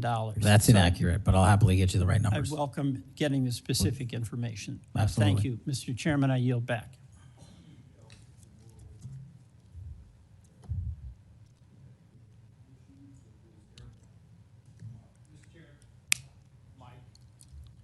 It's on, but I can get closer. Comey became FBI director 2013, and then something like when I became ranking member in the middle of a Congress, or I was ranking member, Comey needed an excuse to come to Des Moines, Iowa, or someplace in Iowa for a family reunion. He wanted to meet with me in Waterloo, Iowa. I think nothing more than an excuse to say he did something official on that trip. Now, I can't accuse him of that because I don't know, but I can't recall that we discussed anything very serious that had to be meet him in Waterloo or Cedar Rapids at the airport before he went to the reunion. And then 2 or 3 years ago, Ray was sitting where you were, and we had 2 Republicans wanted to have second round of questioning, and it would have taken about 10 minutes, and he refused to because he got on this airplane that you're talking about going to the Adirondacks. So I find it interesting that my Democratic colleagues seem to bring up about your use of the Justice Department planes, yet my Democratic colleagues didn't seem too interested about my oversight of Ray's use of the plane. I didn't hear a peep. So my Democratic colleagues need to be consistent. Can I just add, Mr. Chairman, that when you compare the flight logs and the percentage of work travel to personal travel for the prior two FBI directors, over a third of their travel was personal on those same jets that I'm being accused of improperly utilizing. My mark is far less than that. Also, both of those directors use Reagan National Airport, which has landing fees of $5,000 to $10,000 because they didn't want to drive 25 minutes to Andrews. We take off and land in Andrews every single time because it's cheaper, and we do so because it saves the taxpayer dollars. Those are the things we are doing to make sure that we are good stewards of taxpayer dollars. And also, any new acquisition of an airline or a fixed-wing asset for the FBI will specifically meet the needs of the demands of the foreign FTOC operations and hostage rescue operations in our critical infrastructure programs. Senator Moody. Thank you, Chairman. Appreciate it. You're very patient. I am very patient. You're very patient. I'm new here to the Senate, and I watch what you have to go through as chairman, and we thank you. A lot of what we're talking about today, and you've been questioned about, was uncovered because of our chairman and his service to this committee, and I want to thank him because he's uncovered a lot, especially during the last administration, where many of our federal agencies went far off their mission. And I believe we wouldn't have as much information as we do if it wasn't for our esteemed chairman. So I wanted to publicly thank him. And being the newest member of Judiciary, I am so grateful to be here because sometimes I'm wondering if some of my colleagues on the other side of the aisle don't know what they're talking about, or if they're ill-intentioned and purposefully trying to gaslight not just the American public, but other people in law enforcement and agencies that you're working with. So as a former attorney general, as a former federal prosecutor, as a former judge, as the wife of a law enforcement officer, both federal and state over the course of his career, I would like to clarify a few things and give you the opportunity to highlight some of the things that the FBI is doing. And two of the things I heard thrown out there, and by the way, it was when some of my colleagues would breeze in just in time to rail on you and spout out misinformation and narratives that have no grounding in reality and to criminal justice, and then breezed right out as soon as they were done. And I think that it does the American public more good when the oversight function of Congress allows for you to comment in a way that makes sense and is grounded in reality. So let's first talk about the reason why we are having to reassign, not just in the FBI, but in other agencies, criminal justice agencies, federal agents to accomplish different things, as has been done historically throughout our country. When we get into office, we have to examine and triage the threats facing this nation, threats facing Americans, and then allocate resources accordingly. I guess you are to be judged negatively because you are trying to reallocate the resources of the FBI to fix what the Democratic administration prior to this under Biden broke. So let's talk about the reassignment of federal agents and why that has been necessary. Would you say that the majority of assignments has been made because we are facing unprecedented levels of violence, both because of the unvetted surge of anywhere from 11 million to 20 million people across our border in the last 4 years, and because of the woke, weak, insane policies that have been pushed into states and cities around this nation by the left? Absolutely. And so I hear you being grilled because you have rightfully pushed resources where they needed to go to protect the American public. And I have heard you questioned that you are in some way, and I'm going to use their words, which I don't believe is grounded in reality, that you are going to lean on local and state agents to do the job of the FBI. might it be recharacterized more accurately in that you are partnering with local and state agencies in these areas, especially where these policies that the Democrats support wholeheartedly, in fact, they frustrate our efforts to try and beef up our laws with good criminal justice policies at every turn, and then come in here and get on you for, by the way, you've been here 7 months, so I know that in the 7 months, you didn't break it, they broke it over the last 4 years, but it isn't more accurate to say that you are using the federal government and its agencies, or its agents and its resources to supplement and amplify law enforcement efforts in these areas, cities and states, where the Democrat policies broke them. It's been an integral part of my tenure to use local and state partnerships. I say it everywhere I go. We cannot do the work without partnering with state and local authorities in every single state and every single county in this country. And why we pushed out to the field is simple mathematics. While the FBI had a bloated bureaucracy in Washington, D.C., nearly 1/3 of the FBI's workforce lived and worked in the national capital region. 1/3 of the crime doesn't happen here. So I made the simple decision to move them out where the crime was happening in the field, to move out field agents, to move out intel analysts, to move out program managers. And by the way, that's what they all want to do, go out in the field and do the work. And no one's going to be punished for going out in the field and doing the work, and no one's going to be punished for wanting to stay at headquarters and help. But we needed a reallocation of assets, and that's what we did. And from your experience, both before and now in office, have you found that many of these nonprofits have done work to undermine the stability and security of cities? Those matters are very much ongoing, and hopefully we can report the results soon. And I don't mean just those that may have aided and abetted or supported criminal acts. Those absolutely should be investigated and pursued to the fullest extent of the law. And I hope that we follow the money trail, as some of my colleagues have suggested. I also want to get your opinion about the nonprofits that are working to get elected and then push criminal justice policies that have made our cities and states less safe. Specifically, I'm going to push out all of the things that they espouse make the cities stronger. No cash bail. Try not to charge crimes. Don't call people offenders or felons or rapists or drug traffickers.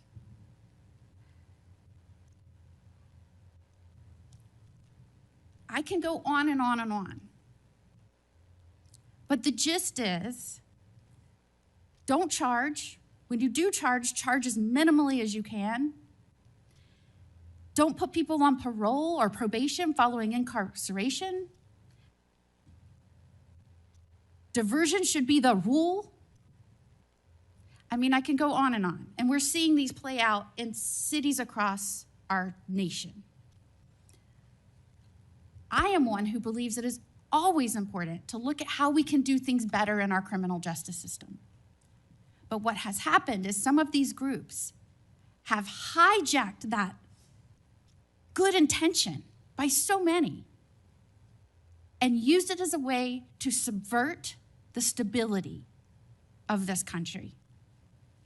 And I firmly believe when that money is traced, you're going to find it's not only going not just to policies, but it's also going to pushing and promoting criminal acts.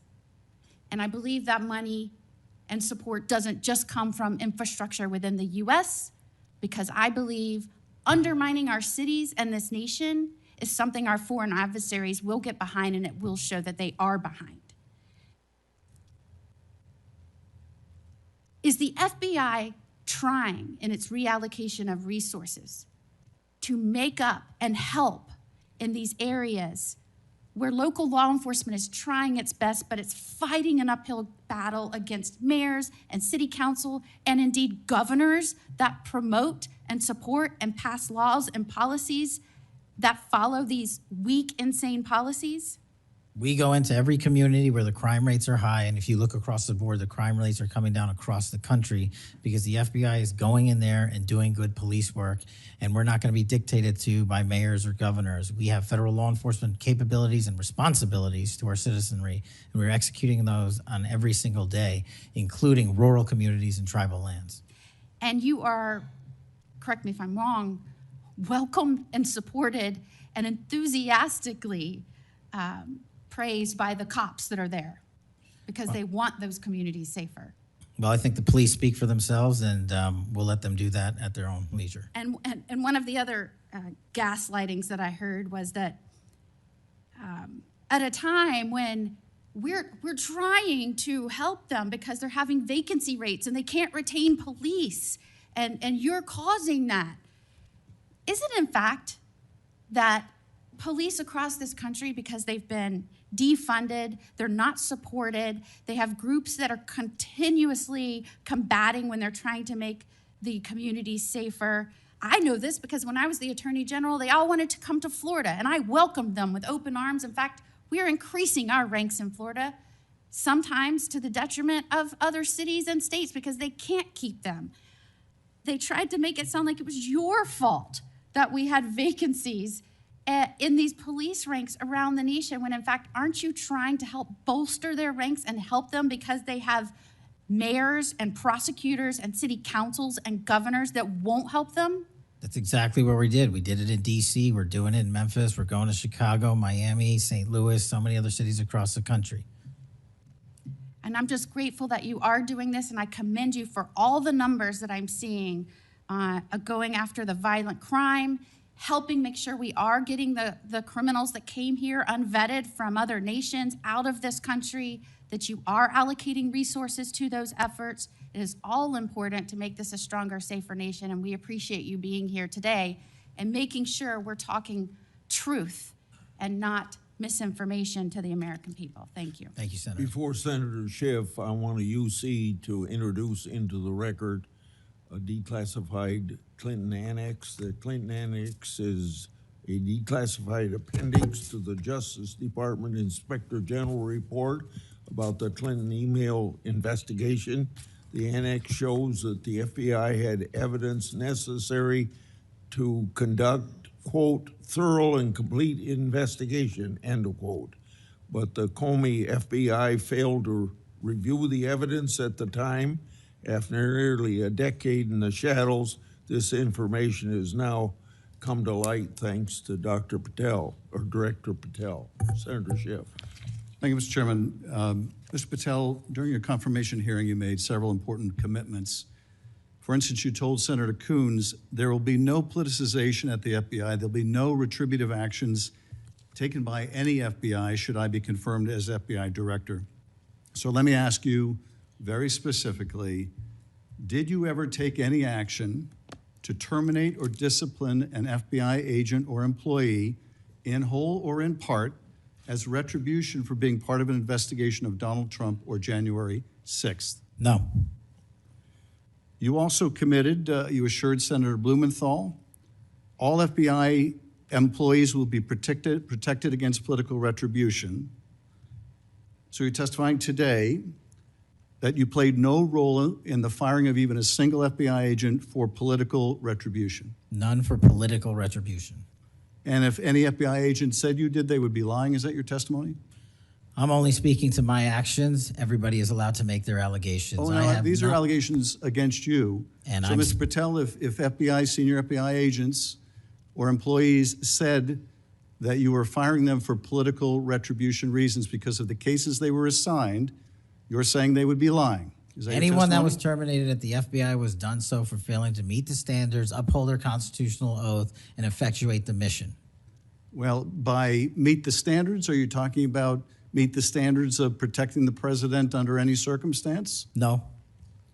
You also guaranteed Senator Blumenthal that every FBI employee will be held to the same, absolute same standard. No one will be terminated for case assignments. Are you testifying today that you never terminated anyone at the FBI, in whole or in part, because of a prior case assignment? No one at the FBI is terminated for case assignments alone. Well, I'm asking about you, Mr. Patel. Did you, in whole or in part, terminate anyone at the FBI because they worked on the Trump investigation or because they worked on January 6th? No one at the FBI has been terminated for case assignments alone. Okay, you're saying alone. Does that mean they were terminated in part because they were assigned to a January 6th case or assigned to the Mar-a-Lago case? You're being very precise here, Mr. Patel. You're saying alone. That means they were fired in part because they were assigned those cases. Is that your testimony? Absolutely not. But if you want to keep Okay, putting words well, in my mouth, then go let me ahead. ask you, let's strip away the word alone. Did you terminate or participate in any discipline of any FBI employee in whole or in part because of their work on an investigation of Donald Trump or January 6th? Yes or no? Any terminations at the FBI by employees. No, I'm since asking you a very specific And I'm question. going to answer the question, but you don't like the answer because it's the No, truth I and it guts want your an answer to my narrative. question. I don't want an answer to someone else's question. So let me just be precise, and I ask for a yes or no answer. Did you ever terminate or discipline an FBI employee in whole or in part because they had been assigned or worked on an investigation of Donald Trump or January 6th? FBI yes or no? employees are only terminated Yes if or they no, fail Mr. to Patel? uphold their oaths of Yes or office no? and duty. You're not at the answering my FBI question. I You're don't not have to answering my answer your question yes or no because you're setting up a trap so you can have a media No, I'm narrative. not setting up a trap. And I'm not giving it to you. Unless it's true that you fired people. People in have whole been or in part terminated at because the they- FBI who failed to uphold You're the assigned standards to. that the FBI requires them to Did uphold. you tell anyone at the FBI that all FBI employees who they identified who had worked on cases against President Trump would be removed from their jobs? Did you tell that to someone at the FBI? Say that I would remove people for case assignments? That people that were identified as having worked on cases against President Trump would be removed from their jobs. Did you tell that to someone at the FBI? People are not removed Just for case answer my question. assignments. Just answer my question. Did you tell that to someone? People are not removed for case No, assignments. you're not answering my question. And I would Mr. never Patel, tell anyone. Did you tell someone at the FBI that FBI employees identified as having worked on cases against President Trump would be removed from their jobs? Yes or no? Did you tell someone that? I would never tell anyone at the FBI that they're being removed for basically their case assignments. Okay, so anyone who had said that would be lying. Is that your testimony? Anyone can say whatever they want. No, I know, but you're saying they were a liar. I'm telling you what I said. Because this is in the complaint against you, Mr. Patel. So you're saying Mr. Driscoll and others are liars? I'm not going to address the complaint in the ongoing Okay, well then let me ask you, have you ever told anyone at the FBI that the FBI tried to put the president in jail and he hasn't forgotten it, and that your job depended on the removal of agents who worked on cases against the president? No. Did you ever tell anyone that? No. Okay. Did you ever tell anyone that you knew these summary firings you were undertaking were illegal, likely illegal, and that you would be sued and later deposed? Did you ever tell anyone that? No firings at the FBI or terminations were done for anything other than justified Did you ever cause. tell anyone that, Mr. Patel? Why don't you No answer my question? terminations at the FBI were ever done in my tenure for anything other than failing Did you ever to tell uphold anyone their that, oath of Mr. Patel? You willing to office answer or the their- question? The FBI. I guess I you're have not willing to answered answer the it. question. So let me move on. Let me Repeatedly. move on to the Epstein files. You said you're the most transparent FBI director in history, so I'm going to put you to the test. In 2024, you were asked by Glenn Beck about Epstein's Black Book. And you said, he asked, who has Jeffrey Epstein's Black Book? And you said, Black Book, FBI. And he said, but who? That is, I mean theirs. And you said, oh, that's under the direct control of the director of the FBI. That's what you said. Was that true, Mr. Patel? I'll rely on you quoting it accurately. I did that a couple Was of it years true ago. what you represented to Mr. Beck and the president's supporters out there, or were you lying? No, Was it true that the Black Book, Epstein's Black Book, was in the possession of the FBI director? The Black Book was in the possession of the FBI. Okay, so now that you're the FBI director, you have possession of the Black Book, right? That index has been released. So you have Jeffrey Epstein's Black Book? What is known as Jeffrey Epstein's Black Book has been released by us. And you released it. And let me follow up on Senator Kennedy's question, because he asked you and I'll be very precise here.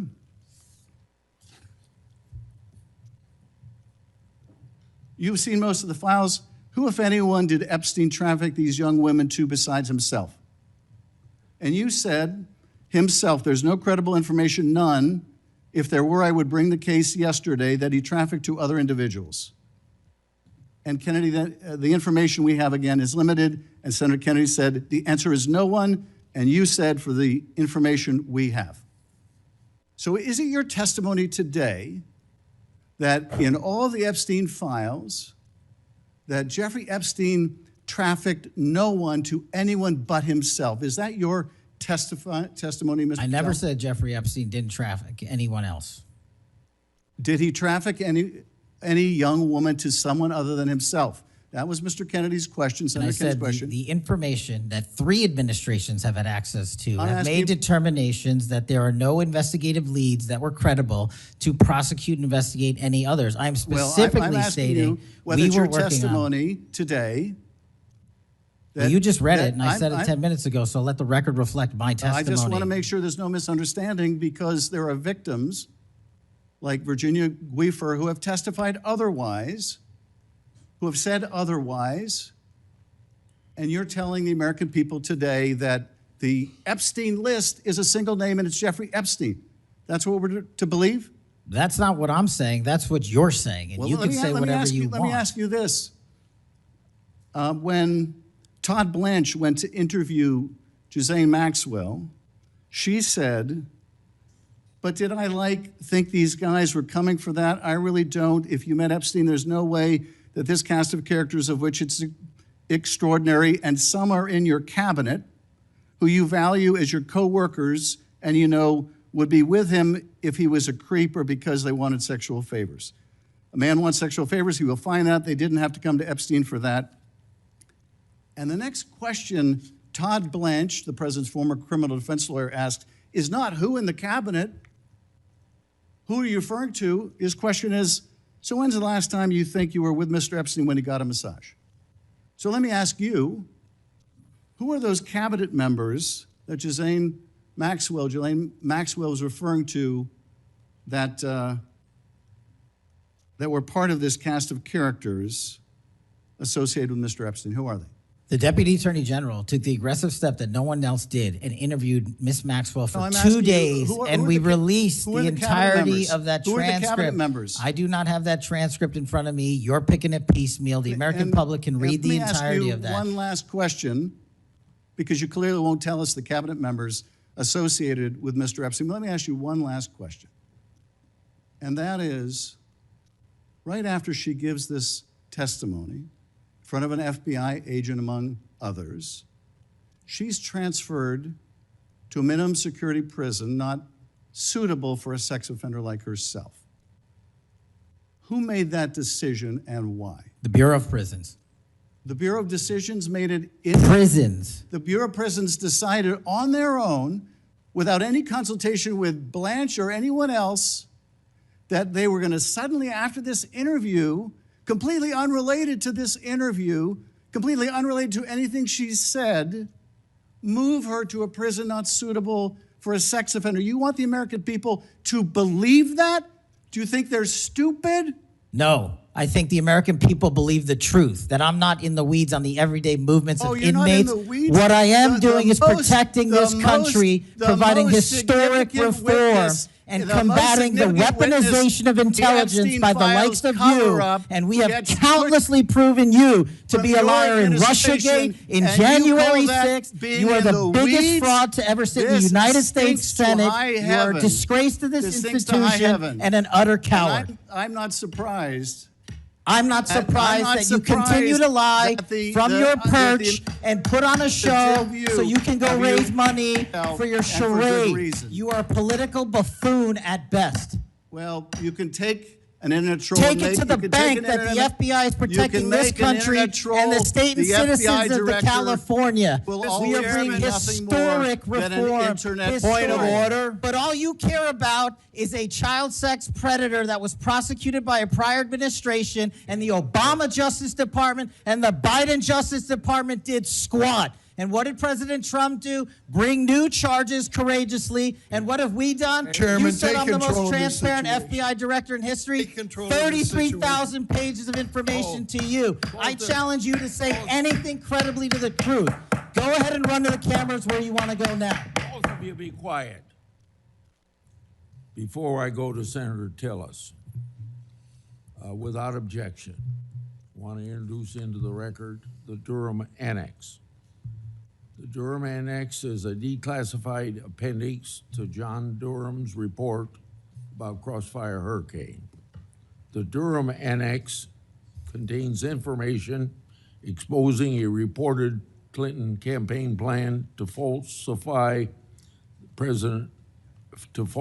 tie President Trump to Russia. For years, I've fought to assemble and publicize all the facts heretofore unknown surrounding Durham's investigation, Crossfire Hurricane, and related matters. The Durham Annex was declassified large part because of Director Patel. Senator Tillis. Thank you, Mr. Chairman, and Director Patel, thank you for being here. I've actually admired the way you've tried to keep your composure over the course of this. Kind of reminds me of an old Far Side comic that said the floggings will continue until morale improves. The last one I just coach you on, don't take the bait, because they're going to use that discussion between you and Senator Schiff, as you've suggested before, to raise money. Just sit down in the quiet confidence that you're doing a good job. Real quick, in less than 30 seconds, give me your resume again on why you're qualified for this position. Thank you, Senator. I served as a public defender and national security prosecutor. I tried over 60 criminal trials to verdict in state and federal court. I served as the lead investigator in the House Intelligence Committee and the counterterrorism expert there, unfolding the Russiagate investigation. I served as the head of counterterrorism for a presidential White House. I served as a deputy director of national intelligence at the Office of the Director of National Intelligence, overseeing our 17 intelligence agencies. I served as a chief of staff to the Department of Defense and the Secretary of Defense, overseeing a $2 trillion financial equity flow, and also defending the homeland and providing for our no-fail mission. We could drill down in details, because I've studied that record, and I think you should be very proud of it. I just did that for the benefit of the liberal media that just keep referring to you as a podcaster, I think, and I appreciate you giving me that resume. It's a good body of work. It's why I supported your nomination so strongly when you were before this committee. Really quickly, too, on the events of last week and the sad death and assassination of Mr. Kirk, I seem to recall that Mr. Zen, I think, was the first person of interest. He was reported to be saying, "I shot him, now shoot me," or something to that effect. Would that have more or less, and your job is to calm the tensions, right? There were people running all over the building. People are afraid over there. Could it be that because you were in possession of some of that information that maybe you did just characterize as getting our man, that maybe that's what led up to it, if those facts are correct? What led me to that is to the eliminate subjects, but also we were in a period with inside of 24 hours where we didn't know who the shooter was. Well, that's why I asked, because people are forgetting that this man was reported to have been saying, "I shot him, now shoot me." They're also forgetting that he brought in an attorney and said that he'd fabricated the claim to draw attention away from the actual shooter. And he went on to get multiple charges for possessing child pornography and sexual abuse material on his phone. So I'm just saying that it just seems to me that in the moment, maybe you should have used different words, but I can't imagine that the amount of time that we've spent on that subject in the hearing today. But I think it's because they're really worried that they're another punchline to an old joke. Your work, it's working in practice, but it's not working in their theory. They haven't heard you, so it's working in practice, but not in theory. They haven't heard you say multiple times that you've plussed up FBI resources in every state. They haven't heard you when you've talked about year-over-year comparisons for results. I don't care how many people you have at HQ, as long as you keep producing those results and they're good. They need to be sustained. Now, I am a little bit concerned about the deployment of National Guard troops to dangerous cities, but you keep on mentioning something I'm going to go back to in terms of joint task forces. You also did a great job of explaining why you think you should save money and go out and fly out of an airport versus an easy trip across the Potomac to National. I love all those responses. I'm not going to repeat them here. But I'm worried that if we move in too quickly, let's say to Memphis, I should back up and say I was Speaker of the House in North Carolina. And I would consider it a personal failure on the part of state leadership if they have to call in federal resources to do their job beyond what they do every day. And that's promoting joint task forces. I've seen ATF, DEA, FBI. I've been in the briefing rooms at 3 o'clock in the morning about to go and do a 55 no-knock warrants on bad people. You all do that every day, and thank God that you are. It looks like we should plus it up in a few cities. I'd rather use the money to deploy National Guard to just continue to leverage what you're already doing well.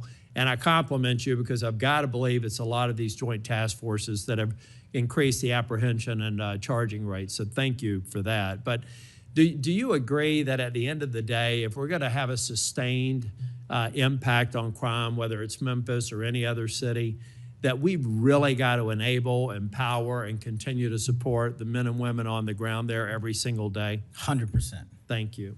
I think that your cost-benefit mind needs to go into, if I'm about to deploy this many National Guardsmen to a city, what does that cost? And what would that look like if we were plowing that cost of deployment into ongoing, I believe, joint task force, which are working very well. They're working well in North Carolina. So I'd like you to look at it. Now I'm going to move on.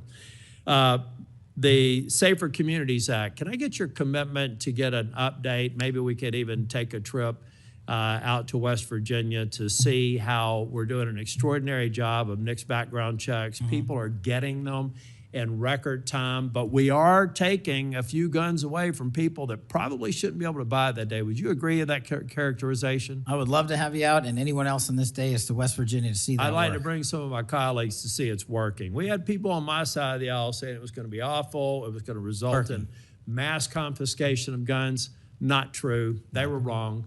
This bill's making a difference. I also want to talk about the behavioral health and other components in granting. I know in North Carolina things are going well. I want to make sure that that flow is going out there because the tragic events in North Carolina and Charlotte, the stabbing, I spoke with one of the family members yesterday, I think that we have to recognize that we have magistrates that have a revolving door policy, no doubt about that. And they should be held accountable if they're releasing dangerous people. But I also think that some of the problem is that we simply don't have a place to send people, particularly with respect to behavioral health. We have got to continue to, every law enforcement officer I've ever spoken with says, look, I've got law enforcement officers seconded to an emergency room because I've got somebody with no place to send them. I don't have a bed upstairs I can send them to. I don't have a behavioral health facility. We've got to provide more ways to detain people that are a risk to themselves and a risk for the community. And I really do believe Safer Communities Act is a good framework for doing that. That's only a comment.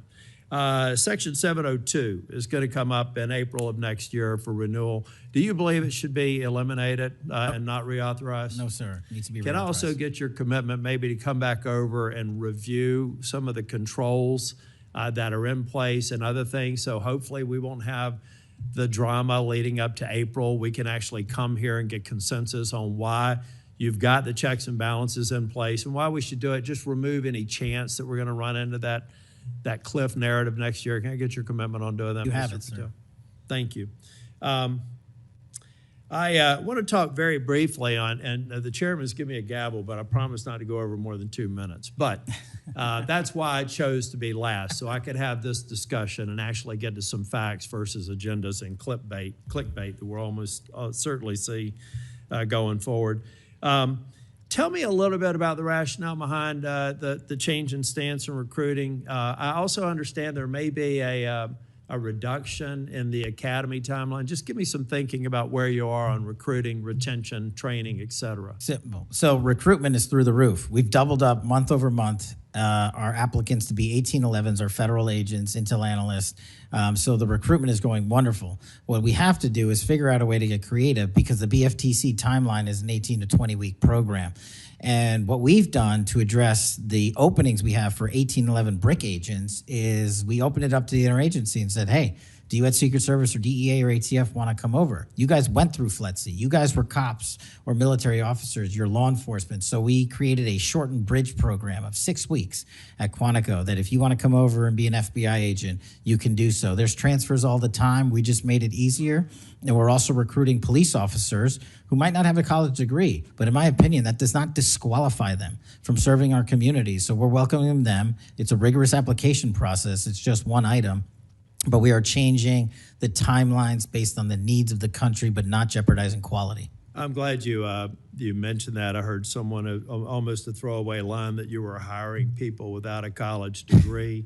Most of them have had basic law enforcement training, all the kinds of certifications. You're talking to somebody who didn't achieve my 4-year degree until I was 37. I'd like to think that I brought some things to the table, and I think that those people, the mere comment, I think is inappropriate for somebody considering this to think that they're a lesser person because they don't have a piece of paper. I wanted to get back to the last thing that I will talk about. I'll follow up with some questions for the record. Thank you, incidentally, for consistently being responsive to any inquiries I've made to you. But on the Kirk shooting, I do believe that that Senator Schmitt's numbers are right. There seems to be a disproportionate number of voices on the left that are celebrating the assassination of a CEO or celebrating the assassination of someone in Mr. Kirk's case that I disagreed with probably about half of his positions, but I felt like it was a good voice in engaging young people, and that's a start, as long as we can do it civilly. And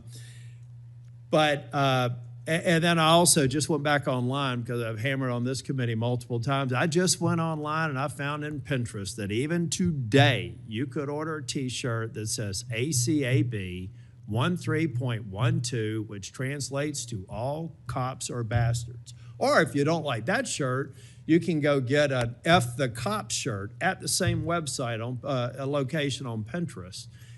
There is clearly a problem with some of the voices of the left, and I'm not necessarily saying any members of Congress, that need to tamp it down. Having said that, within 24 hours of Mr. Kirk's shooting, we had the guy that does the podcast for the War Room and another guy who's denied the Sandy Hook shootings say we're at war. Now, how on earth, and I do believe it's a smaller number, but it's a number that has an influence. How on earth are we de-escalating the situation and with the tensions as high as they were last week with going out and saying we're at war? I'm not asking you to respond to this question. I'm just saying that there are people out here on our side of the aisle that still need to look in the mirror. Even if you agree that it's a lower number, bad is bad no matter how many numbers they are. And that kind of rhetoric and that kind of mobilization makes your job more difficult and puts us in a position where we're not being as productive as you want the FBI and state and local law enforcement to be. I'm finished. I just want to thank you for your service. I want to thank you for your concise answers. And I am thoroughly impressed with the fact that you have sat in that chair for over 4 hours without a break. So with that, we're, on behalf of the chair, want to thank you for being here today. And also, I assume, are we leaving the record open for any period of time for 1 week? The record will be open, left open for 1 week so that you may have questions for the record. Mr. Patel, thank you for being here Thank today. you, Mr. Chairman. Meeting's adjourned.